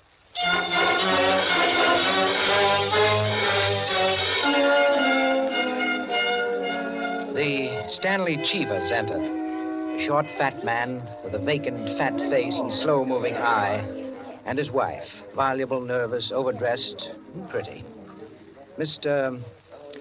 Harris came in with Maud Lily, a woman straight, dark, Indian, great masses of somber hair, held in a little too loosely for neatness, with thick, quick lips and eyes that rolled away from the person who was talking to her. The Enos Jacksons were late, and still agitated as they entered. His forehead had not quite banished the scowl, nor her eyes the scorn. He was of the type that never lost his temper, but caused others to lose theirs. Mrs. Jackson seemed fastened to her husband by an invisible leash. You looked at her curiously and wondered what such a nature would do in a crisis, with a lurking sense of a woman who carried with her her own impending tragedy. As soon as the company had been completed and the incongruity of the selection had been perceived, a smile of malicious anticipation ran the rounds, which the hostess cut short by saying, Well, now that everyone's here, this is the order for the night. You can quarrel all you want, you can whisper all the gossip you can think of about one another, but everyone is to be amusing. Also, everyone is to help with dinner. And nothing formal, nothing serious. We may all be bankrupt, divorced, or dead tomorrow, but tonight we'll be gay. That's the invariable rule of the house. For she's a jolly good fellow, for she's a jolly good fellow, for she's a jolly good fellow, which nobody can deny. Oh, thanks, everyone. Now, if you'll excuse me, I'll get on with the cooking. Harris, I'll need you. Right with you. May I be of any help? Thank you, Maud, dear. Oh, Mrs. Cheever, you might come along, too. All right.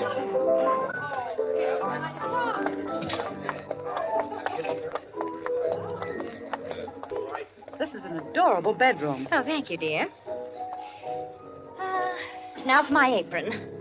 Oh, there it is. Tie me up in the back, will you please, Maud? Of course. There you are. Fine, thanks. Now, just let me get my rings off, and I'll be all ready to go to work. Oh, this is such a lovely apartment, Mrs. Kildare. Thanks. Soap and water always seem to do it. There. Your rings are so beautiful. They are nice, aren't they? But there's only one that's very valuable, the sapphire. Oh, it's beautiful. Let me see. Oh, it must be very valuable. It cost $10,000 6 years ago. It's been my talisman ever since. For the moment, however, I'm a cook. You're not going to leave the rings there. Why, of course. Now, I'm the cook. Maud Lily, you're the scullery maid. Harris is the chef, and we're all under his orders. Mrs. Cheever, did you ever peel onions? Oh, good heavens, no. Well, there are no onions to peel. All you have to do is help set the table.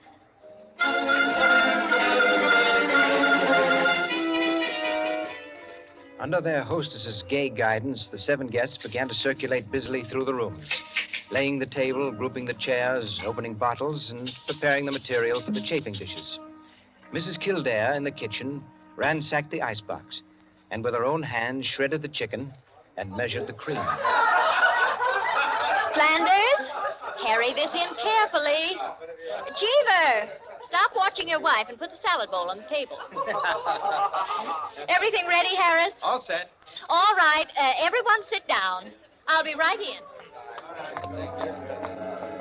She went into her bedroom, took off her apron, and hung it in the closet. Then, going to her dressing table, she drew the hat pin around which were her rings from the pincushion and carelessly slipped them on her fingers. But all at once, she frowned and looked quickly at her hand. Only 2 rings were there. The 3rd ring, the sapphire, was missing. Stupid, she said to herself, and returned to her dressing table. Immediately, she stopped. She remembered quite clearly putting the hat pin through the 3 rings. She made no attempt to search further, but remained without moving, her fingers slowly drumming on the table. Who had taken the ring? Each of our guests had had a dozen opportunities in the course of the time she'd been busy in the kitchen. She ran over their characters and their situations as she knew them.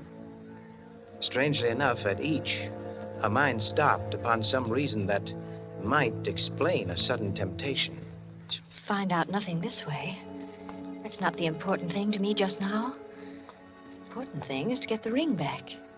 And slowly, deliberately, she began to walk back and forth, her clenched hand beating the deliberate, rhythmic measure of her journey.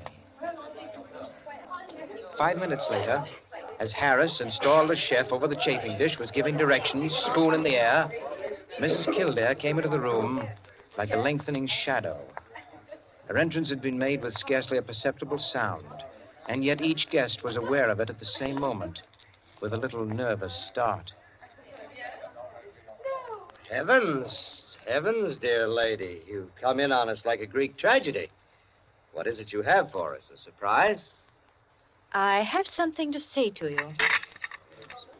Mr. Enos Jackson, Yes, Miss Kildare? kindly do as I ask you. Certainly. Go to the door, Go to the door. please. Yes? Lock it and bring me the key.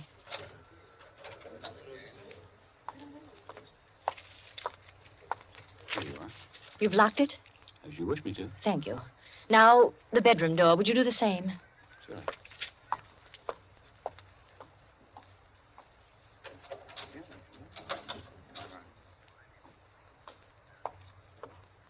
Thank you, Mr. Jackson. Mr. Cheever, Yeah? would you blow out all the candles except the candelabra on the table? Blow out all the candles. Except the candelabra. All right. For goodness sake, Mrs. Kildare. What is it? I am getting terribly worked up. My nerves are all sorry, on edge. Mrs. Jackson. That's the last candle. All right. Now listen. My sapphire ring has just been stolen. You don't mean it. The ring's been taken within the last 20 minutes. I'm not going to mince words. The ring has been taken, and the thief is among you. But Mrs. Kildare, is it possible? Yes, Mrs. Cheever. There's not the slightest doubt. 3 of you were in the bedroom when I placed my rings on the pincushion. Quite true. I was in the room when she took them off. The sapphire ring was on top. Each of you has passed through there a dozen times since. My sapphire ring is gone, and one of you has taken it. For heaven's sake. Now, Now, listen. I'm not going to mince words. I'm not going to stand on ceremony. But I'm going to have my ring back. Listen to me carefully. I'm going to have that ring back. And until I do, not a soul shall leave this room. I don't care who's taken it. All I want is my ring. Now, I'm going to make it possible for whoever took it to restore it without possibility of detection. The doors are locked and will stay locked. I'm going to blow out the remaining candles in the candelabra, and I'm going to count 100 slowly. There'll be an absolute darkness. No one will know or see what's done. But if, at the end of that time, the ring is not here on the table, I shall telephone the police and have everyone in this room searched. Am I quite clear? Everyone take his place about the table and remain standing, please. That's it. That'll do. Now, I'll blow out the candles and count 100. No more, no less. Remember, either I get that ring, or everyone in this room will be searched.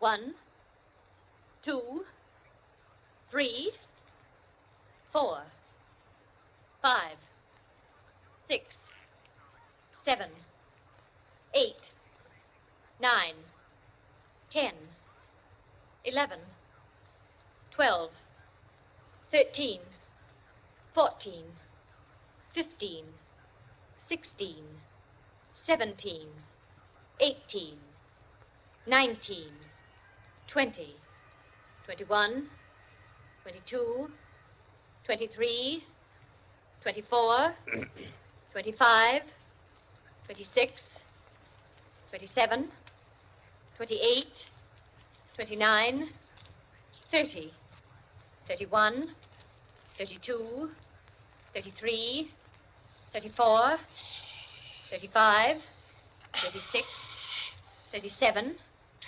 38, 39, 40, 41, 42, 43, 44, 45, Foot slipped off the chair. 46, I'm sorry.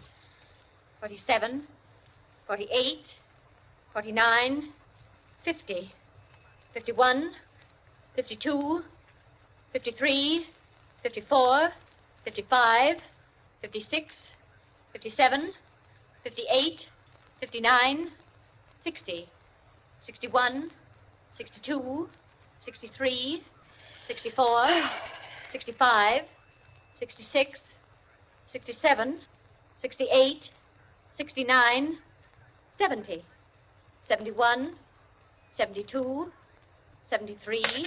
The ring. 74. There it is. 75, 76, 77, 78, 79, 80, 81, 82, 83, 84, 85, 86, 87, 88, Oh, really? 89, 90, 91, 92, 93, 94, 95, 96, 97, 98, 99, 100. Well, it is there, isn't it? Mr. Cheever, you may hand it to me.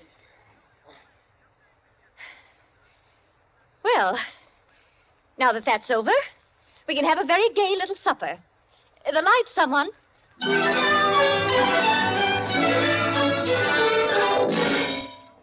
And there you are, gentlemen.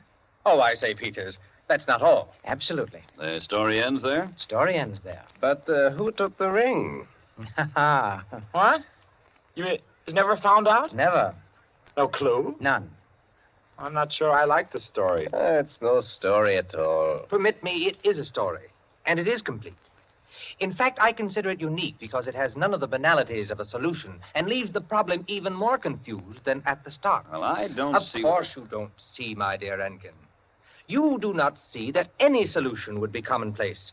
Whereas no solution leaves an extraordinary intellectual problem. Well, how so? Well, in the first place, whether the situation actually happened or not, which is in itself a mere triviality, Peters has constructed it in a masterly way, the proof of which is that he has made me listen. Any of those present might have taken the ring. There are, therefore, 7 solutions, all possible and all logical. But beyond this is left a great intellectual problem. Well, how so? Was it a woman who lacked the necessary courage to continue? Or was it a man who repented his first impulse? Is a man or is a woman the greater natural criminal? Oh, that's simple, Quinny. A woman took it, of course. On the contrary, it was a man, for the second action was more difficult than the first. A man, certainly. The restoration of the ring was a logical decision. You see? Personally, I incline to a woman, for the reason that a weaker feminine nature is strangely susceptible to the domination of her own sex. There you are. We could meet and debate the subject year in and year out and never agree. I recognize most of the characters, Peters. Mrs. Kildare, of course, is all you say of her. An extraordinary woman. The story is quite characteristic of her. Flanders, I'm not sure of, but I think I know him. I'm positive I do. Did it really happen? Exactly as I told it. The only one I don't recognize is Harris, your humble servant. What? You, Peters? You were there? I was there. I was Harris. I beg your pardon, gentlemen. Oh, yes, what is it, John? Mr. Peters, sir, your train. You told me to remind you. Oh, thank you. Yes, I didn't know it was so late. Will you gentlemen pardon me? Huh? Of course. Nice to meet you all. Night.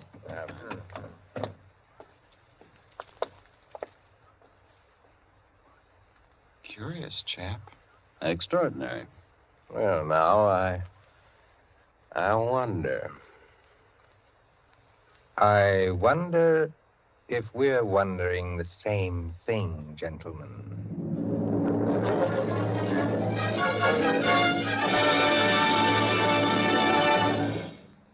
And so, with the enigmatic smile of Mr. Peters, or Harris, ends 100 in the Dark, Owen Johnson's smooth story which gave us tonight's Suspense. Suspense is produced by William Spear. Tonight's radio drama was written by Jack Anson Fink, directed by John Dietz, and scored by Bernard Herrmann. Eric Dressler was Mr. Peters. Alice Frost played Mrs. Kildare, and Ted Osborne, Quinny. Others in the cast were Helen Lewis, Joan Shea, Henriette Kay, Frank Reddick, Paul Luther, Stephen Schnabel, Ian Martin, and Barry Kroger. With this evening's performance, Columbia brings to a conclusion the present series of Suspense. If you've liked these broadcasts, CBS would be pleased to hear from you. Suspense has been a series presented for your relaxation and enjoyment by the Columbia Broadcasting System.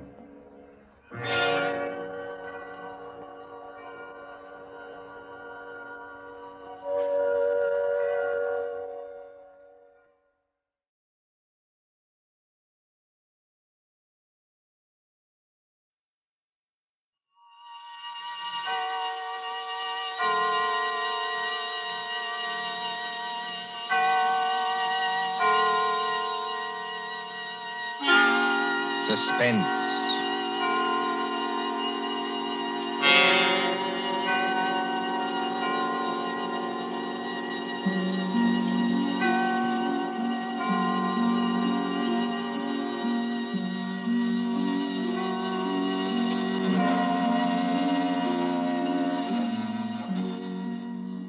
The thrill of the nighttime, the hushed voice and the prowling step, the crime that is almost committed, the finger of suspicion pointing perhaps at the wrong man, the stir of nerves at the ticking of the clock, the rescue that might be too late or the murderer who might get away, mystery and intrigue and dangerous adventure. We invite you to enjoy stories that keep you in suspense. For Suspense, tonight we present The Lord of the Witch Doctors by John Dixon Carr.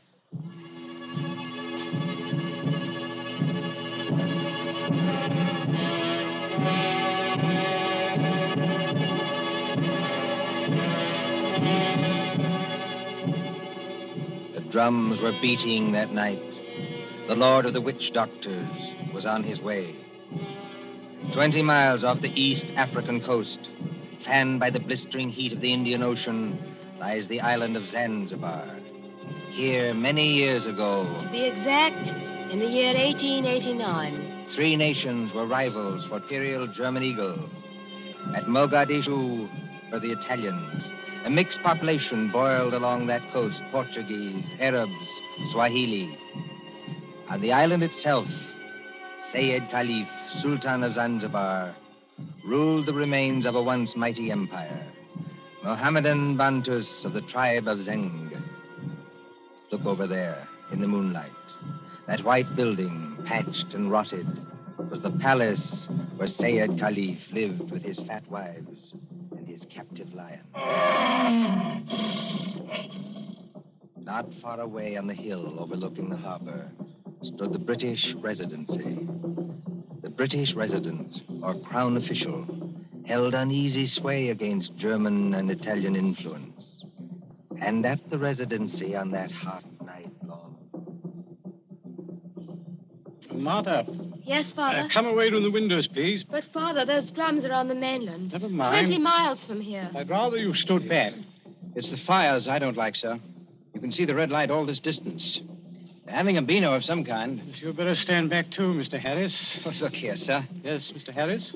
I've been your diplomatic attaché in this place for 3 years. Couldn't you call me by my first name in private? Just as you please. Lower the sun blinds and turn down the wick of that lamp. You don't think there's any danger? There's no danger whatever, but... Nero seems terribly restless tonight. Only natural, my dear, with the drums going. Everybody seems restless. This has been going on for days.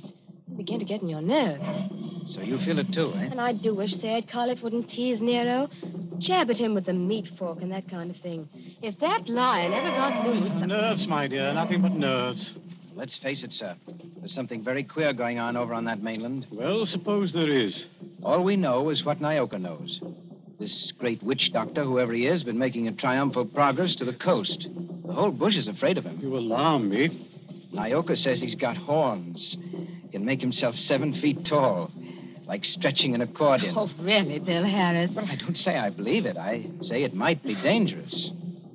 Now, for instance, could this be one of Dr. Schmidt's tricks? Dr. Schmidt is a friend of ours. Yes, he's also head of the German East Africa Company. Dr. Schmidt is a gentleman. Look at that coast over there. He's got every native chief in his pocket. Dr. Schmidt assured me that the German emperor has no more territorial claims in East Africa. We get our trade concessions from Sayyid Khalif. Sayyid's our only friend, but we can't even be sure of him. The Germans give him trade gin and a grand piano. The Italians give him 3 new wives for his harem.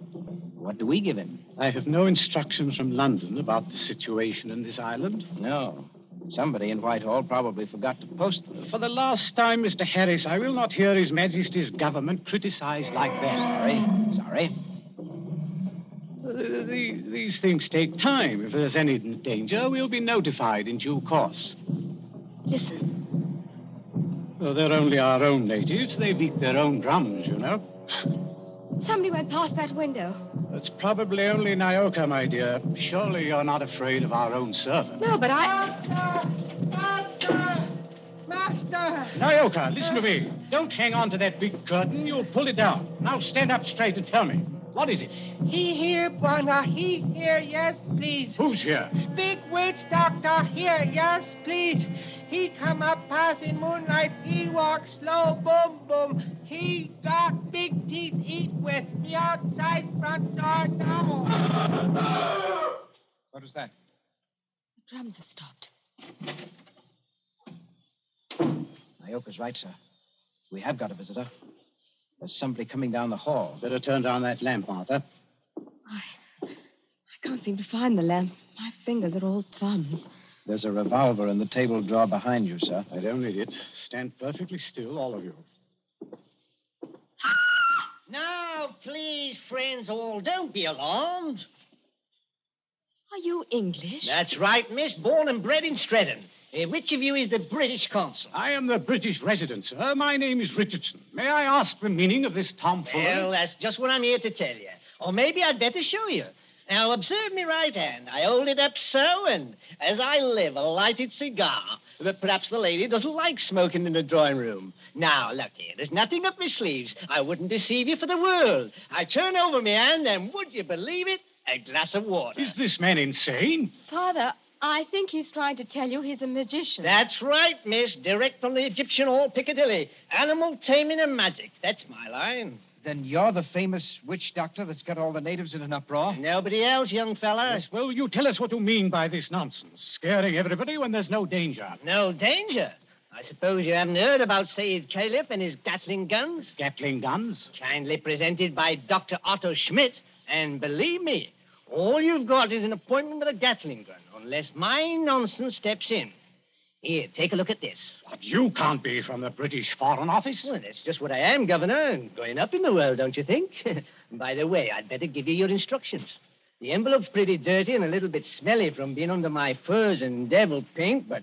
Read it, sir. Go on and read it. Foreign Office, Whitehall. British Consul, Zanzibar. Bearer of this letter, the Great Mephisto. That's me. Real name, Barney Hicks. They must be out of their minds. Are they? Listen, old man.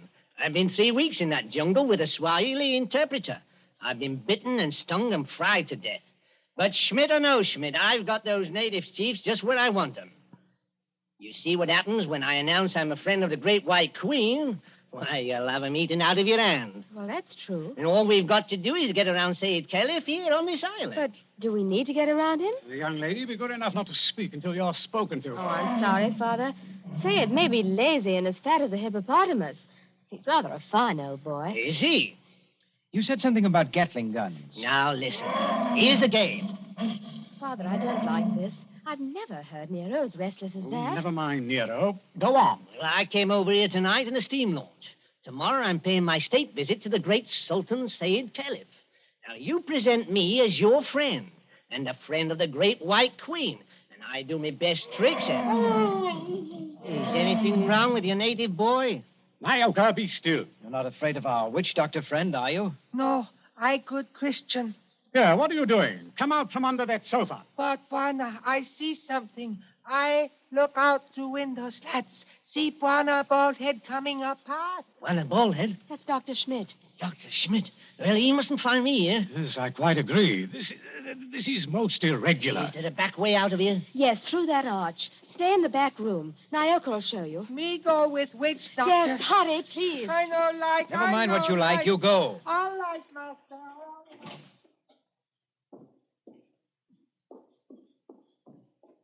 It's all right. They've gone. Yes, about time, too. Well, good evening, Dr. Schmidt. Pleasure to see you. Always a pleasure to see you. Ah, my friends, I wish I could say it was such a pleasure to see you. Isn't it, Doctor? This at any time but now.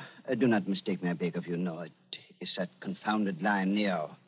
Always I say it will happen, and now it has happened. What about Nero? My friends, I regret. He has made his kill. He has tasted blood. What's that? You permit that I sit down and take off my sun helmet. I am not young, and I'm tired. It's not Sayyid Caliph. Yeah, it is so. He has teased that lion once too often. Oh, poor old boy. He was our friend. He's not dead. Yeah, I regret. Yeah, he is dead. Sultan of Zanzibar is dead. Oh, dead. But how did the lion ever get at him? He drank too much puma. That was his trouble. He got drunk and think he can do too much. So he opened the door and went to the lion's cage. Into the cage? Yeah, would you believe it? Not easily. But it is true. Over to Paris, there's what you call gnashing of teeth. His son Nobius in tears. Did you see this happen, Doctor? No. I go there later and they tell me. It's all the worse because of some foolish toy, a doomhead toy. That he has been struck over the head and thrown into the cage by someone who did not like him. That's more likely, if you ask me. My friend, it is foolishness. Everybody liked old man. He was a father to his people and a kind friend. Doctor, are you telling us that Said may have been put into that cage unconscious? It is what one African the soldier says, yeah. Well, then he may still be alive. Alive? It is impossible. It's more than possible. A lion may maul an unconscious man, but it doesn't often kill him. This is vital. Vital to Said himself and others as well. You're a doctor. Can't you go and make sure? My friend, I regret. I am not that kind of a doctor. Harris, you may be right. I think I'd better go myself. Yes, that's a good idea, sir. I'll stay here and entertain Dr. Schmidt. Unless, of course, he wants to go, too. No. I think I do not like sights of that sort. I have a tender heart and I have illnesses. Besides, you can do nothing. I tell you, he is dead. Yes, we'll see. Martha, you'd better come with me. Your nurse's training may be of some use at last. Of course. Hadn't we better go the back way and speak to Nyoka? Yes, Nyoka mustn't be troubled in that back room. A very good evening to you, Dr. Schmidt. Mr. Harris, they have good hearts, but they're so foolish. I would give my own right arm to aid that poor man. But, well, we must have philosophy. We must cheer up and bear it. Yes. Now, Doctor, we're all alone. So we are. We must sit down and have a nice, comfortable chat. Yes? Definitely, yes. Oh. I wanted to have a word with you anyway. So? About what, Mr. Harris? Oh, various things. I am happy to give you all the time in the world. I like talking to young people. It makes me feel young again myself. Like, Nobi? Nobi? Said Khalif's eldest son, the new Sultan. One fine young man. Or a savage. Yes, but weak, easy to manage. And very fond of his father, too. It's a wonder he didn't have the lion shot after they got the body away. Shot with what, my friend? I beg your pardon, Himmel. I do not consider the matters funny. No. But shot with what? These brutes, they have nothing but loading muskets. Kill Nero with those? No. Suppose they had Gatling guns. Pardon? Just suppose that, of course. Of course. Well? My friend. Gatlings would be of no better use. You only wound. To kill a lion, you must reach the eye or heart with a high-power bullet. What is the matter with us? Why are we talking of these things? Talking of death, you mean? Of Said Khalif, who gave all the trade concessions on Zanzibar to the British? My friend, I was talking about express rifles. Look here, don't you find it warm in here? Yeah, a little. Yes, it smells of animal's fur, doesn't it? I'll just raise those sun blinds. No. You must not trouble yourself to do that. It's no trouble. I beg of you not to trouble. It is not necessary. Doctor, you've been mopping your forehead ever since you've been here. A little fresh air never hurt anybody. Here.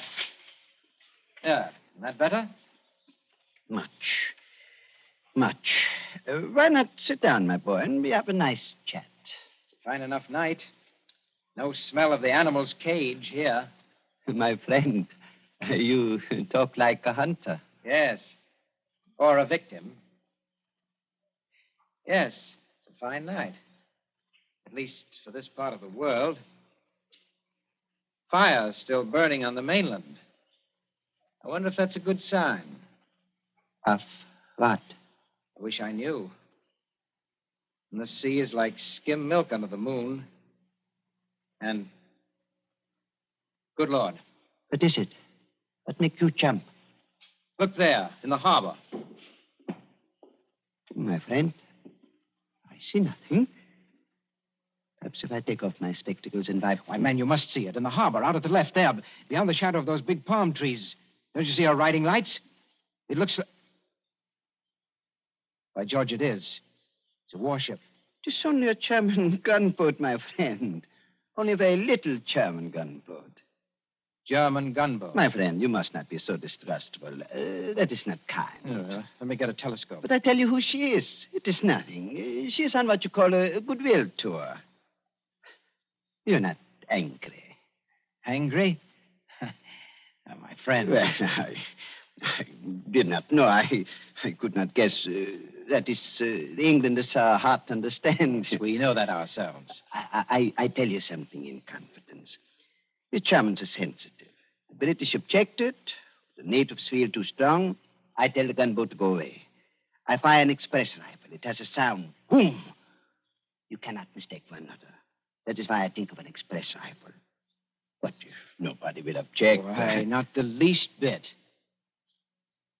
Tell me, Doctor, do you like it here on this island? Well, just not bad. Don't you ever want to get away from a forsaken mud heap like this? My friend, I am a chairman. My duty is here, as I stay here. Yes, I know. Between ourselves, that's exactly my position. But you are young. That's not the point. It's the importance of the job. The British don't rule Zanzibar. We hold the trade concessions from Said Khalif, and our residency has to protect them. But even you, Doctor, would be surprised at the amount of trade that we have to protect and the revenue that comes out of this island. Is it so now? You don't say so. I do say so. It's so much? More than you think. Of course, I'm not allowed to give you any figures. No. Of course not. I would not dream of asking you. How much would you say it comes to, roughly? Oh, come now, Doctor. As one gentleman to another, you're not asking me to give away secrets. Oh, no. It was only a joke, you understand. Please do not try to up-trip me. I would try to pull your leg, and it was only a joke, believe me. Yes. It's all in the game, as it were. Yes, all in the game as gentlemen. Oh, Doctor, you're quite a humorist. You're not offended? Not at all. No, as I was saying, I hold a rather important job. Of course, Mr. Richardson holds an even more important one. He's been very friendly with old Said Khalif on this job. Of course, you know what that job is? Of course. He's the British consul. What is the matter with you?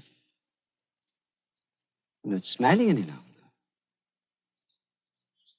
Why are you looking at me like that? So that's it. That's the game. You made exactly the same mistake that he did. Shoot it. Dr. Schmidt, have you met the great lord of the witch doctors? The maker of spells and the tamer of lions? I am a good Christian. I pay no attention to what natives say. I do not believe in witch doctors. No, neither do I. Not in this one, at any rate. What one?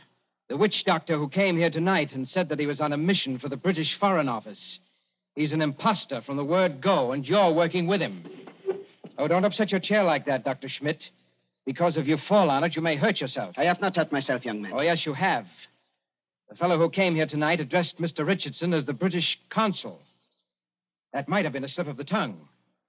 But then you see the letter on the table there? I have eyesight, I thank you.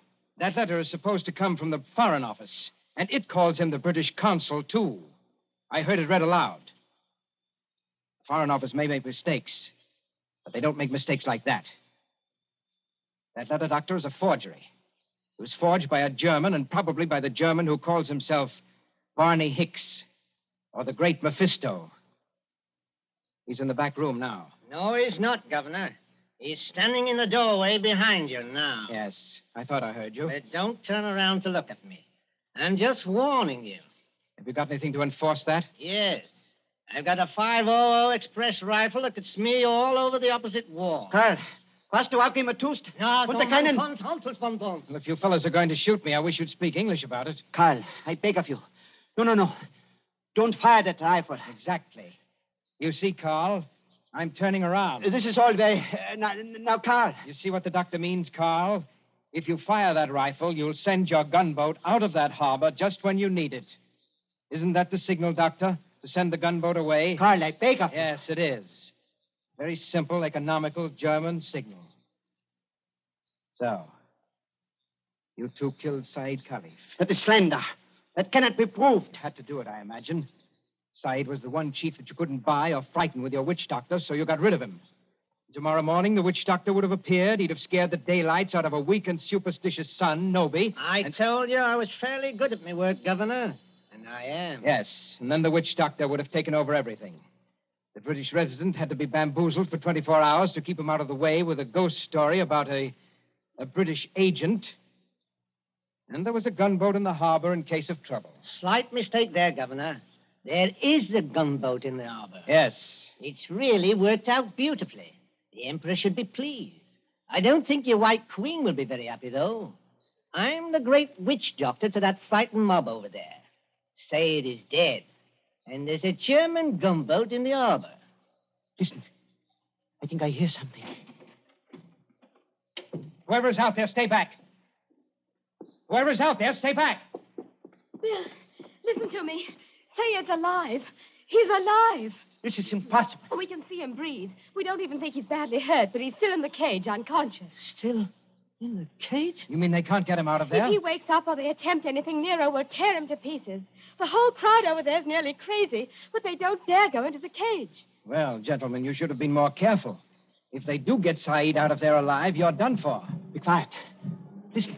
Nobi and the rest of the natives are coming up here now. See here, miss. Are you talking about the old boy's son? Nobi, yes. He wants to see the witch doctor. The witch doctor? This puts you in some slight trouble, Carl. Listen to me, miss. I couldn't get that old buzzard out away from him, that line, even if I've got to get out of here. Too late now, my dear witch doctor. The natives have surrounded the house. Who's that?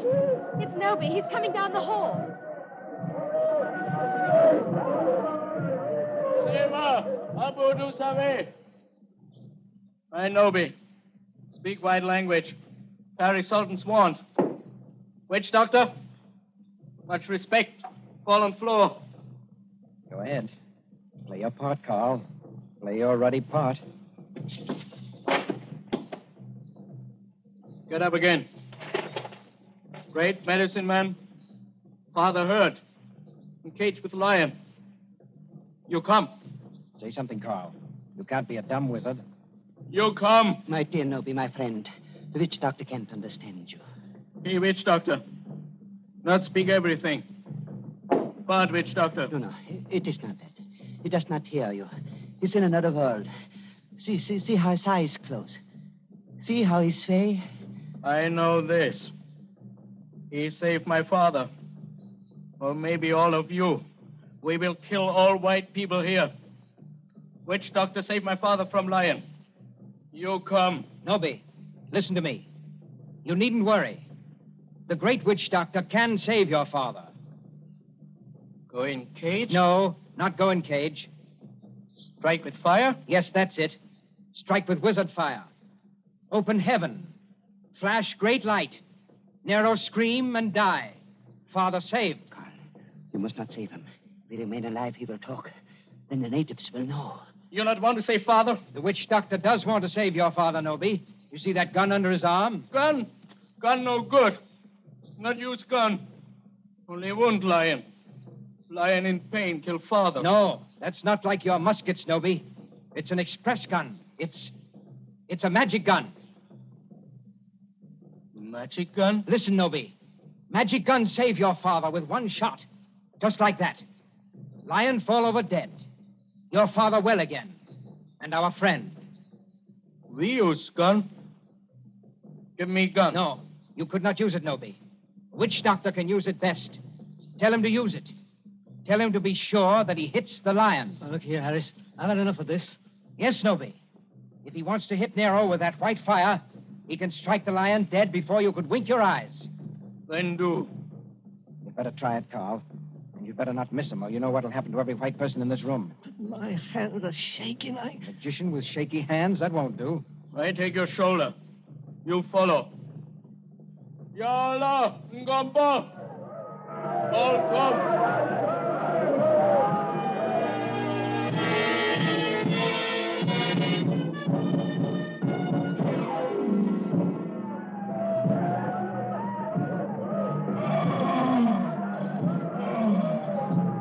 There is cage by palace door.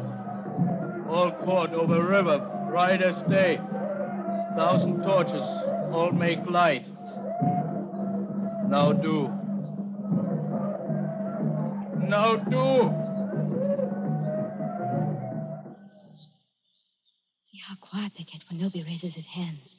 They're praying. So are we. Won't do it. You better. I told you that. You're out of hand now. If you miss, you're no witch doctor. And if you had any thought of hitting Saeed instead, just imagine what they do to you. I can't see. These torches blind me. You do. I think the old man's moving. If he stirs, the lion will kill him. You know what that means. That's right. Up with a rifle. My hands are shaking. Be careful of your sights.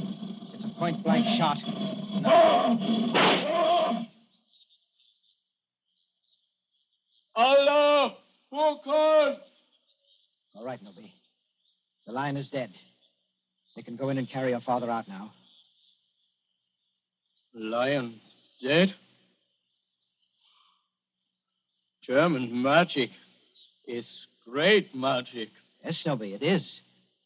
But English magic is greater. English magic better than German magic? Yes, Nobby, and I'll prove it. Turn around. Look out towards the harbor. I stand here. I wave my hand, like this. Nothing up my sleeves.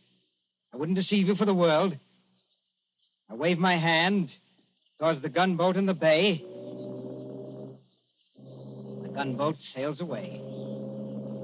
English magic, Nobby. English magic.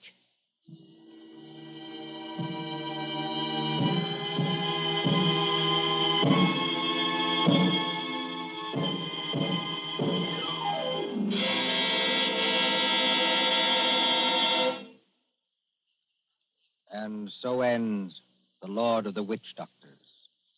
Tonight's story of suspense.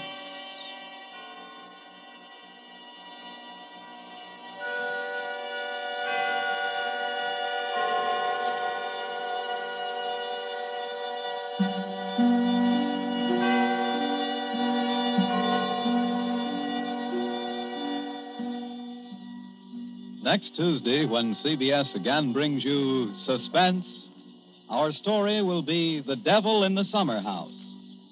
The broadcast for next week only is scheduled for 10 p.m. Eastern Wartime, a half hour later than usual.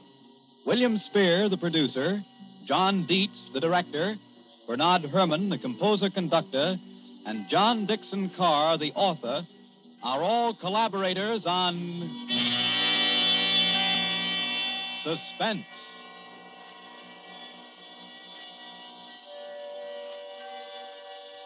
This is the Columbia Broadcasting System.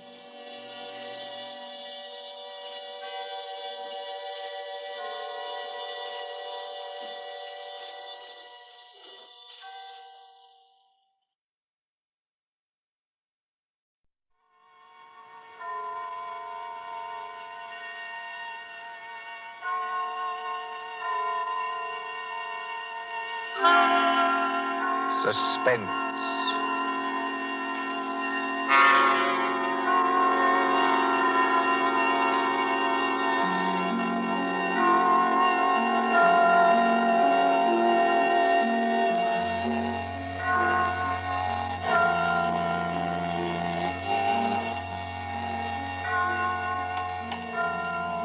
Now let's see.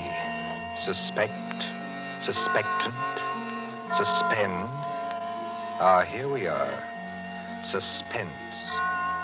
The condition of mental uncertainty, usually accompanied by apprehension or anxiety. Fear of something which is about to occur, as do not keep me any longer in suspense. For our story of suspense tonight, we invite you to enjoy The Devil in the Summer House by John Dixon Carr.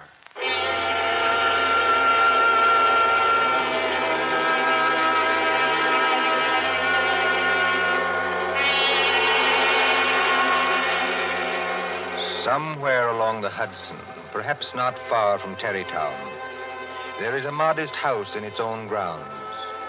Behind it, in a spacious garden, stands a summer house of evil memory. More than 25 years ago, a man shot himself, or at least died, in that summer house. They found Major Kenyon with a scorched bullet hole in his head and the weapon beside him. But we are in the present now. The latticed summer house has grown heavy with vines, and only the other evening 2 men came into that garden at twilight, over the shaggy grass, as a storm was brewing along the Hudson. 2 men, the lawyer from New York. Who's there? And Captain Burke of the homicide squad. Easy, my friend, easy. I was just going to ask you the same thing. My name is Parker. I'm an attorney. You're not Captain Burke. Yeah, the very same and no other. I thought I recognized you, Mr. Parker. Must be something important to bring you so far from New York at this time of night. I was in Tarrytown anyway. I thought there'd be a housekeeper here, but I don't see any lights. You've got business here? Yes, in a way. Have you? I don't know. I'll tell you better after you tell me what brought you to a place that no one has lived in for 10 years. Tell me, Captain. Did you ever get an anonymous letter from a dead man? Did you? No, I can't say I did. The letter's anonymous. How do you know the man's dead? Because they're all dead. Every last one of them. Dead and under the ground where they can't be hurt any longer. Look. There's the summer house where Jerry Kenyon used to work. There are the windows of the library and the dining room. Looking toward it. Confound this lightning. Makes the windows blaze, don't it? Jerry Kenyon hadn't a care in the world. Yet he shot himself. I'll show you the letter. Now, look, Mr. Parker, I couldn't read anything in this light. But if we can get inside the house Certainly we can get into the house. I was the family attorney. I've got the keys. Why should a dead person send me a letter?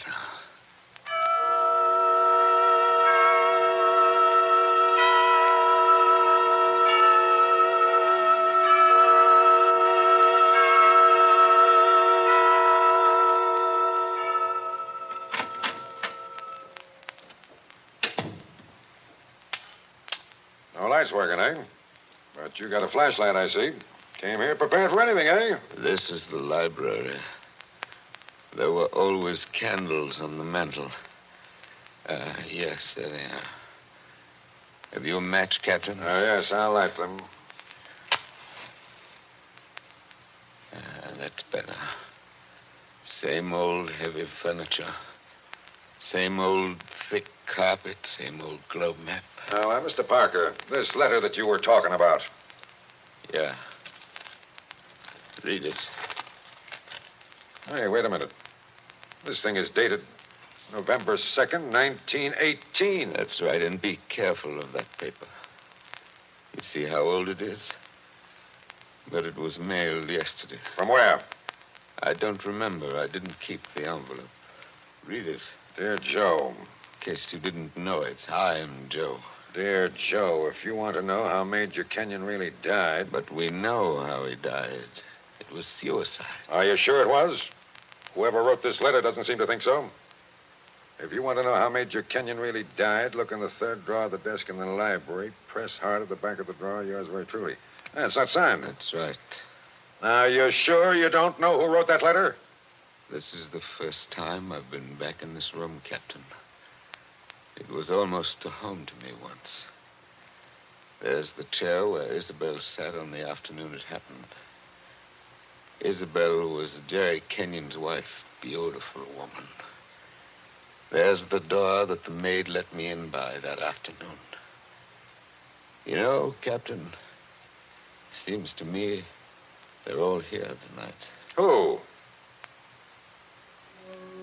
We stand beneath the sounding rafter, and the walls around us are bare as they echo our peals of laughter. It seems that the dead are there. Yet we stand to our glasses steady. You know it? I was in my school reader. How does the rest of it go? Yet we stand to our glasses steady and drink to our comrades' eyes. Here's a glass to the dead already. Hurrah for the next that dies. Excuse me, Captain. I don't know what's come over me talking that way. I was very fond of these people. Are you going to look in the desk drawer? This is a lot of nonsense. Then why are you here, Mr. Parker? Jerry Kenyon was always a happy man. At least that's what I always thought. Big, boisterous fellow. Yeah? He had a good position with Vitaturn. You know, the phonograph company. Yeah, sure, I know. But he'd just been made a major in the Army. 1917. There was a war on then, too, if you remember. I remember. To make the world safe for democracy. Old days. Old heartaches. Old memories. I remember that blazing hot day in August when all the windows were up. I remember this room. And Isabel, that was Jerry's wife, sitting in that chair, knitting. I remember...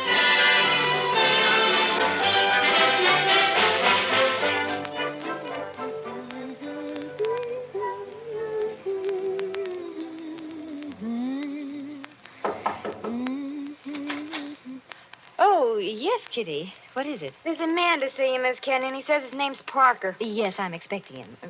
Show him in, please. All right, ma'am. Shall I take your knitting in your knitting bag? Why should you take my knitting? I don't know, Miss Kenyon. I just wondered. You can come in now. Thank you. Hello, Joe. Hello, Isabel. You sent for me? Joe, I must apologize for Kitty. Servants are getting to be a problem nowadays. She looks pretty enough to get along. Oh, Kitty's got large ideas. She wants to go on the stage, if you please, and do imitations, like Miss Draper. She only knew how hard it was acting all your life. Isabel, you've been crying. I have not. At least... Is that why you sent for me? I've missed you. You haven't been here in over a week, Joe. I had an idea Jerry was getting a little tired of having me around this house. Oh, no, Joe. Why, Jerry... Yes, what about Jerry? I wish I knew, Joe. That's why I wanted you here. Where is he, by the way? I want to say goodbye to him before he leaves. He's probably out in the summer house where he works with all those papers. He's got a lot of work to catch up with. He's going overseas tomorrow.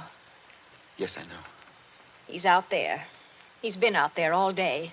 His last day here, and I've been alone. That sounded like a shot. Yes, it was a shot, Joe, In the house. dear. Doesn't seem to worry you. It's only Paul, Jerry's brother, Paul. Oh, thought you'd gotten him off your hands for good. Jerry asked him out. He got here 2 nights ago.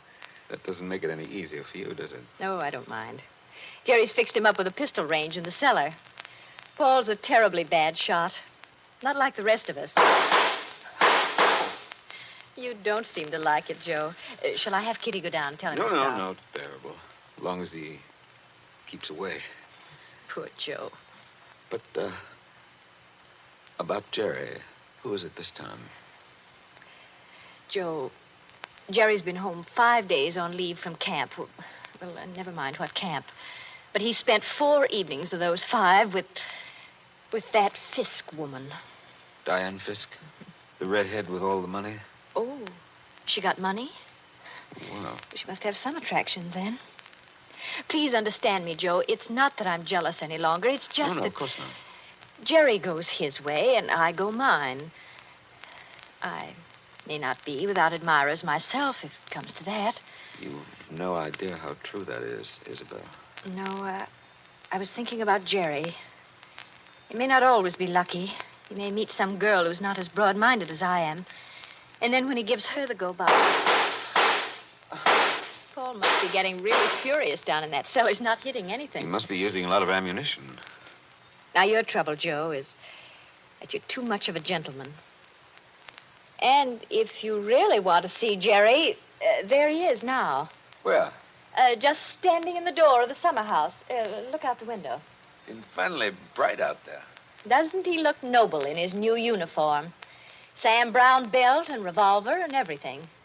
Look how he turns around and waves his cap at us. Like a real soldier. Real soldiers don't exactly wave their caps, do they? He does.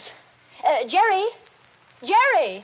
Hello there. Jerry, Joe Parker's here. Who? Joe Parker. He wants to see you. Well, give him a drink or something. I'll be up in a minute. Into the summer house again.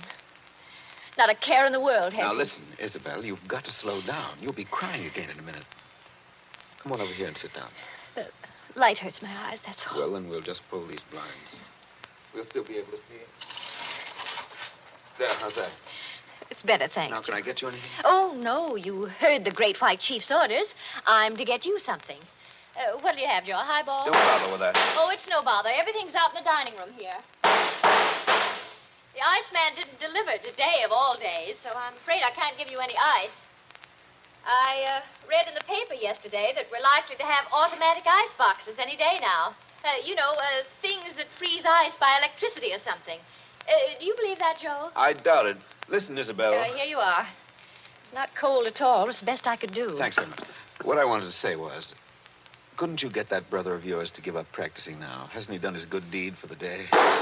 Yes, maybe he has. I'll ring for Kitty.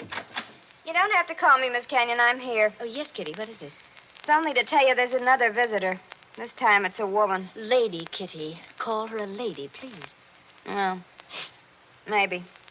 She says her name's Diane Fisk. Diane Fisk, that's Jerry. Kitty, tell the lady I'm not in. Lady. She's a fine lady. I don't want to intrude, my dear. I don't want to intrude. Anyway, it's too late, Miss Kenyon. She's coming down the hall now. My dear Mrs. Kenyon. How do you do, Diane? This is a friend of ours, Miss Fisk, Mr. Parker. Oh, now, I don't want to intrude, really, I don't. I wouldn't have intruded for worlds, especially on a day like this. Isn't it awful? But your husband simply insisted, my dear Mrs. Kenyon. He simply wouldn't take no for an answer. I'm sure he wouldn't. Do you know what he's brought from his office as a surprise? No. A phonograph recording machine. He's going to let us use it. So that we can all hear ourselves talk twice. How nice. Heaven's name, can't somebody stop that firing? Don't fly off the handle. Take it easy now. Kitty. Yes, ma'am. Would you please go down the cellar and tell Mr. Kenyon's brother he's driving us all crazy? Tell him to stop. Yes, ma'am. My dear Mrs. Kenyon, I do hope I haven't offended you in any way. I know I'm a silly little chatterbox. They say people who have red hair often are. Because at your age, you must find the heat very trying. Don't you think we'd all better sit down? I was very much interested in what Miss Fisk said about a phonograph recording machine. Mrs. Kenyon was just talking about a machine to make ice. Yes. Isn't science wonderful? But I do think it was mean of Major Kenyon to invite me out here and then go and fall asleep in the summer house. Did you say fall asleep? Yes, of course. How did you know? Well, I came up the back way and I saw him in the summer house with his head forward on the table, taking a nice little snooze. That's very queer. Of course, you couldn't see much except in the bright light of the door, but I think I saw him there. I didn't disturb him, naturally. But I think I'd better disturb him. Oh, now, please don't trouble on my account. The fact is, my dear, I don't altogether trust myself in this room. A woman of my age has to conserve her strength, you know. So if you'll just excuse me. Well, of course, if you... Oh, dear, I just can't think what I'm always saying because I have the best intentions in the world, Mr. Barker. But, Parker. Oh, yes, Parker, but I do somehow manage to offend people being so dependent and everything. Except the men, of course. I couldn't offend you, Mr. Parker. Now, could I? Madam, I'm not sure. Well, of course, the person I really came to see was Paul, Mr. Kenyon's brother. He's a little young, of course, but he's joining up next month, and I think we should all do our bit, don't you? He has such a pleasant personality. I think he likes me. Why, if he walked in at that door this minute... Now, how am I ever going to get any place? Someone's always interrupting my revolver practice just when I'm getting to the point where I can... Oh, Why, Paul, good Lord, are you here again? you're a very untidy object, Paul. Well, it's pretty untidy in this cellar. And dirty. I've got cockroaches on me, so keep away. Did you have a good day shooting? Swell. One of the best. Hit the target? On the only shot that mattered, I hit the target dead center. That sounded like Isabel. I think it was Isabel. Why have you got those blinds down? Get them up. What is it? What's wrong with you? What are you looking at through that window?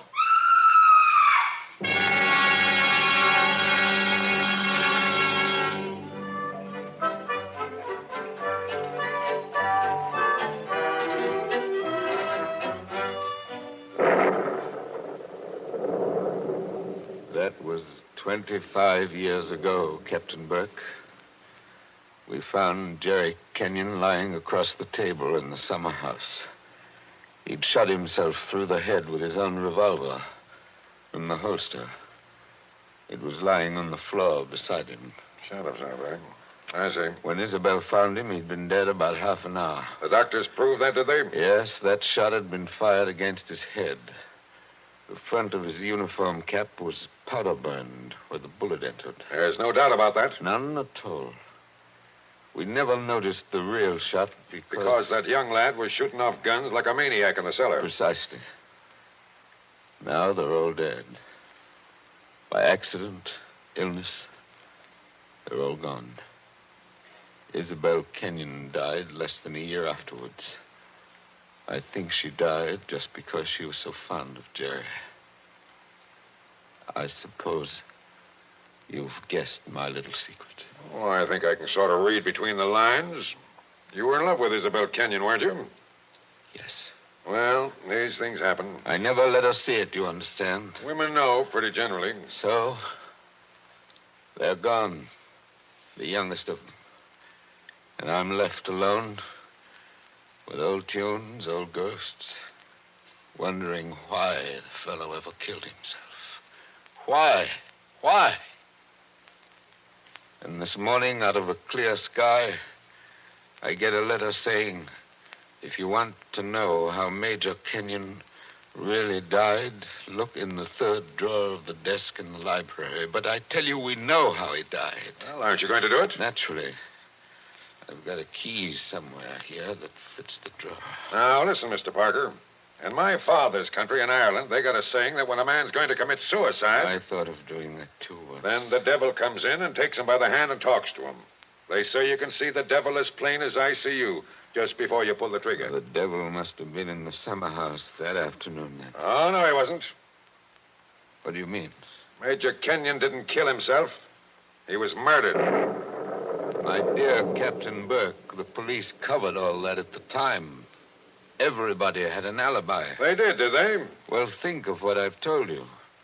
Isabel and I were together all the time. Paul, her brother, was shooting off guns in the cellar. Yeah? Diane Fisk. Yeah, what about her? Her chauffeur who drove her there swore he saw her walk straight up to the place.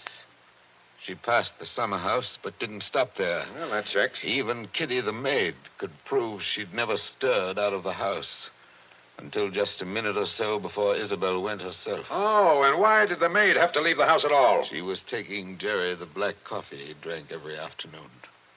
He'd already been dead half an hour then. And that, my dear Captain, disposes of everybody. Well, now listen, Mr. Parker. You're a good guy, and I'm not going to hold out on you any longer. You see, I say Major Kenyon was murdered because I know he was murdered. By an outsider? By one of the people in the house. That's impossible. Is it? Well, why don't you open that desk drawer and see? What time is it? It's 7:45. 7:45? And I haven't got much time. For what? Holy St. Patrick, will you open that drawer? If it's waited 25 years, my friend, it can wait a minute more. I've got the key somewhere in this bunch of keys. Everything the same. Paul never altered what he inherited. Same old desk, same old phonograph. Same old... I think this is the key. Yeah, it opens. There's nothing here except one or two old newspapers. Everything very dirty. The letter says to press hard at the back. Now, have you tried that? Doesn't seem to. Yes, by George, it does work. Well? There seems to be a movable back on a hinge. Well, what's inside? Some sort of flat brown paper parcel sealed with wax. And about as dirty as it can get. Open it, man. Open it. I'm going to. It's a phonograph record. There's a plain white label. Something on it written in pencil.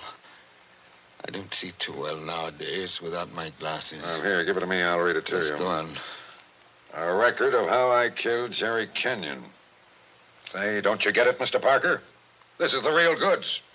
The murderer's going to tell us his own story 25 years later. Be careful. Whatever you do, don't drop it. Well, you seem to be interested enough now. I don't say I'm not interested. I say I can't believe it. You know, when you were talking about the dead coming back and that kind of thing, you sure started giving me goose pimples.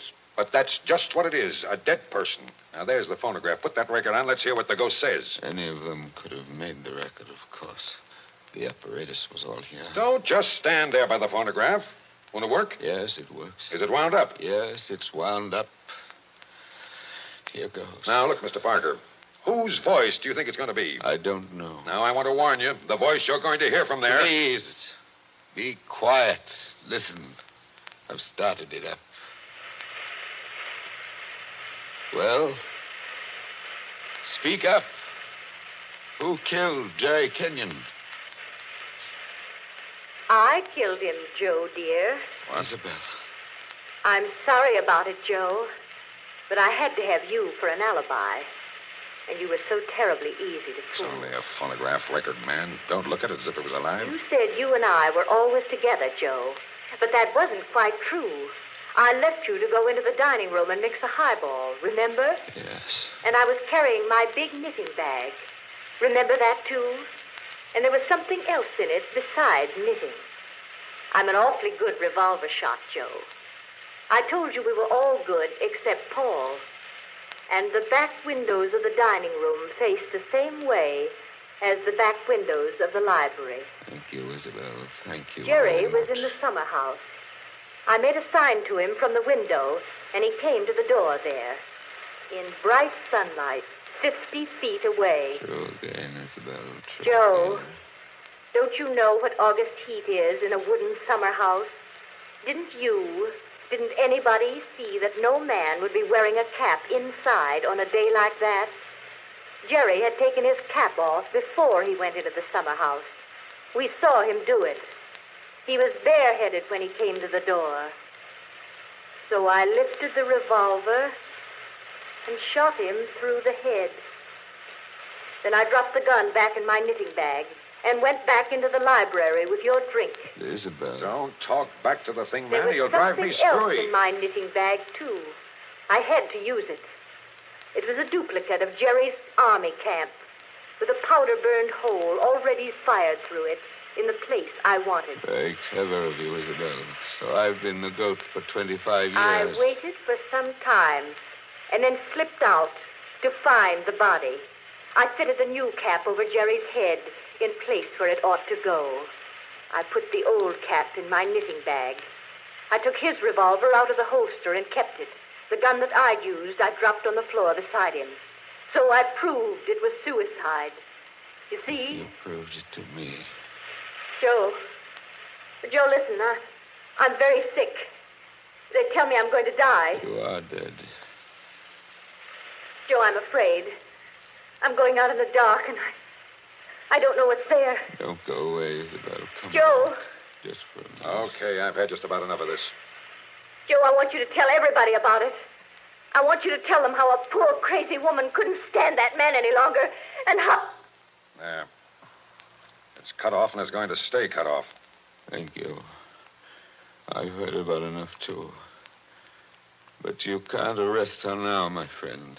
You can't arrest her now. After hearing that, I'm not going to arrest anybody. Tell me, Captain. Did you know what was on the record? No. That's why I had to hear it. I knew about it, but I wasn't sure what it had to say. But so help me, I never guessed how hard it would hit you. Man, don't you get it even yet? Yes, I get it. Oh, no, you don't. You don't see anything. That was how the fake suicide was managed, yes. That's just how it was all done, bar one or two little things. Only... Only what? Only it wasn't Isabel Kenyon who committed the murder. Did I hear you correctly? You did? This is another one of your little jokes, I imagine. Can't you let me alone? Have you some kind of personal spite against me? What did I Hold ever it. do? You're going to hear the real truth now if I have to hold you down in that chair. I know Mrs. Kenyon didn't kill her husband because I've just come from talking to the real murderer up the river. But they're all dead. Oh, no, they're not. And I haven't got much time either. That clock's just going to strike 8. What's the time got to do Good with deal if you'll follow me. Mrs. Kenyon died less than a year after her husband, didn't she? Yes. But it wasn't Mrs. Kenyon's voice you just heard on that record. What? I'm telling you, the real murderer hated her. Hated her like poison and wanted her blamed for the crime. When Mrs. Kenyon died, the real murderer wrote a letter. Well? But she never mailed that letter. She made a lying record of Isabel Kenyon's voice as evidence. Now you figure it out for yourself. Who was pretty enough to take Major Kenyon's eye and strike back like fury when she got thrown over? Who wanted to go on the stage and do impersonations? Kitty, the maid. Ah, you're talking sense. She shot Jerry from the dining room window. When she couldn't borrow Mrs. Kenyon's knitting bag, she went out to the summer house with a gun and the fake cap wrapped in a napkin on a coffee tray. She did go out, I remember. Actually, she got there before Mrs. Kenyon did. But the summer house was dark inside, and Mrs. Kenyon never noticed her. The next day, Kitty wrote that letter, but she couldn't bring herself to send it. So she kept that letter till the day before yesterday. Then one of the boys at Sing Sing... Wait a minute. ...thinking he was doing her a kind action, put a stamp on it and mailed it. Did you say Sing Sing? Yes. They're electrocuting her tonight for the murder of an Italian down at Collier's Hook. I found out about the record, all right. But the one thing I wasn't sure of was that she had done the job alone. Now, frankly, the way you acted, I thought that you might have been in on it, too. Well, that's why I had to hear it through. And it was anything but a joke. And now, here it goes to blazes forever.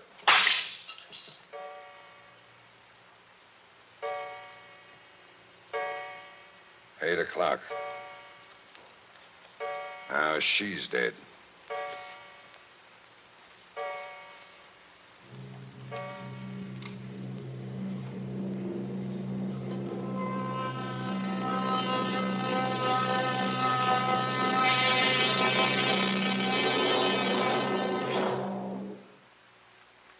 And so ends The Devil in the Summer House.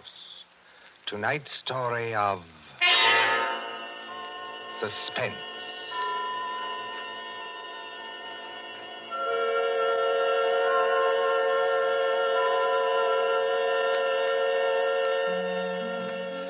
The part of Mr. Parker was played by Martin Gable.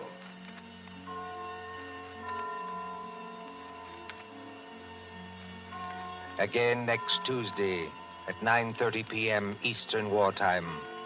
A story dedicated to the thrill of the nighttime, the hushed voice and the prowling step. Another adventure in suspense. William Spear, the producer, John Dietz, the director, and John Dixon Carr, the author, are collaborators on Suspense. This is the Columbia Broadcasting System.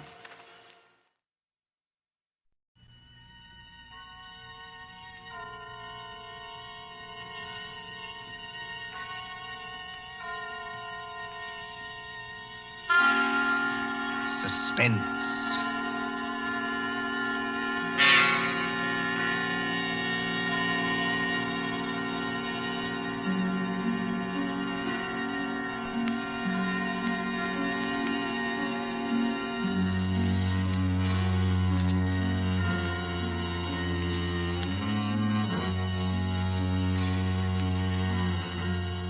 The thrill of the nighttime, the hushed voice and the prowling step.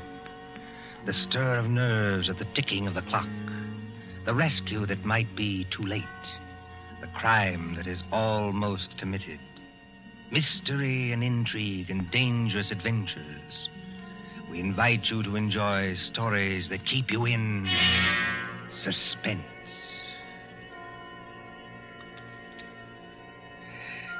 Can a man stake his life against $25,000? Can another and cleverer man track him down like a hunter, stalking his prey and kill him within 5 hours? Can you make a bet with death and win? For Suspense, tonight we present Will You Make a Bet with Death by John Dixon Carr.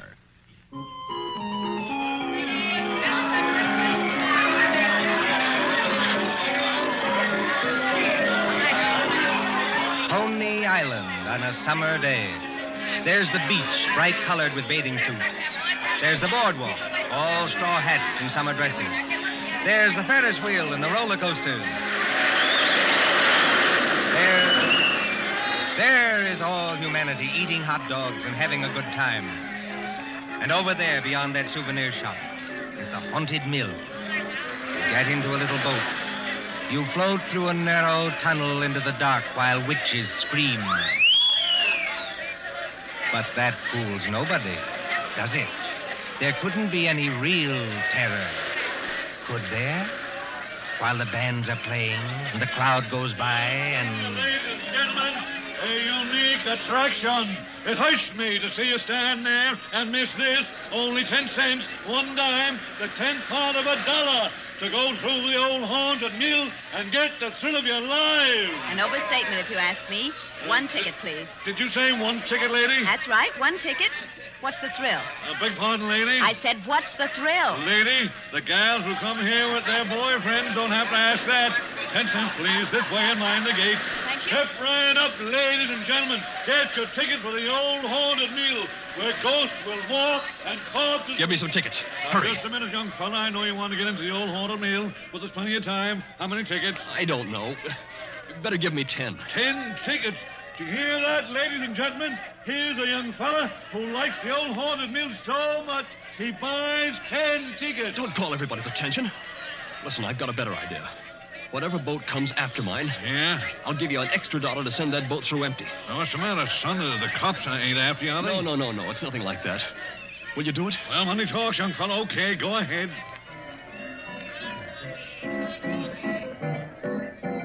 Isn't there an empty boat here? Well, really? You've got such a great objection to riding in the same boat with me? Oh, I'm sorry. I didn't mean that at all. Don't misunderstand. Then you'd better get in if you want to go. This boat's starting to move. Yeah, I better sit down. You certainly had. Look here, I want to apologize. That's quite unnecessary. This place is rather childish anyway, isn't it? Yes, isn't it? But I've seen everything else, so I may as well see this. Here we go in the dark. What was that? One of the ghosts, I imagine, from a machine. It sounded like him laughing. There isn't anybody in the boat behind us, is there? Oh, I can't see. It's pitch dark. Listen, Miss... My name is Andrews, Betty Andrews. If it's customary to exchange names in a place like this. Mine's Pendrell. Bob Pendrell. Did you say Pendrell? Yes. Do you know it? Oh, no, not exactly. It's an unusual name, that's all. I don't want you to think I'm out of my mind, though I very nearly am. But I've got 5 hours to go. Just 5 hours. At the end of that time, either I'll have won $25,000 or else... Or else? Or else I'll be dead. You know, I wish I'd kept you away from this boat. Well, there's nothing to get alarmed about. For you. I can't tell you much, but I had to tell somebody that or I'd have started yelling. There's just one other thing. Is there? In these places, they've usually got little dim-lighted rooms along the way. Yes, exhibits boats and things. Yes. Well, when we come to one, I'm going to get out of this boat and hide there. Just don't get alarmed, and don't tell anybody when you go out. But why should you do that? I think I see a light ahead. Well, there is a light, but... Dim, too. That's all but the good. It's... Yes? We're coming around the corner. Look, I'm going to have company when I get off. A waxed dead man on a pile of straw. Oh, I hope I can stand these noises. Goodbye, Betty Andrews.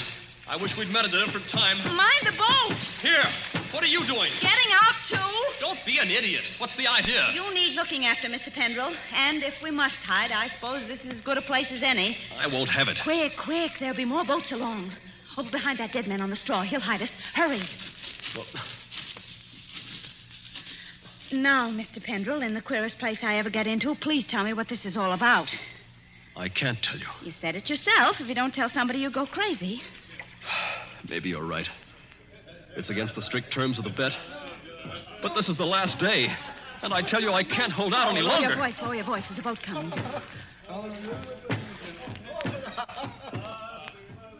I wonder if you ever heard of my stepfather, John Destry. Yes. I imagine everybody has. He's a millionaire, and I'm not. I'm just a chemist. An analytical chemist. Not very successful. So if I'd had time, if I'd had money, I might have worked out a process that would have... Well, I think it would have helped in the war. But he's got money. Yes, he's got money. Well, my mother died years ago. This Destry's a big, white-haired, fine-looking fella. You'd think butter wouldn't melt in his mouth. He's got an apartment in the East 60s, secretary, I never met her, valet, cook, that kind of thing.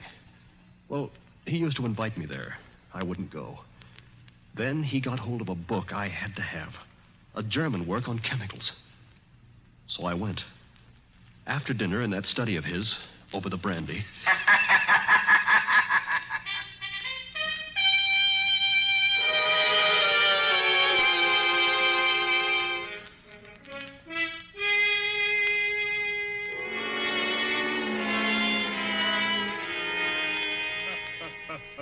Oh, my dear Robert, you're quite welcome to the book. Don't mention it. Oh, what do you think of this brandy, by the way? It's excellent, thanks. Yes, I thought you'd like it. And now that we're all relaxed, comfortable after dinner, tell me something. Yes, Mr. Destry? You hate me, don't you? Frankly, I do. And always have. Good. Then you'll be relieved to hear I've always felt the same about you. But tell me something else. Did you ever know me to break my word? No, I never did. I'll give you that. I asked you, Robert, because I want to make a little bet with you. That is, if you have the nerve, which I doubt. Well, I'm afraid I can't afford to make bets. You were always careless with money, Robert. Well, I've been thrifty. I saw that when your mother was alive. But you can afford to make this bet. Look here, in my desk. Well? $25,000, Robert. $25,000 in 5 $100 bills. And what would I have to bet against that? Your life. What? My life? There's the money in the drawer. Look at it. What wouldn't you give for that money?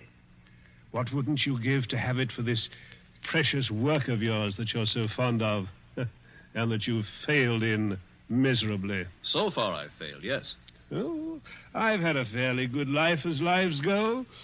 My heart isn't as good as it might be, but the doctors say I'll last a little while yet. But before I go, there's one pleasure, one little exquisite thrill for me to experience. I want to commit a murder. Yes, I said a murder.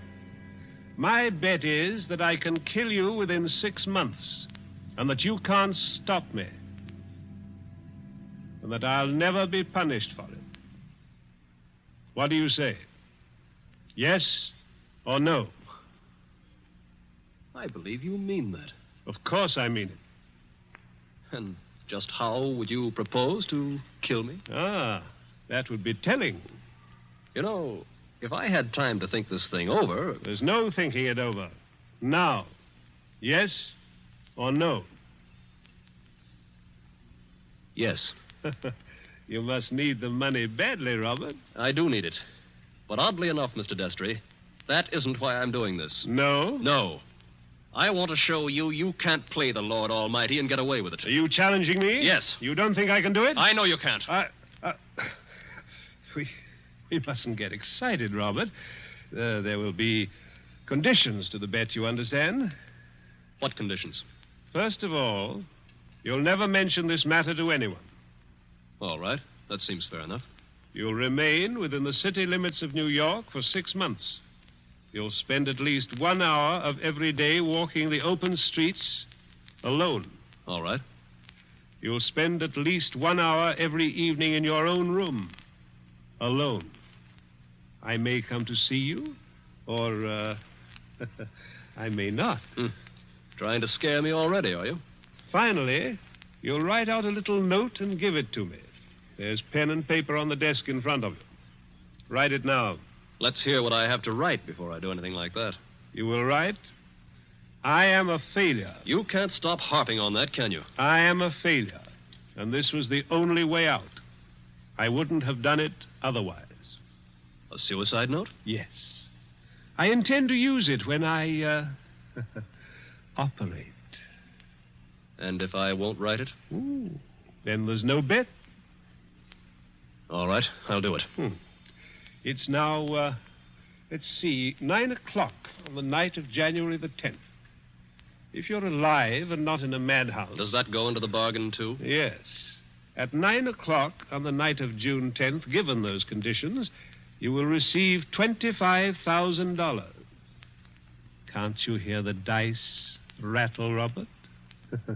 You're playing with death now. I know it. Aren't you going to finish your brandy? No, thank you. Oh, then pour it back into the decanter. You heard me. Pour it back into the decanter. If you were as careful as I am, you wouldn't be where you are now. That's right. Always be thrifty. I can promise you, by the way, that you'll always be perfectly safe as long as you're in this apartment. But that's the only concession I make. I notice your hands are steady at the moment. I wonder what they'll be like a month from now.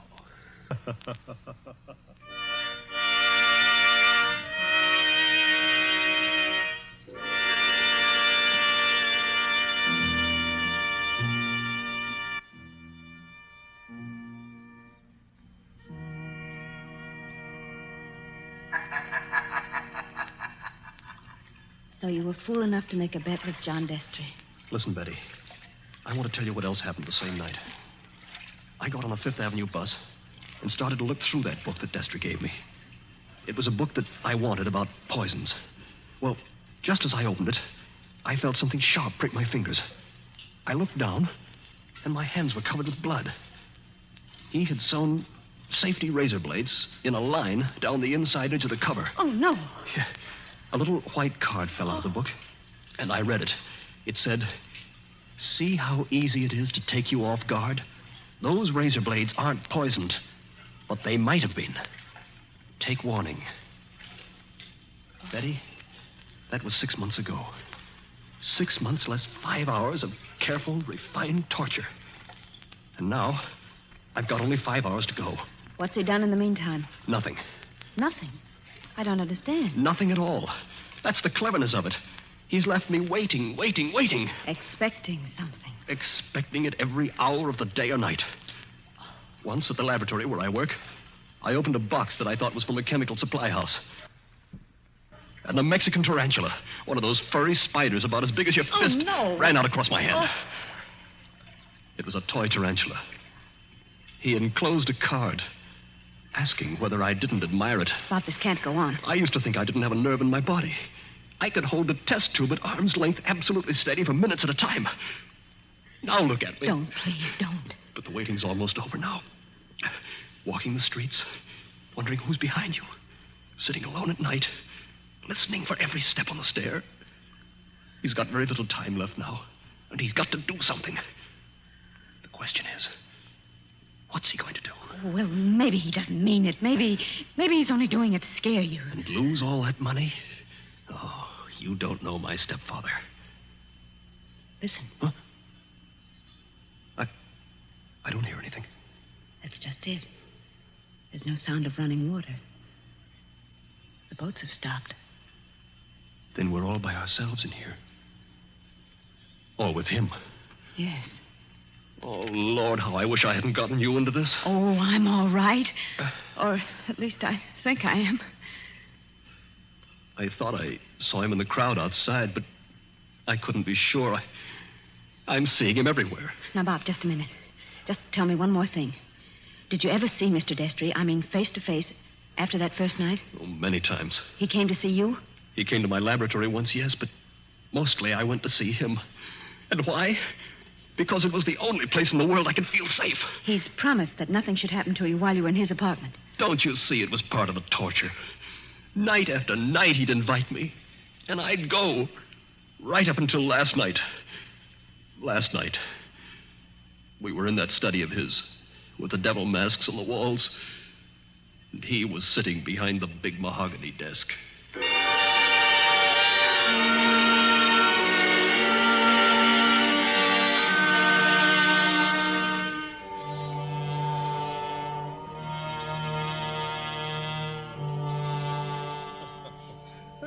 My dear Robert, I'm pleased and even touched to have you here on the last night before you... Why don't you say die and get it over with? Oh, well, let's not say die. No? The clergy contend that we never die. We only change. Now let that be a consolation for you. Must you be going so early? There's that 1 hour at home rule to our bet, if you remember. I remember. You're keeping to the rule. Yes, and I mean to beat you at this if it's the last thing I ever do. The last thing I ever do. That's an unfortunate choice of phrase, Robert. My boy, you haven't a chance. Something's going to happen to you within the next 24 hours when you least expect it. Will you answer me one question? If I choose. Have you decided how you mean to kill me? I decided that 6 months ago. And you still think you can get away with it? It's a method which has never been known to fail. I give you my word of honor on that. Is it sudden? Yes, and no. Wouldn't you like to know what it is? Good night, Mr. Destry. I think I'd better be leaving. No, my dear boy. You mustn't go yet. Sit down. Pour yourself a glass of brandy. No, thanks. Then perhaps you wouldn't mind pouring me a little. My doctor allows brandy, though I'm forbidden spirits. I notice your hands are shaking quite a good deal. They weren't like that 6 months ago, were they? No. You were full of confidence then. Oh. And it grieves me to see you waste tobacco by lighting a cigarette and putting it out immediately. Oh, it's no use lying to you. But I'm going to beat you just the same. You wouldn't like to back out now? After what I've been through?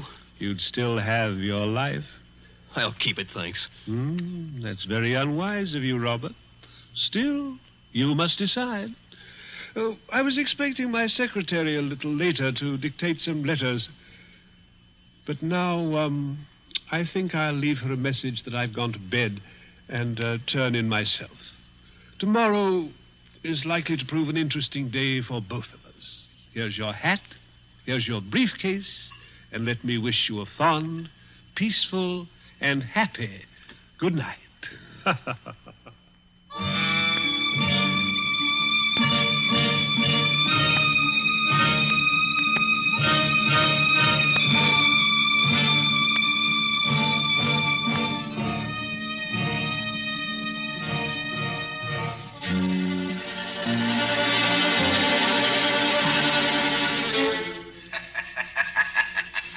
That was last night, Betty. I said I had 5 hours to go. It's less than 4 hours now. If I can keep away from the old devil until 9 o'clock. I wish those boats would start running again. Why? Because it's almost as spooky in here as a real old mill. I know. Even that wax dummy on the straw. Any minute now. You're expecting to see him move? So am I. Now, don't stand up. It doesn't matter. If the boats aren't running, we can hear anybody who comes along. I hope so. Do you think Destry's got in? Bobby can't have got in. He can't even be here. Why not? Because Mr. Destry told me... Mr. Destry told you? I'm his secretary. You know, Betty Andrews, I'm sorry it was you who did this. Did what? You can't guess, can you? Oh, Bob, I didn't come here to trap you or spy on you. If that's what you're thinking, I swear I didn't. No. You only got me to tell you the whole story and lose my bet. I haven't heard a single word you said. Bob, please believe that. He didn't send you here, of course. No. And of course you never saw me at his apartment last night. No, I swear I didn't. I got there late. He'd gone to bed. I didn't even take off my hat or gloves before I left again. Don't you understand, Bob? I hate him, too. I want to see you beat him. You've got to beat him. You mean that? Look at me and see if I mean it.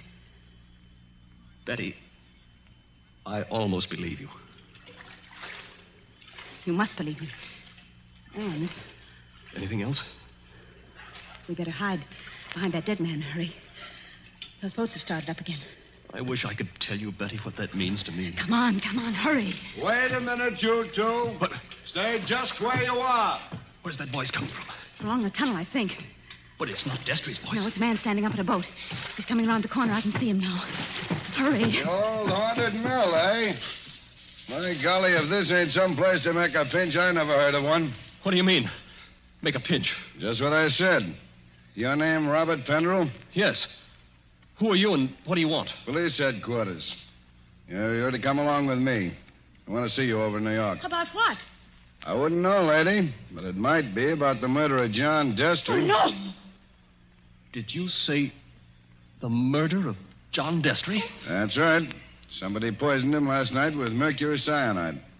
I wouldn't have got you at all, maybe, if the barker outside there hadn't thought the cops were after you to start with. Betty, Yes, Bob? he's beaten me. He hasn't beaten you. Oh, yes, he has.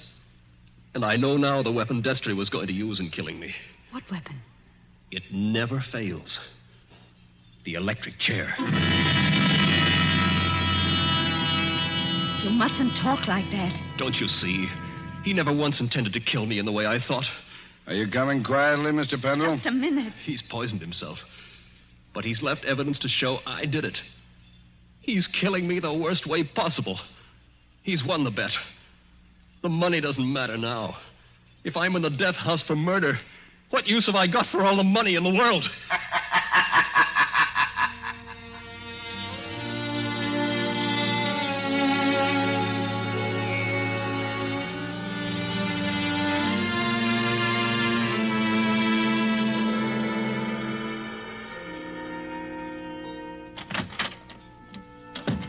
Pendrell, let me introduce myself. My name's Mullen, Inspector Mullen.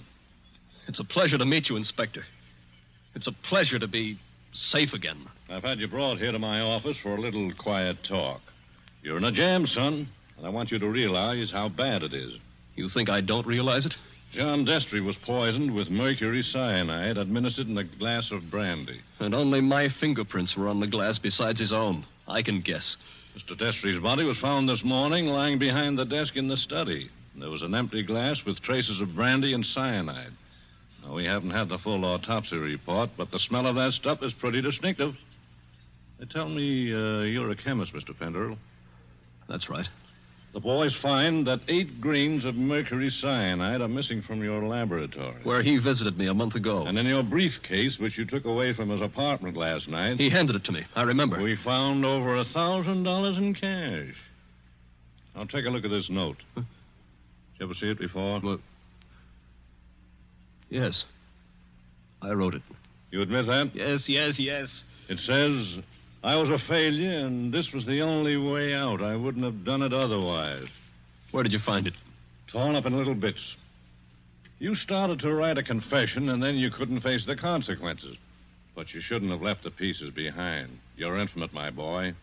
Unless... Unless what?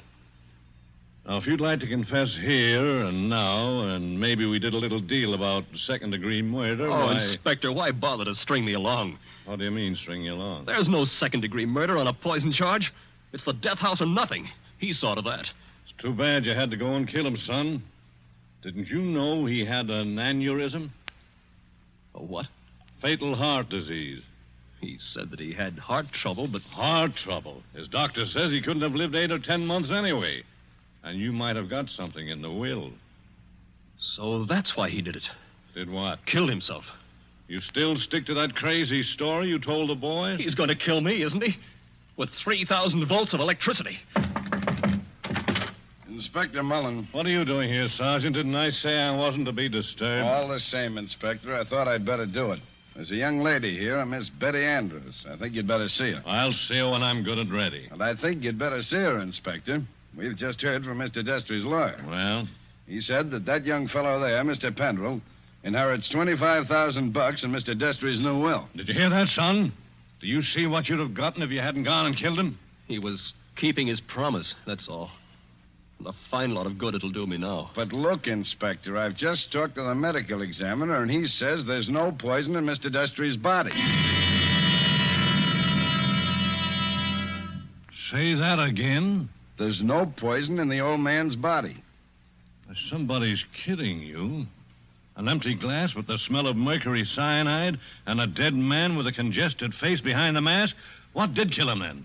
Well, if you'd like to listen to Miss Andrews, Inspector, she's right here now. I think you'd better listen, Inspector. I've been trying to tell you all afternoon. Go ahead, Miss Andrews. I've been over and over it.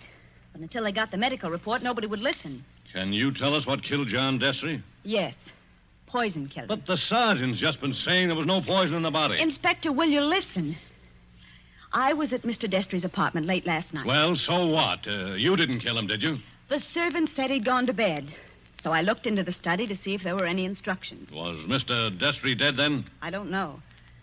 I couldn't see his body because it was hidden behind the desk. I didn't even learn he was dead until late this afternoon. But I did see a full glass of brandy. A full glass, did you say? Yes.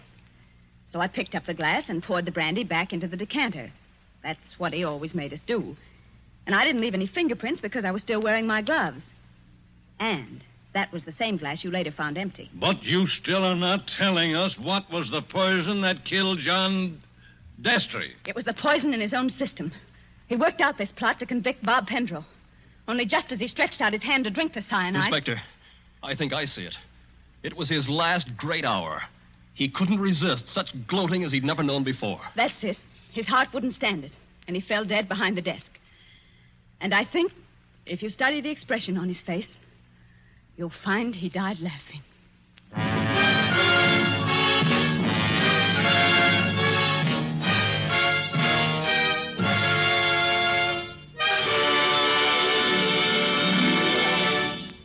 And so ends Will You Make a Bet with Death?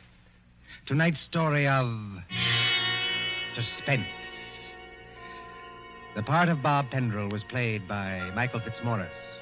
Betty was played by Leslie Woods. John Destry was played by Nicholas Joy. And in supporting roles were Ted DeCorsia and Charles Slattery. Again next Tuesday at 9:30 p.m. Eastern Wartime, a story dedicated to the thrill of the nighttime, the hushed voice and the prowling step. Another adventure in suspense. William Spear, the producer, Mark Slobe, the director in the absence of John Dietz, and John Dixon Carr, the author, are collaborators on Suspense.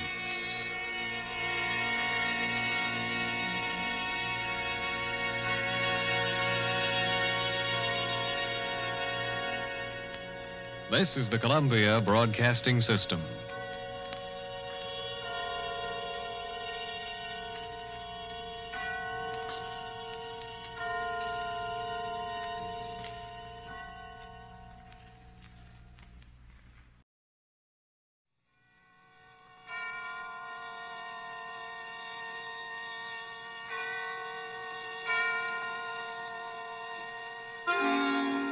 Suspense.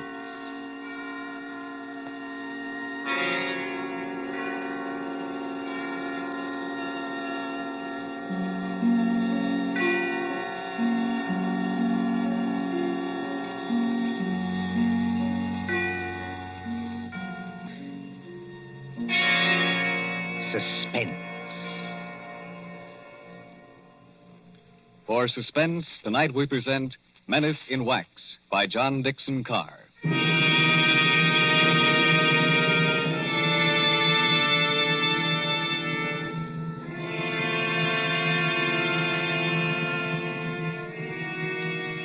During the French Revolution of 1793, a Swiss girl copied in wax the severed heads of those who had just been guillotined.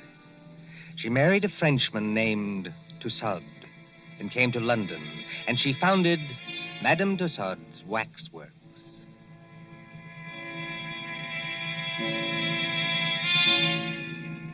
There it is, still in Marylebone Road, near Baker Street Station.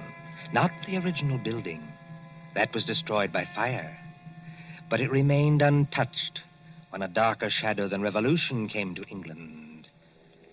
And they plastered high explosives all along that road and hit the cinema next door. We are going to London under the bomber's moon.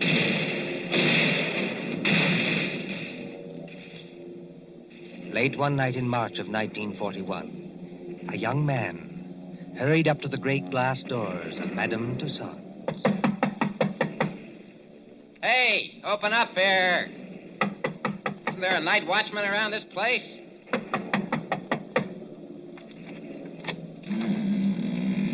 There is, Governor, and I'm him. Now, what do you want at this hour of the night? My name is Rogers. I'm from the Daily Record. Oh. If you let me get inside, I'll show you my press card. Didn't you get any orders about me? Well, maybe I have at that. Oh, you're the bloke who wants to see the Chamber of Horrors. That's right. All right, you may as well come in. My paper got a tip there's something funny going on around here. Something funny going on here? That's a good one. The rain's not very heavy tonight, is it? No, they're going over. You ain't heard where, Governor?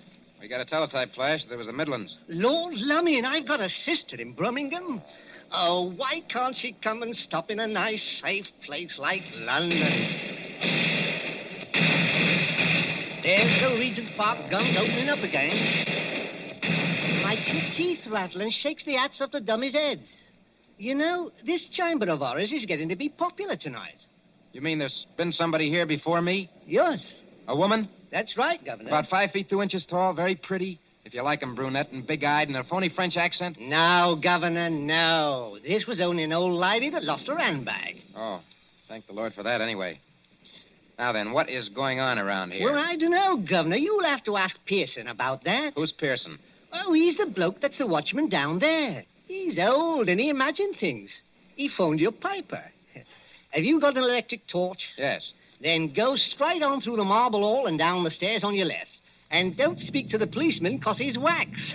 Yes, that's the way, Governor. That's the way to the Chamber of Horrors. Thank you.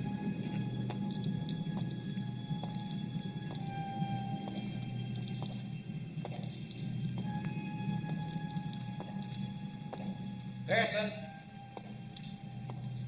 Hello, Pearson. Pearson. Yes, sir. Huh? You're looking for me. Oh, I didn't see you there. I must have thought you were one of these wax dummies. Ugly dim light, isn't it? Yes. Rogers is my name. I'm from the Daily Record. Oh, yes. I'm glad you came over. I phoned your paper myself. Maybe I'm just imagining things, but... Oh, I don't blame you. This place would make anybody nervous, especially during an air raid. Well, sir, it's all right as long as you don't get to imagine they're watching you. Oh, and do you? Oh, yes. Sometimes. That's the gambling group in the center there. Uh-huh. What's that thing over there? That's the famous guillotine. Oh, wait a minute, old boy. You're not trying to tell me that's the original guillotine. No, that was burnt in the fire. Madame Tussaud bought it from Sanson, the executioner. Let me tell you something, Mr. Rogers. What? Years ago, this is straight, a young French woman came in here. There was nobody else in the place. She thought it'd be great fun to say she'd put her neck in the same guillotine as Marie Antoinette. So she climbed up on that platform. She snapped the little wooden collar down round her neck, shutting herself in. All of a sudden, she realized she didn't know which spring controlled the collar and which spring controlled the knife. Oh, good Lord, she didn't... No. But they say she went crazy. They say she screamed and screamed. What's that? I'm sorry. I didn't mean to scare you, but sweet Mama, I'm so scared myself I cannot help it. Susie. Oh, no, not Susie. Susie? You make it so it rhyme with floozy. That is not nice. Why, you little devil. I ought to turn you across my knee. What are you doing here? And will you forget that French accent? You're driving me crazy. You know this young lady, sir? Do I? She works for my paper. She's haunting me. Oh, Bert, that's not nice. I like the way I talk. I only try to give you ideas. That's just what I mean. Now take your arms from around my neck. She's French, sir. Her mother came from New York, like I did. She's got some funny ideas, accents, and disguises. So I dress up as an old lady, and I come along, too. That is clever, no? Definitely no. But I go into what I think is the ladies' room, and there is Jack the Ripper. I'm so scared I almost kick the ghost. Whatever else you do, miss, for the love of heaven, put out that cigarette. It is not permitted? It is what they are most afraid of in this place. Fire. If you vouch for this young lady, Mr. Rogers... I don't vouch for anybody. But go on now. What's all the mystery here at Madame Tussaud's? You see the group over there? It's called the Gamblers. That 3 men and a woman in 18th century costume sitting around a table playing cards? Yes. And about once a week, when the lights are out... Yes? Those dummies do play cards. Is this a publicity trick of some kind? Oh, no, sir. Then what's the game? I'm not crazy. I know they don't actually do it, sir. What I want to know is who changes the cards round in their hands and why. Well, could anybody? Anybody from the outside, I mean, get in to change the cards? Oh, yes. There's a back door. But why would anyone want to break in here just to change those cards around? Mon cher Ben, écoutez. Listen, I have made a discovery. Listen, if you're going to talk, speak English. Or better yet, just keep still. But I have made a discovery. This card game, What about it? it is crooked. Here is a man which has 2 deuces of hearts in the same hand. Listen, Susie, I don't give a... Wait a minute. Let's have a look at those cards. I give you ideas, yes? Susie, for once you're right. And look here. 2 of these players have all the clubs and hearts. The other 2 have all the diamonds and spades. Susie, how many letters in the alphabet? 26, no? And twice 26 is... 52. The number of cards in a pack. Give me a pencil, Susie, quick.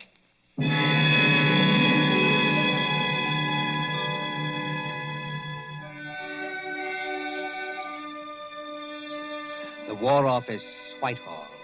MI5, headquarters of military intelligence. There next morning in the map room used as an office by Colonel Warrender.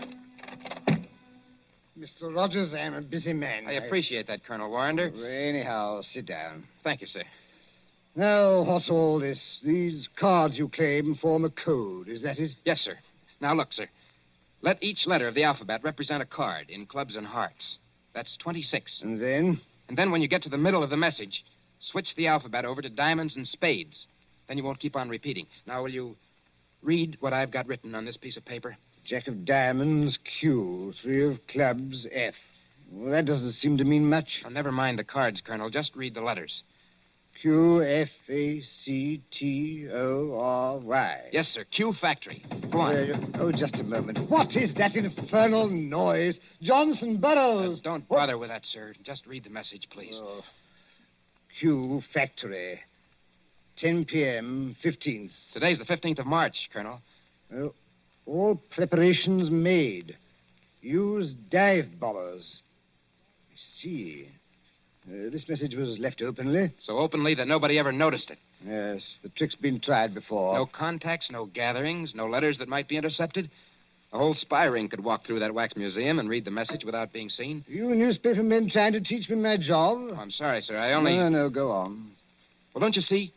3 or 4 little boats with portable wireless sets go down the Thames estuary.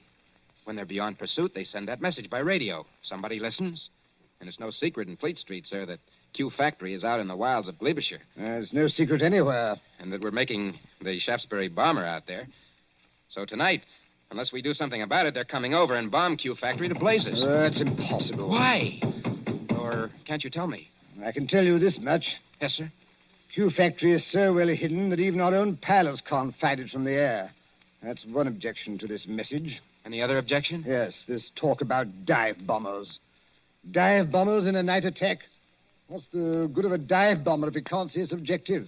Well, suppose somebody showed a light. He'd be shot dead as soon as he showed it. Every inch of country for a quarter of a mile round the factory. A quarter of a mile, Mr. Rogers, is patrolled day and night.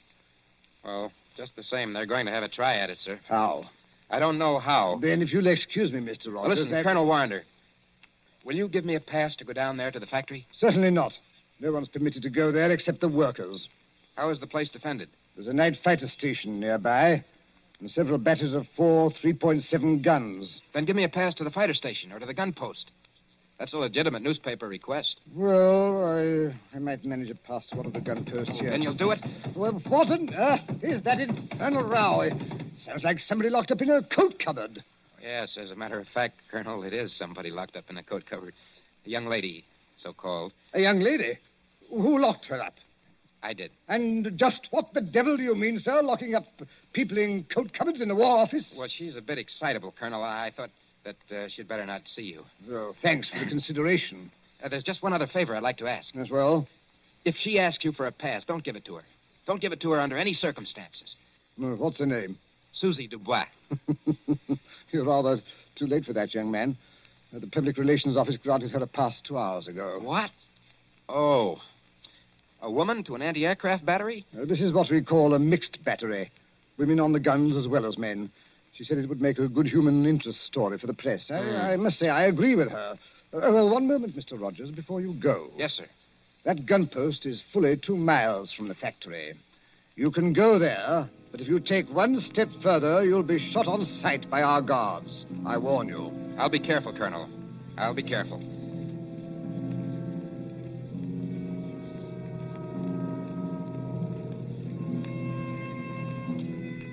Somewhere in the West Country, a yellow moon shines over bare trees. A white mist, moving, clings to the ground.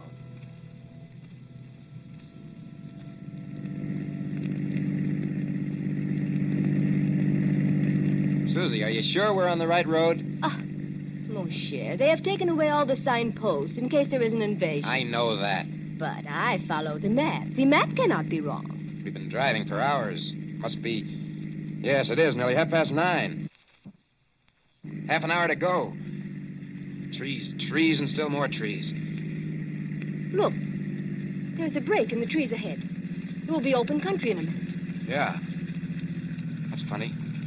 Look how deep the leaves are here on the road. But one thing I tell you, just between you and me and the bedpost. Gatepost, Susie. The term is between you and me and the gatepost. And speak English. I am speaking English very well, thank you. I do not need your help to be pure. All right.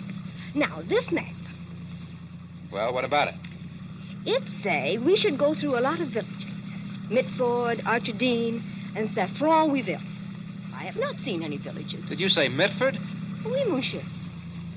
Susie, let me have a look at that map. Come on, hand it over. But what is wrong? It is a perfectly good map. Yes, Susie.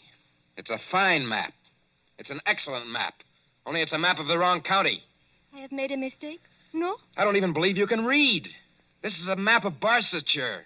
We should be somewhere in Glebeshire. Now, where in the devil are we? With the entrance to some kind of clearing with leaves on Oh. it. What was that? Somebody calling us. And if we're in forbidden area... I see him now. Where? Behind us. He came out of a white cottage back there. He's a big, heavy man. With a mustache. Never mind the mustache. He's wearing some kind of a uniform and he's got a rifle. You think he plug us? No? I think it is not unlikely. Get out those War Office passes of ours. Quick. Good evening, my friends. Good evening. Can you tell me... No, we don't mean any harm. Can you tell me what time it is? Oh, what time it is? Yes. Oh, yeah. It's, 28.5 past 9. Thank you. I will keep you covered while I set my watch. There. My next question is, would you like me to shoot you both? No. Listen, Mr. McAllister. Captain McAllister. That's right. Captain, this girl, she's been reading the wrong map. You see, we don't even know where we are. You're in Hollywood Forest, my friend. Hollywood Forest? Is that good or bad? And you don't know what's just beyond the edge of this clearing? No. There's a big open space of 1/4 mile. In the middle of that open space... Q Factory. We're right on top of it. Then you have heard of Q Factory, my friend.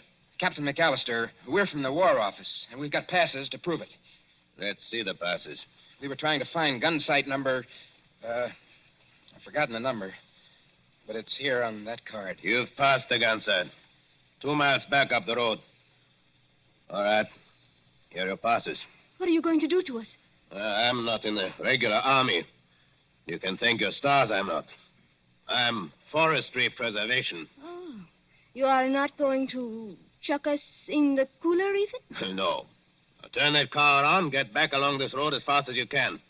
If they fire at you, as they probably will... Oh, I wish I am home. Pray no, Mau, I wish I am home. Well, then hope for the best. My watch had stopped, and you did me a good turn. Now, hurry along. Hurry.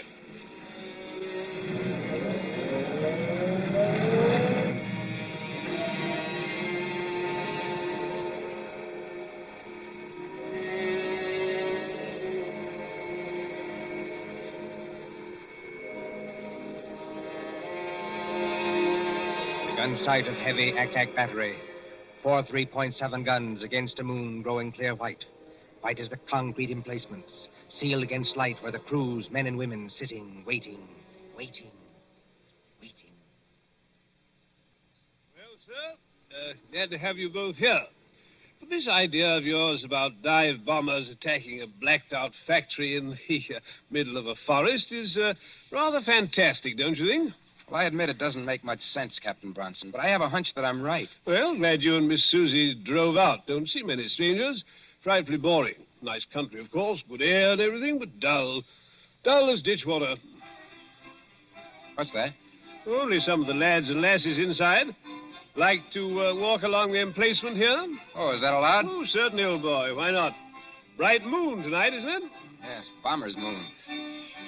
We nearly get shot on our way here. Quiet, Susie. We're not supposed to thin there. If I nearly get shot, I am going to say I nearly get shot.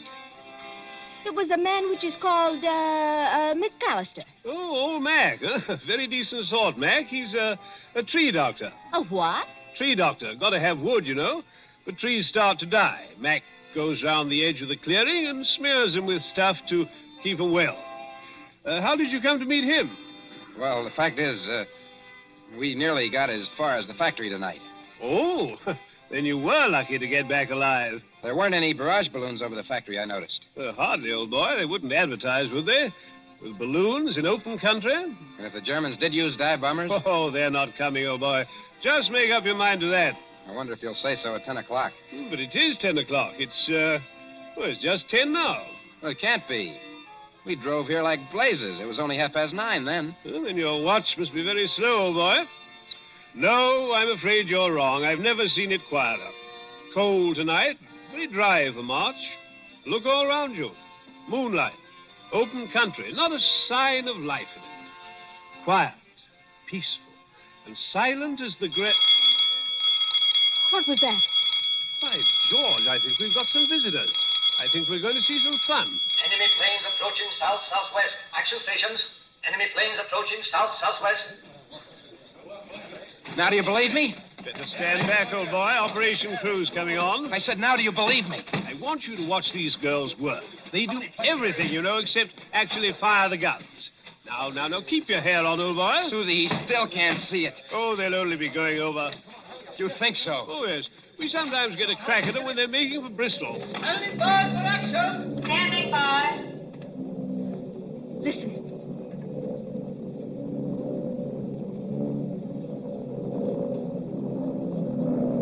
I have heard that noise 1,000 times, but every time I hear it, I get sick. They're flying ruddy low, you know. Just what I was thinking.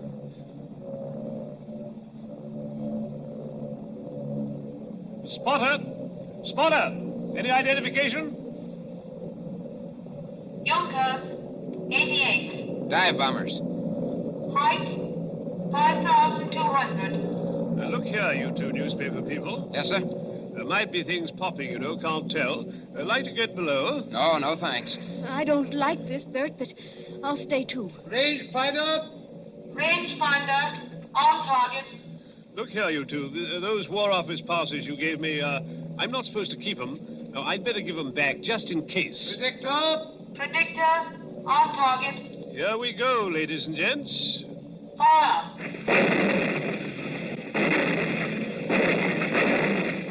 Stand by. Predictor on target. Fire. Stand by. Predictor on target. Headquarters message, sir. Fire. Yes, Corporal? Hold fire. Night fighters taking off. Hold fire. Night fighters taking off. Hold fire. Message understood. What is the matter with them? With who? Those Boche planes. They're still a good way off, but they don't come any closer. Must be going over after all. They're circling. I think they're waiting for a signal. Anyhow, here are your War Office passes. You seem to have got them all smeared with oil. Oil? That is all right, mon cher. When we get them back from Captain McAllister, they have oil on them. I think maybe he dropped them on the leaves, because there's oil on the tires of the car, too. Then I think how always in this we meet things that burn. At Madame Tussauds last night, they would not let me smoke a cigarette in case of fire. Fire. That's it, fire. What's the matter with you, old boy? Why did that fella, way out at the end of nowhere, want to know what time it was? Are you scatty? McAllister, you told me so yourself. He goes around the edges of the clearing and smears the trees with stuff to keep them well. Well, what about it? Suppose it was crude oil. Suppose between each tree he laid an invisible fuse of dead leaves soaked in oil. I don't understand. In 30 seconds, a complete square of fire runs around the limits of the factory grounds. That draws the bombers in. Then as the flames blaze higher, they've got enough light to dive on their target. There. Our night fighters are letting loose. Brunson, I see it all now. Come on. We've got to get to that tree, Dr. McAllister. It's a matter of minutes.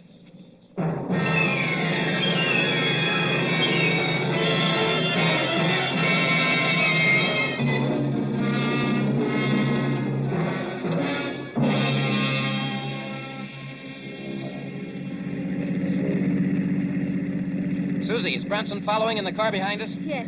He's following, and men with rifles. We've got to get to McAllister's cottage. This McAllister... I'll bet you 10 to 1 the real McAllister is either dead or tied up in that cottage. The fellow we saw was an imposter. Look out, Susie. Keep your head down. Oh, those fighters. They will chew up every younker in the place. They have not got the chance of a snowshoe in heaven. No, Susie, not a snowshoe in heaven. You mean... I know you are English at a time like this. What I cannot understand... Look out! I don't see why he hasn't set his signal off. What is delaying him? Why don't he strike a match when the bombers come over? Because he's a good Nazi. A good Nazi? My watch was slow, don't you remember? And I gave him the wrong time. He had orders to strike his match at 10 o'clock, and he'll not do it until 10 o'clock if there are 500 planes instead of 20. Bert, I see him. Where? Far up the road. He's running. Yeah, that's him. Think we can reach him before he gets to the clearing? Not the chance of a snowshoe in heaven. Signal Brunson to pass us. A long shot with a rifle might... Bert, one of the Junkers is hit. Huh? He's right over us. That's not all. He's unloading his bombs. That whole stick's coming straight down our direction. Keep your head down. I want to see. Put your arms over your face.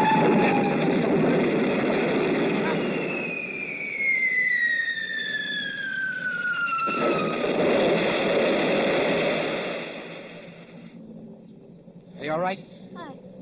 I don't feel hurt. This is a dirt road. The bomb sank too deeply before it exploded. We didn't catch the blast. Come on, Susie. McAllister was just ahead of us. Come on, let's get out. We can't drive any farther. This road is full of bomb craters. Wait a minute, Susie. There's McAllister. He is dead. Yes, Susie. Killed by a Nazi bomb. Look, on the ground. What are those two white cards? Oh. They're all smeared with oil. They must have fallen out of McAllister's pocket just before he got hit. Let's see. What do you know? What are the cards, Bert? 2 tickets for Madame Tussauds Waxworks. I'm afraid our friend's never going to get to use them. Not the chance of a snowshoe in heaven.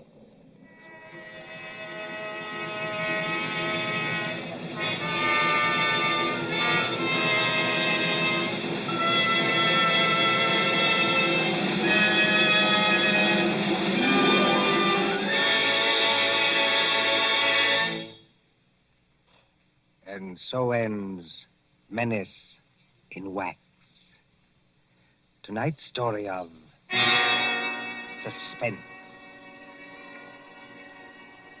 Columbia presents these stories of mystery and intrigue and dangerous adventure for your relaxation and enjoyment. Next Tuesday, there'll be another in this series. Same hour, 9:30 Eastern Wartime. William Spear, the producer. John Dietz, the director. Bernard Herrmann, the composer-conductor. John Dixon Carr, the author. Our collaborators on Suspense.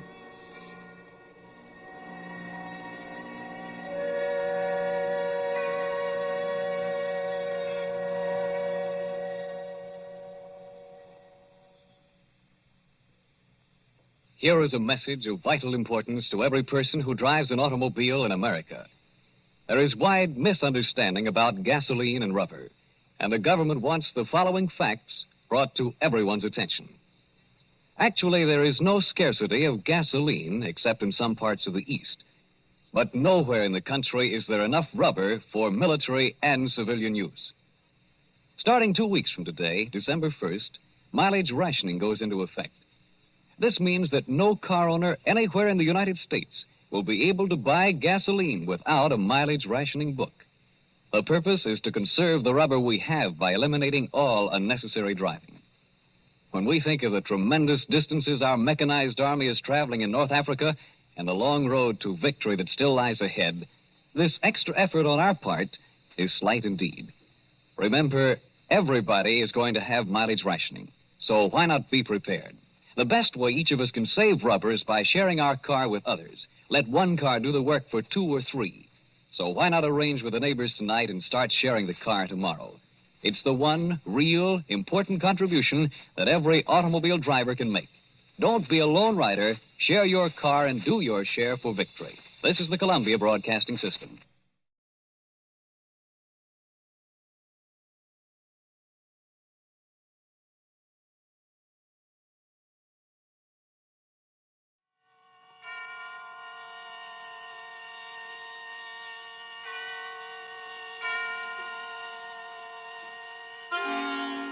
Suspense.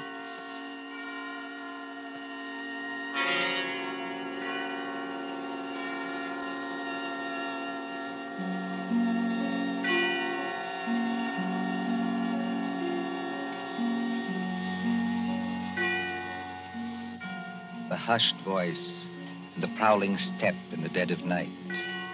The crime that is almost committed. The stir of nerves at the ticking of the clock. The rescue that might be too late, or the murderer who might get away. Mystery and intrigue and dangerous adventure. We invite you to enjoy stories that keep you in suspense. For Suspense, tonight we present The Body Snatchers by John Dixon Carr.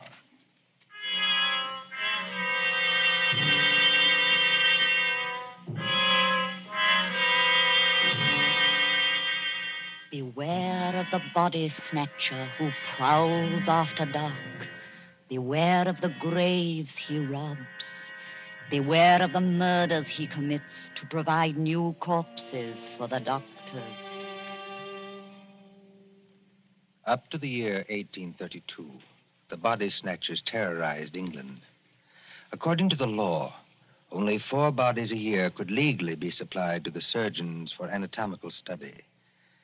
And even these were a monopoly granted to the Barbers and Surgeons Company of London. But the study of surgery had to go on. In hundreds of medical schools all over England, perfectly reputable doctors were compelled to buy bodies and ask no questions. In 1828, burst the scandal of Burke and Hare, who found grave robbing too slow and murdered 16 persons in order to supply Dr. Knox of Edinburgh. And so, out of basic good purpose, sprang the evil of the body snatcher.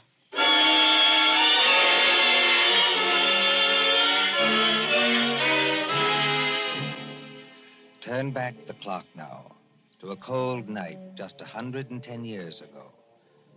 Look into the brick kitchen of a house on Wandsworth Common, not far from London.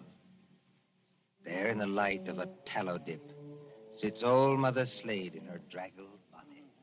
What's a keeping 'em? 2 hours. 2 mortal hours by the Dutch clock. And they're not here yet. Mother Slade? And the graveyard not half a mile off. And once I thought I heard church bells ring.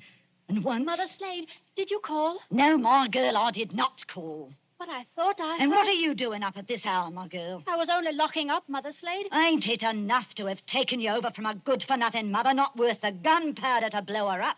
Please, Mother Slade. And given you a good home and brought you up practically like a lady? with only the housework to do. I'm sorry, Mother Slade. Only I wish you wouldn't talk like that about me own mother. And what do you do, Peggy Lester? You stop up until this hour. You mislay me snuff box 20 times a day. I was only going to say I thought I heard a horse and cart in the lane. In our lane? Yes, Mother Slade. There it is now. Yes. Easy, my dears. Drive easy with the merchandise. The doctors don't like it if you bump the merchandise. Merchandise, Mother Slade? What's that? I'll tell you what it is, my girl. I didn't mean anything, Mother Slade. It's your Uncle Matt and your cousin Rob are coming home from their business. That's what it is. You hear that, Peggy Lister? I didn't mislay your snuff box. It's on the table. And if you don't want me to take my fingernails to you instead of a strap, you get on up to bed this minute, do you? Yes, Mother Slade. I'm a-coming, my dears. Don't be impatient. I'm a-coming. Nasty dim light this candle gives. Oh, Mother Slater's got the rheumatics so cruel she can hardly move. Just pull back the bar, open the door. Well, Matt, did you get it? Did we get it? Strike me blind, but that's a good one, ain't it, Rob? Stow the gab, can't you? Get inside and close the door. They ain't after you. Ain't they? Can't you hear anything? Thought I heard church bells. More like a perishing funeral bell, if you asks me. Take it easy, Rob. Take it easy. We've shaken them off. Have we? I wish I was as certain as some people. The spades and sack is still in the cart. Let 'em stay. Who's a-coming to find 'em? Then you didn't get it after all, you thick-skull pair of... Now, don't you start a-blaming us. Now, you shut your potato trap, Mother Slade, or Matt'll make you shut it. What happened? I'll tell you what happened. We was too quick, that's what. The girl was only buried this afternoon. The sooner the better, my dear. What's the good of the merchandise if it ain't fresh, eh? You hold your noise and listen. We left the Orson cart outside like we always do. We creeps up to the lich gate of the churchyard.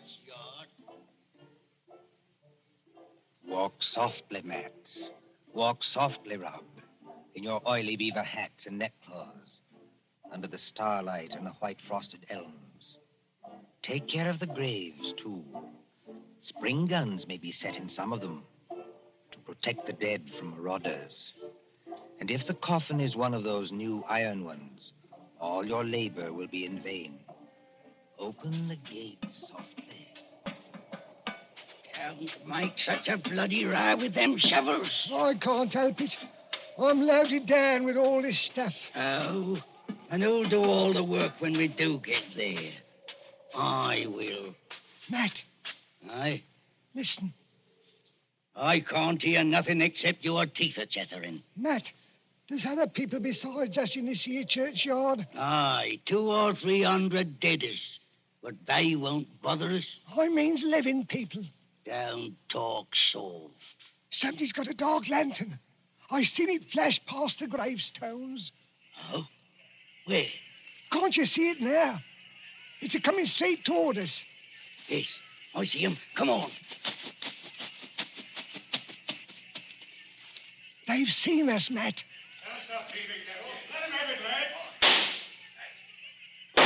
Easy, does it, Rob? Down beyond the gravestones. Crouch down. They can't shoot through stone. Matt, it says here, sacred to the memory It's of... the girl's relatives. They've been watching her grave. All the great boys. They want to get up now. They'll have to climb the wall. Oh, Struth. If only I had me Barkers. First time in 2 years I've gone without a brace of pistols, and this happens. But you ain't got your barkers, Matt Patterson. I got what's just as good. Give me a shovel. What are you going to do? Charge 'em. This here shovel's got a nice edge. Are you daft? They'll have to take time out to reload, won't they? Hear that? Somebody started the bell. That'll bring down every peeler within a mile. If you want a tithing ticket and a neck in a rope, stop where you are. But if you don't want to get scragged before your time, follow me. That's all there is to it, Mother Slade. We went out by the gate, and blow me if they could stop us. You perishing numbskulls. Did they recognize you? No. We had our neckerchiefs around our eyes. Did you do it? I don't know. There's blood on the shovel. No, there ain't, Mother Slade. I wiped it off. Anyway, we're here. What I want now is a Christian fire to sit by, and a drop of spirits to warm my stomach. There's no spirits in the house, Matt Patterson. Don't you lie to me, you ugly mouth. Let go me hand, Matt Patterson. I'm warning you. Better let it go, Matt. There's no spirits. Only half a loaf of bread. Don't I know it? I haven't tasted a drop of gin all day. And the black dog's on me back. Well? Hark at what I say. The doctor was promised a corpse tonight. All right, dearie, he gets a corpse tonight. Oh, there's that funeral bell again. What's the clock, old hag? Come on, spit it out. A nice young corpse without any trouble or bother. Aye? What about young Peggy upstairs? Strike me blind. What about it, eh? You'd have to be mighty careful. Why? You'd have to smother her with a pillow while I sit on her legs. That's what Burke and Hare done up in Edinburgh. Then you don't leave any marks on them. See? You're off a tick. Wait. What? If the doctors see they've been polished off, just plain murdered, they won't have nothing to do with it. Leastwise, they don't like it. Like it or not, dearie, they all do. Who's buying the beef tonight? Dr. George Arnold. Him? The young fella out Fulham way? That's the man, dearie. But I thought he was too pious and holy to play. That's what Dr. Arnold thought, too, till they started putting the screws on him at Bart's College. No corp, they said to him, no lecture. No lecture, no students. It all comes to it, dearie, sooner or later. What beats me is why they got to have these bodies. You'd think the doctors killed enough people as it is, without buying them after they was dead. Don't you question the ways of Providence, Matt Patterson. You can't do it, Matt. You can't do it, Mother Slade. You stow that noise, Bob Prentice. Do you want to wake the poor girl upstairs? But you can't do it. This cove Arnold, he knows her. Arnold knows who? He knows Peggy. Peggy fair worships the ground he walks on. Oh. He set her arm once when Mother Slade broke it, accidental-like, and she can't forget him. What's Arnold going to think when he opens up the sack and he finds What can Arnold do? He's bought her, ain't he? He can't go to the police and say he's bought her. Peggy. Peggy Lester. Don't do it, Mother Slade. Don't do it. And how do you two thickheads know what Mother Slade is going to do? You're going to kill her, ain't you? Peggy. Peggy Lester. I thought I heard her moving about upstairs. You did, Mr. Milk and Water. She's on the stairs now. Rob, you're the least to be depended on. Go out and fetch in the sack. Don't do it. It'll bring us all bad luck. Matt, you're a lad after me own heart. You stop where you are and do just as I tell you. Trim the candle. Let's have it all nice and snug. What'll she bring, do you think? Huh? 15 guineas. Maybe 20. Maybe more. 20 guineas? Strike me blind. But this is a way of doing business that I like. Listen. Did you call me Mother Slade? That's right, my ducky. That's right, my little pet. Put your wrap around you and your slippers to keep your feet warm and come right down here to Mother Slade. I'm coming, Mother Slade. I'm coming.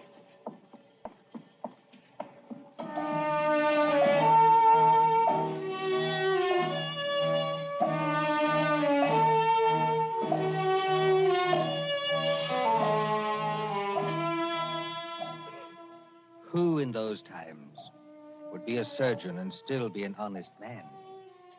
At that drugged hour of the night, look into the sitting room of a spacious house. Many candles are still alight there. though they have burned down nearly to their silver sockets.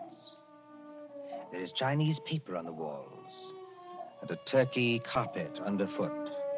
In front of the fire, now almost out, sits Dr. George Arnold with his bottle green coat and heavy hair.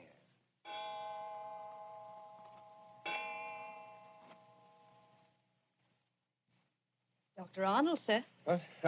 I beg your pardon, Mrs. Tancred. Dr. Arnold, sir. It's gone 2 o'clock. Yes, so it has. You've got a lecture to deliver tomorrow, and you'll be all worn out. Why don't you go on up to bed? Mrs. Tancred. Yes, sir? You're a jewel of a housekeeper. I admire you, and I can't do without you. But would you please go away and let me alone? Sure, I'm very sorry, sir. No offense intended. Stop. I shouldn't have said that. I'm thinking too much, perhaps. And smoking too many cigars, if you'll excuse me. Why must they keep tolling that bell at East Hill Church? Why must they keep it up all night? Well, sir, Elsie says the parson told them to do it. Elsie. Wait. Who is Elsie? Dr. Arnold, sir. I know you're always up in the clouds, mooning over books and whatnot, but I did think you'd recognize the name of your own parlor maid. Oh, that Elsie. I see. Well? Elsie says it's because of the murder in the churchyard. What murder? 2 resurrection men. Body snatchers, sir. Oh, you wouldn't know anything about such people. No, of course not. They were caught trying to rob a grave, but they got away. One of them was a horrible big fella. Split Willie Kendrick's head open with the edge of a shovel. Is anything wrong, sir? No, not exactly. Well, I thought for a second, seeing how you looked. Did they get the body? Yes, sir. It was Willie Kendrick. His head was split open with a shovel. No, I mean, did these resurrection men get what they were after? No, sir. Thank God. Oh, you may well say that, Doctor. Wasn't exactly speaking in the religious sense, but never mind. Well, Elsie says there are what she calls peelers all over the place. Peelers? Yes, these new policemen. After Sir Robert Peel. And somebody from the new detective police that they're using instead of the Bow Street runners. Well, Mrs. Tancred, I'm going to smoke one more cigar, and then I'm going to bed. Very good, sir. You see, sometimes you give orders, then it's too late to recall them. Whatever the medical practice is, you can't look your conscience in the face afterwards. Then, I can't tell you how or why, a miracle comes along and saves you, and you're free, What was that? Sounds like a horse and cart in the drive, sir. Mrs. Tancred. Yes, Doctor? Will you please go upstairs? Now, make haste. Well, if it's visitors, sir, or even a patient... Mrs. Tancred, you heard my instructions. Obey them. Sir, there's the front door Yes, bell. I heard it. For the last time, go away. I will admit whatever visitors we have. Yes, sir.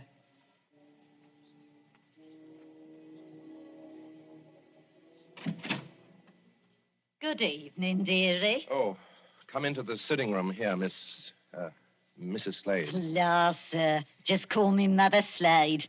It don't hardly seem natural or friendly to hear anything else. It's a pleasure to curtsy to you, Doctor. Coo.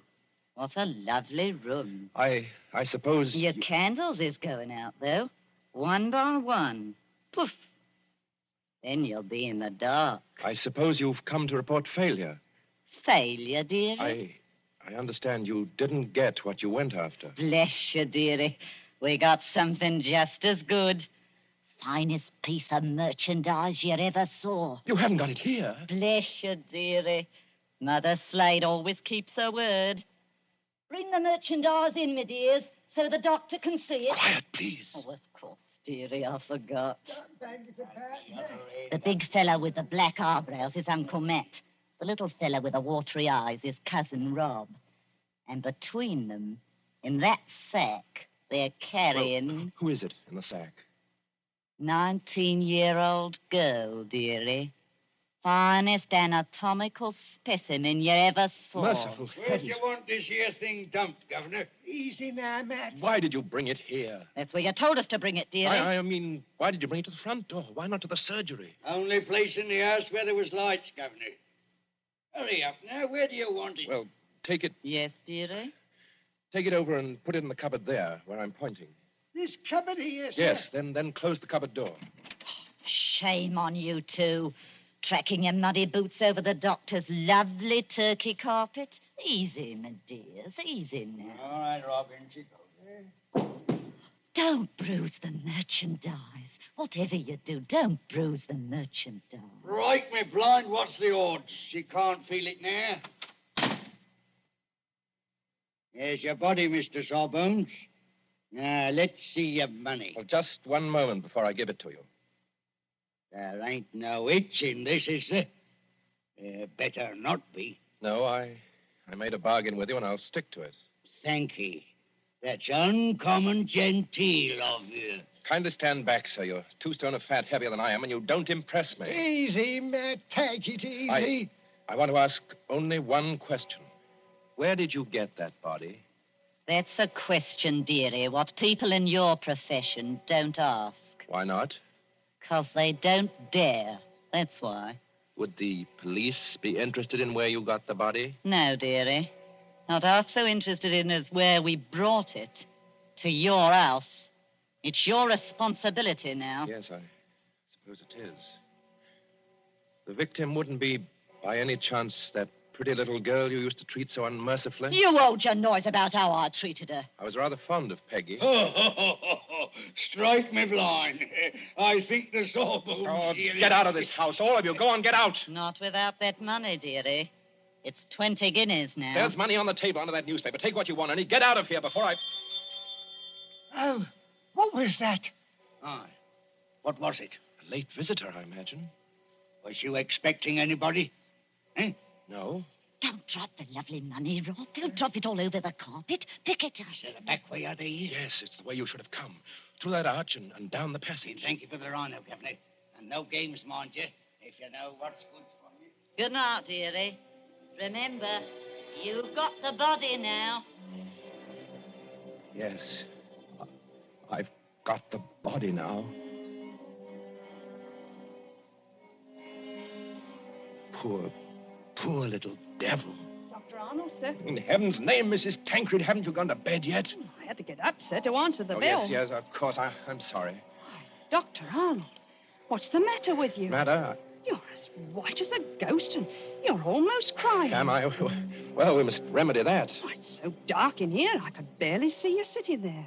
The candles going out, one after another. Nothing but smoke and an ugly smell of grease, and that cupboard door. What about that cupboard door? Oh, I always declare, sir, it won't keep shut without any latch or bolt, if you'll excuse the liberty. Mrs. Tancred, keep away from that cupboard. Dr. Arnold, sir. Are you ill or anything? No, but keep away from that cupboard. Who rang the bell? Oh, dear, I was almost forgetting. It's that man Elsie was talking to us about. What man? The officer of the detective police, sir. He wants to see you. Well, I'll see him, but in some other room, not here. It's as you say, there's not enough light. Not a bit of it, Doctor, not a bit of it. Never too dark, as you might say, where the police are concerned. I couldn't help it, sir. He must have followed me down the hall. Are you... That's right, Doctor. I'm Stalker at your service. Inspector Stalker. Well, how do you do, Inspector? Mrs. Tancred, you may go. By your leave, sir. I'll just get some more candles and put them in that bracket by the cupboard. It's not in use. No, you needn't trouble. It's no trouble, sir. Excuse me. First of all, Doctor, I must apologize for intruding as late as this. Not at all, Inspector. Will you be seated? Thank you, sir. Thank you kindly. Now, I dare say you're wondering why I'm here. Oh, yes, I am, rather. It's a bad business, Doctor. A very bad business. You mean the murder in the churchyard? Oh, you've heard about it. Well, my housekeeper said something about a man being killed with a shovel. Well, that's right, Doctor. Not much doubt about who did that. No? No. The little fella dropped his dark lantern with the initials on it. They're professional body snatchers. We've had our eye on them for a long time. Speaking of body snatchers, Doctor... Well? I expect this anatomy law is pretty hard on you surgeons. It's an infamous law, sir. All the same, Doctor, it is the law. Yes. And if any surgeon happened to be caught with a body, especially a murdered body... What are you hinting at? Oh, nothing, Doctor, nothing. By your leave, I only want to ask a question. Well? What time did your friends leave? Now, come, Doctor. As one man of the world to another, do you see any green in my eye? You are not going to say you had no guests when their horse and cart are still at your front door. They didn't get away. No, Doctor, they didn't. They made a little reception committee as they left by the back door. Darby's on the wrists. Snap. Just as I might reach out and touch your wrist. Like this. What do you mean by Darby's? Handcuffs. I've got a pair in my pocket. Gags into their mouths. That's to keep them from biting. Look, do we have to go on with this? You already seem to know everything I could tell you. Not exactly everything. I don't know, for instance, where you've hidden the girl's body. You're a very diligent man, Inspector Stalker. Thank you, sir. I try to do my duty. You said a girl? These gin-muddled degenerates have been watched every second since they left East Hill Churchyard. They hadn't a body then, but they brought one here. And there's only one other person who lives in the same house with them. Dr. Arnold, sir. Mrs. Tancred, listen to me. Yes, sir. Must you always break in with the most completely ill-timed entrances at all the worst period of my life? I was only trying to be helpful, sir. That's right, madam. Always be helpful. You had to have some light. Here's the candles, sir. 5 of them in a big candelabrum. We can hang them in the bracket. Ma'am, hold up that light. Hold it high. Really, sir? I'm not in the habit of being spoken to as Hold it high, I tell you. Do as the inspector tells you, Mrs. Tancred. This is a very fine carpet you've got here, Doctor. Yes, others have admired it tonight. But it oughtn't to have footprints on it. Muddy footprints. Footprints leading from the door, past the sofa, past the hearth, over to that cupboard. Quite correct. I think that's done it, Dr. Arnold. I think it has, Inspector Stalker. We couldn't have proved anything against you for that churchyard business, but this... Let me open Bluebeard's cupboard, Inspector. Let me be the first to show you what's inside. You wanted a certain body. It appears you've come to the right place. Now, look. Lord Almighty. I'm the body, Mr. Police. Standing up, I'm very much alive. And I'm wearing a nice new dress that the doctor gave me. That I gave you? Don't say anything. Please don't say anything. Stop a bit, miss. Aren't you Peggy Lester? Yes. Just because the doctor has to be so terribly respectable and a girl who's fond of him has to come here in secret. Wait a minute, everybody. Peggy Lester, you're lying. I am not lying. So that's it. Why didn't I guess it? It's the oldest body snatcher's trick in the world. Is it? Of course, the old pinch penny like Mother Slade couldn't sacrifice a good household grudge. Of course they brought the body here, instead of taking it to the surgery, where it might get locked up. Could you be persuaded, Inspector, to tell us just what you're talking about? The body snatcher, sir. Well, what about them? They take a living accomplice and put him into a sack and sell him to a green doctor as a dead man. Yes, but see here, They get the best price they can. Then in the middle of the night, that accomplice gets up and robs the doctor's house. And the doctor can't tell us because he's bought illegal goods.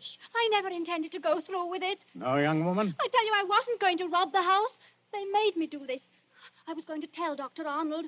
When I found out where they were taking me, I pretended to go through with it so I could warn the doctor. They can hurt so much, you'll agree to almost anything. Oh, that sounds like the truth, but it puts me in a funny position and no mistake. Well, your 3 murderers, Inspector, seem to be leaving. Yes, they're leaving right enough. Trussed up like fowls and under guard. Does anybody go with them? Well, how can anybody go with them? I'm willing to believe this girl acted under threats. She's committed no crime. And I don't for the life of me see how we can touch you. Can't touch me? No, sir. And confound you for making me lose a night's sleep. There's no body. You didn't even buy a body. Will you tell me, Doctor, just what crime you've committed?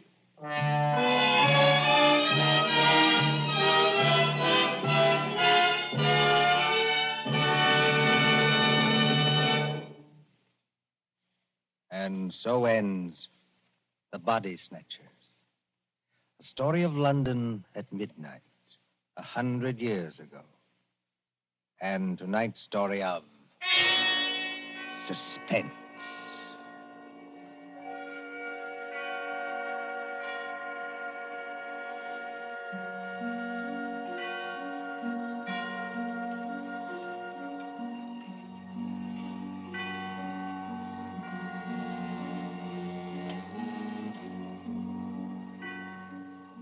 Columbia presents these tales of mystery and intrigue and dangerous adventure for your relaxation and enjoyment. Next Tuesday, there will be another in this series. Same hour, 9:30, Eastern Wartime. William Spear, the producer, John Dietz, the director, Alexander Semler, the composer, conductor, and John Dixon Carr, the author, are collaborators on Suspense. This is the Columbia Broadcasting System.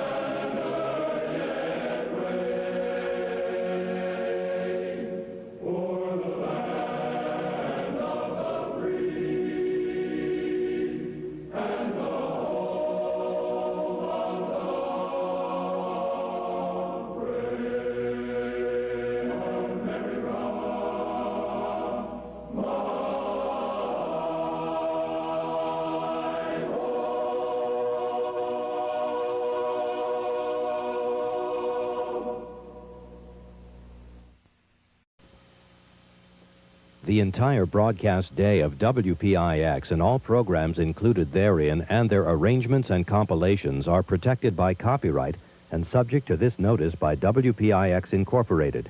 All rights are reserved by WPIX Incorporated. Good morning. WPIX New York is owned and operated by WPIX Incorporated with studio and offices at 220 East 42nd Street, New York City.